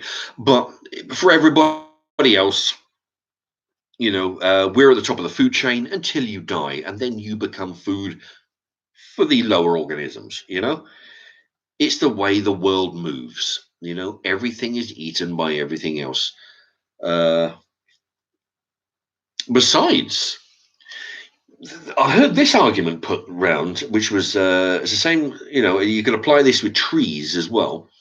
With the imagine if everybody gave up. If everybody said no, we're not eating any. We're not eating any animal products. We're not eating cows. We're not eating pigs. We're not eating sheep. We're not eating chickens. We're sticking to vegetables. Okay. How fast do you think those animals would go extinct if we weren't eating them? Do you think we have cows, pigs, chickens, goats around because we like looking at them? Because we like them stinking up the air when when you're driving past a farm. No, we have them around because they are useful. They are useful as food. We take the sheep's wool and meat. We take the cow's hide for clothing and meat. Chicken, meat.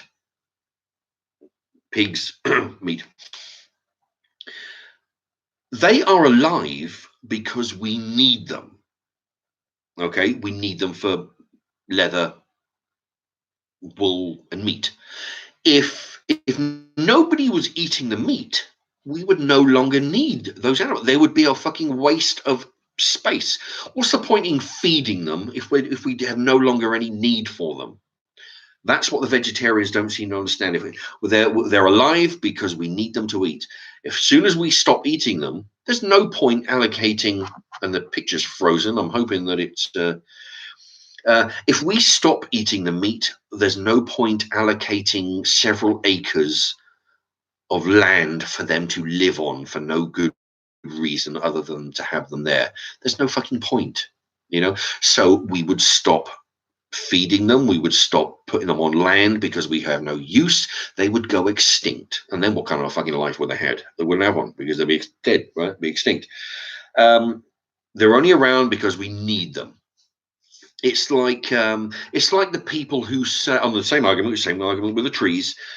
The people who say, "Oh no, we should." The trees are the lungs of the planet. If we need the trees, otherwise we can't fucking breathe, right? Which is true to an extent. I mean, a tree only kicks out oxygen for a certain part of its life. After a while, it stops doing that, as far as I understand. But if everybody stopped buying wood products, okay, and when plastic went for other materials, and they stopped buying wood for lumber, for housing and whatnot, there would be no point allocating hundreds and thousands of acres to trees. Why would you do that if there's no market for them? Okay, so what happens then? No, everybody stops buying wood.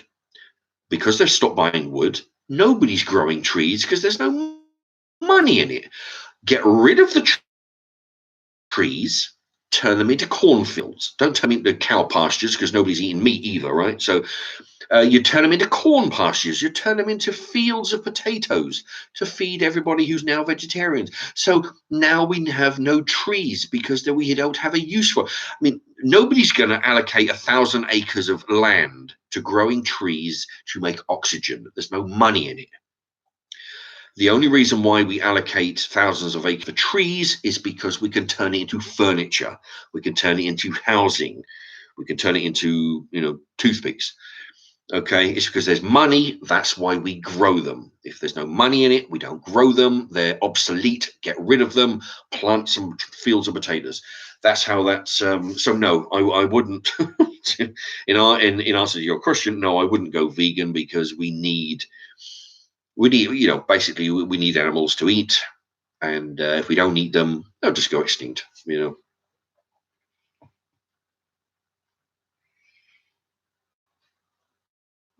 John Doherty, did you ever see the drama about the guy who cheated on Who Wants to Be a Millionaire? Yeah, it was an army bloke. I've seen that, and he had his friend in the corner coughing. What happened was, on the actual show, they just had him saying, spending 10 minutes trying to figure out, I don't know. Yeah, I think it's option B, that kind of thing.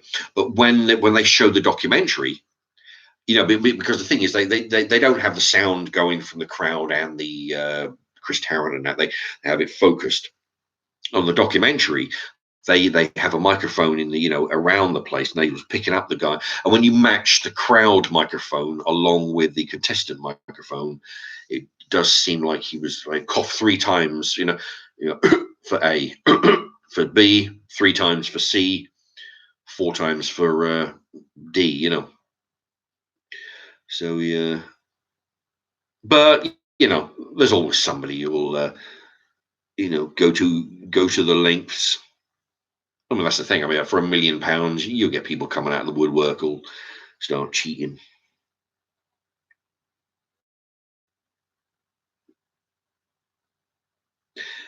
David Jones, going old school, Mark. Uh,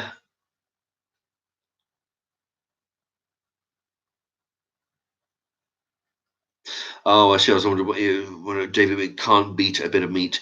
Yeah, yeah. Well, if you mean by the what I said about the meat and the and the wood. Yeah, I mean it's true. I mean it makes a whole lot of sense to me. But trouble is, the people who are demonstrating outside of restaurants about the meat is murder kind of shit, and cutting down the trees because we need them to breathe. Well, yeah, a tree is useful for as long as it kicks out oxygen, and it doesn't kick out oxygen for the entire length of its life. After a while, it just sucks up nutrients from the ground, and basically it doesn't churn out oxygen all the time. So yeah, its usefulness is only depending on the amount of use that we use them for. Trees, cattle, you know, it makes sense. So if you want to help the animals have a life, you got to eat them. Otherwise there's no point keeping them alive.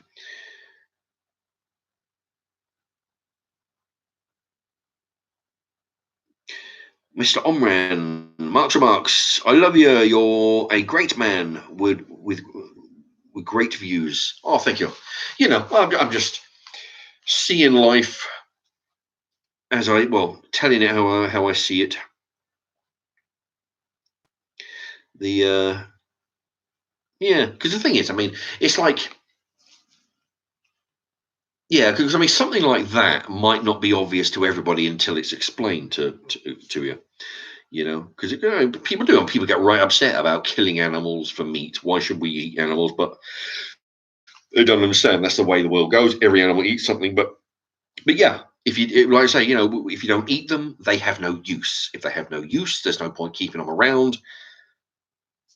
As simple as that.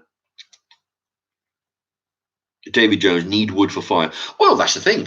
Do we? I mean, we got electric now. We've got electric radiators. If you're out in the sticks and you're out in up in the Highlands somewhere, then yeah, wood, or even in Scotland they got electric. But the point is, yeah, I mean, how many of us? How many of it? When I was a lad, when I was like 7, and we were living in Norfolk, we had a log fire along with everybody else. We had the man with the coal man come round every week or whatever the fuck, come around with his bags of coal, tipping them down the hole.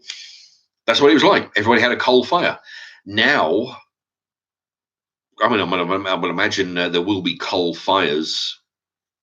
I mean, even where I live in Milton Keynes, near where we live, we've got a little town called Wolverton. For anybody who's familiar with Milton Keynes, you go into Wolverton, a lot of it's an old town, right? It used to be back in the horse and carriage days. That town's been around.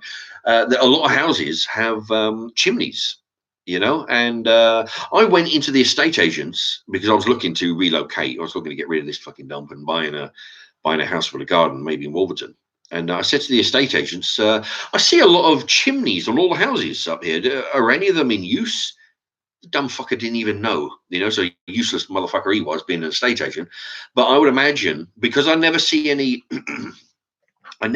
smoke coming out of them, I can only assume that they've been boarded up and they're only for show. I can assume, but I'm sure there are ways to convert it back again, but yeah, I mean, although, I mean, would they allow it though in this day and age when they fucking put in the blockers on everything? Would they allow you to have a coal fire? But I mean the council, but yeah, it'd be interesting though. But yeah, but yeah, we need wood for fires, but how many fires do we have? I mean,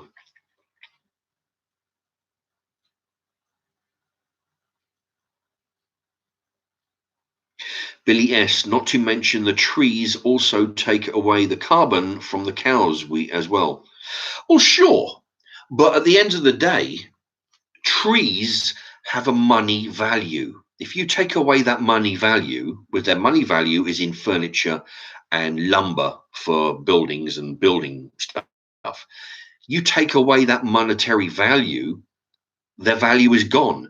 Nobody allocates 1,000 acres of land to grow trees because it takes carbon out of the air. Nobody gives a flying fuck. There's no money in it. They only grow trees because there's money in lumber. You, to have it viable, like cows. Cows have a monetary value. You can turn it from cow into steak. All right. If nobody's eating the steak, that cow loses all monetary value. There's no point in having it around. Nobody's going to have it around because it eats grass. It saves. It keeps the grass population under control. No, nobody gives. They're not going to allocate hundreds of acres to because they're nice to look at, or they, they have to earn their keep. If you're going to allocate, because if they're not going to, if they're not worth any money, you may as well get rid of them. Put some houses on it. If you're a business owner, or a farmer, and you're getting no money for your cattle, fuck them, get rid of them, build some houses, build a shopping market on there, and make some money. It's simple as that. They're only there because they make money. Billy S. I rent a Victorian house. I have a fireplace, but the fireplace is blocked off and show. Indeed, yeah. Well, the thing is, I mean, I remember I might have mentioned this. I did some construction work a couple of years back. There was a house, and what happened was that there was a fire in the loft. A big part of the roof had gone, and what happened? It had been vacant for like 3 years, and fucking rain, snow, everything was coming in. It'd been like that for so the plucking place was like rotten. Anyway, we had, and of course all the furniture had been there for 3 years, all getting soaked in the rain and snow and everything. So of course we had to go in, gut the place after 3 years, fill up a few skips of all the furniture, all the plates, food was in the cupboard, carpet was on the floor, fucking mess it was. Imagine that being soaked for 3 years. Anyway, so we had to get rid of all that. And my job was to get one of those. You remember those machines? We've got it. It's got a pole on there, and you see the guy in the road. And it's vibrating and it's digging up chunks of concrete out of the road. Imagine that, holding that above your head, and I'm trying to chisel away this fire chimney. That's what I was doing. So yeah, that was the last chimney I saw. My job was to get this big machine above your head, chipping away all the brickwork of this fireplace, I guess, so they could work it up, But yeah, it's a shame, because I used to like. Well, I was a kid last time we had a log fire, but used to be good. Oh.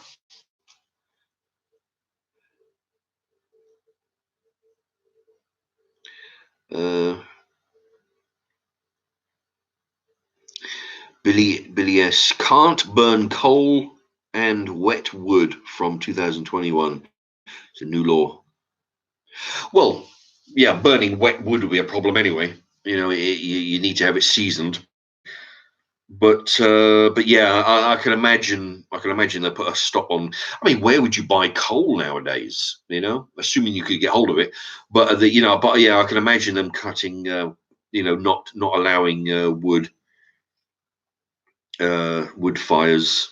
They're fucking blocking everything nowadays. Jackhammer. Thank you, Billy S. Yeah, I'd have a jackhammer, and oh man. Things it's not easy because when you got it, because if it's shoulder, if it's chest height, you can lean into it. I mean, it'll vibrate through your body, but your body is leaning into it rather than using your arm. Your arms are suspending the machine while your body is pushing forward. That spike into the wall. But when it's above your head, it's not so. Oh man, it's hard as hell. But what are you going to do? Rex L is in the house. Hello to you. Billy S, my granddad. I'm not sure granddad has got 3 Ds, but I don't. Is it as granddad? Anyway, fuck it. You got double D, AD. Might be just me. I don't know. Anyway, forget what I said. Right. My granddad had a log fire as well. Was so cozy at Christmas time compared to the central heating. Just different. Yeah. When I was 7, we had a log fire, and it was my job to, like me being the oldest and the most sensible, but my job to light the fire, And yeah, we had coal. We used a bit of wood, I think, sometimes. Yeah, used to be right good. Oh, Billy, yes, you're right. Yeah, yeah. I wasn't sure whether I'm getting a bit tired, but I wasn't sure Granddad was Gran and then double D A D. I thought it might just be me being tired. Anyway, look at that. Christ, I still got a load of people watching. Shit, I can't believe it. People listening to me ranting on and mumbling away. Anyway, nobody else. But yeah, something to think about with the cows and the cattle. Next time you hear a vegetarian saying, tell them that meat has a cows have a monetary value, and as long as they keep that monetary value, then we keep them around. Yeah, it applies with all animals and trees. Speaking of Billy S. there with his granddad's coal fire, the same thing could be applied to coal mines. We need, on the one hand, we need coal mines to employ people to keep people in jobs. But at the end of the day, we only dig the coal as long as it has a monetary value. And the monetary value is that people are buying it and burning it on their fires. We don't have any log fires, so there's nobody's buying coal. So coal has no longer a monetary value, so we get rid of it. That's why. So, I mean, the reason why we don't dig coal is because no fucker's buying it. If people went back to coal fires, there'd be the coal mines would be up. But it's because nobody's buying the coal. There's no need to dig it out of the ground, so get rid of it. Same thing with trees. Same thing with cows. If you're not buying it, there's no need to keep it around. David Jones, top 10 British movies. Well, I don't know. Actually, well, the thing is, I'll be going through my stack. Not many of them will be English movies. I don't really use the word British because that lumps me in with the Welsh and the Irish and the Scottish. But under the title English movies, not many. That's not by choice. It's just that I tell you, English. If you want to, English films, I've watched a whole bunch in the past, and they've been quite good. Some very good stories. But in my collection, I'm trying to think. I don't think. I can't think of any that I have. Anyway, I might have one or two in there. I don't know, but I can't think of any. But yeah, if you stick around, hopefully tomorrow I'll be doing I'll be doing a review on some more, and I'll get through a whole bunch, and then I'll hopefully do another one. Anyway, all right, I'm gonna go. Look at that. Oh, Jesus Christ! Look at that. It's 1:25 in the morning. For those who are not in England, I don't. You can work that out for your own time. But it's 1:25 in the morning. I've got to try and get to the council office tomorrow. See if they can G up somebody about this fucking allotment business. Yeah, because it's like 17 days at the start of the month. They should have got the word about who's given up the allotments and all that lot, and give me a bell about getting me into an allotment. Assuming I'm eligible. I'm 6 in line, so there's a good chance. But yeah, so I'm gonna have to go in there and fucking G them up with it. All right, look. It's off 1 in the morning nearly. It's coming up on 4.5 hours. Still got loads of people watching. I can't believe, But thank you everybody. Last chance. If you want to hit the thumbs up, by all means. If you're watching this on the rerun, I don't know if you've got through this far. Like if you want to go onto my cookery videos, I've got hundreds and hundreds, 930 something videos, pretty much most of them are cookery and all that lot. Let the ads run. you know, and it'll help subsidize the next videos. Oh man, I gotta go to bed. Christ, I'm tired. All right, everybody, thank you for watching. Thank you for taking part. Everybody up there in the comments section, and yeah, hit that. You got about a few seconds to hit the thumbs up. Let's hit the thumbs up, and that way it'll let the, you know, because the snowflakes and the easily offended, they always hit the thumbs down. They don't even watch the channel; they just hit the thumbs down. So as long as I've got, you know, as long as it outweighs them, you know, then I'm happy with what I've done. And everybody, you know, people seem to be, you know, entertained. So all right. Well, thank you everybody, and stick around. Hopefully tomorrow I'll do another film review, and the, you know, pen and paper so you can make some notes. And yep, Rex L, good night to you and to everybody. And right, oh, good night then.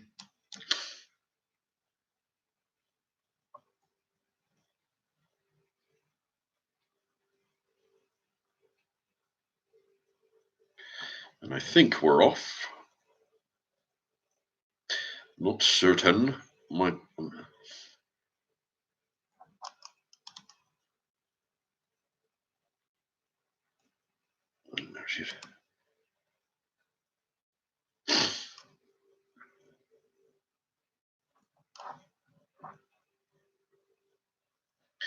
it seems to have frozen. I don't know if anybody can hear me, but the timer is. I'll keep talking anyway, just for a moment or two. The timer has stopped. I've hit the end stream button. Ah, there we go.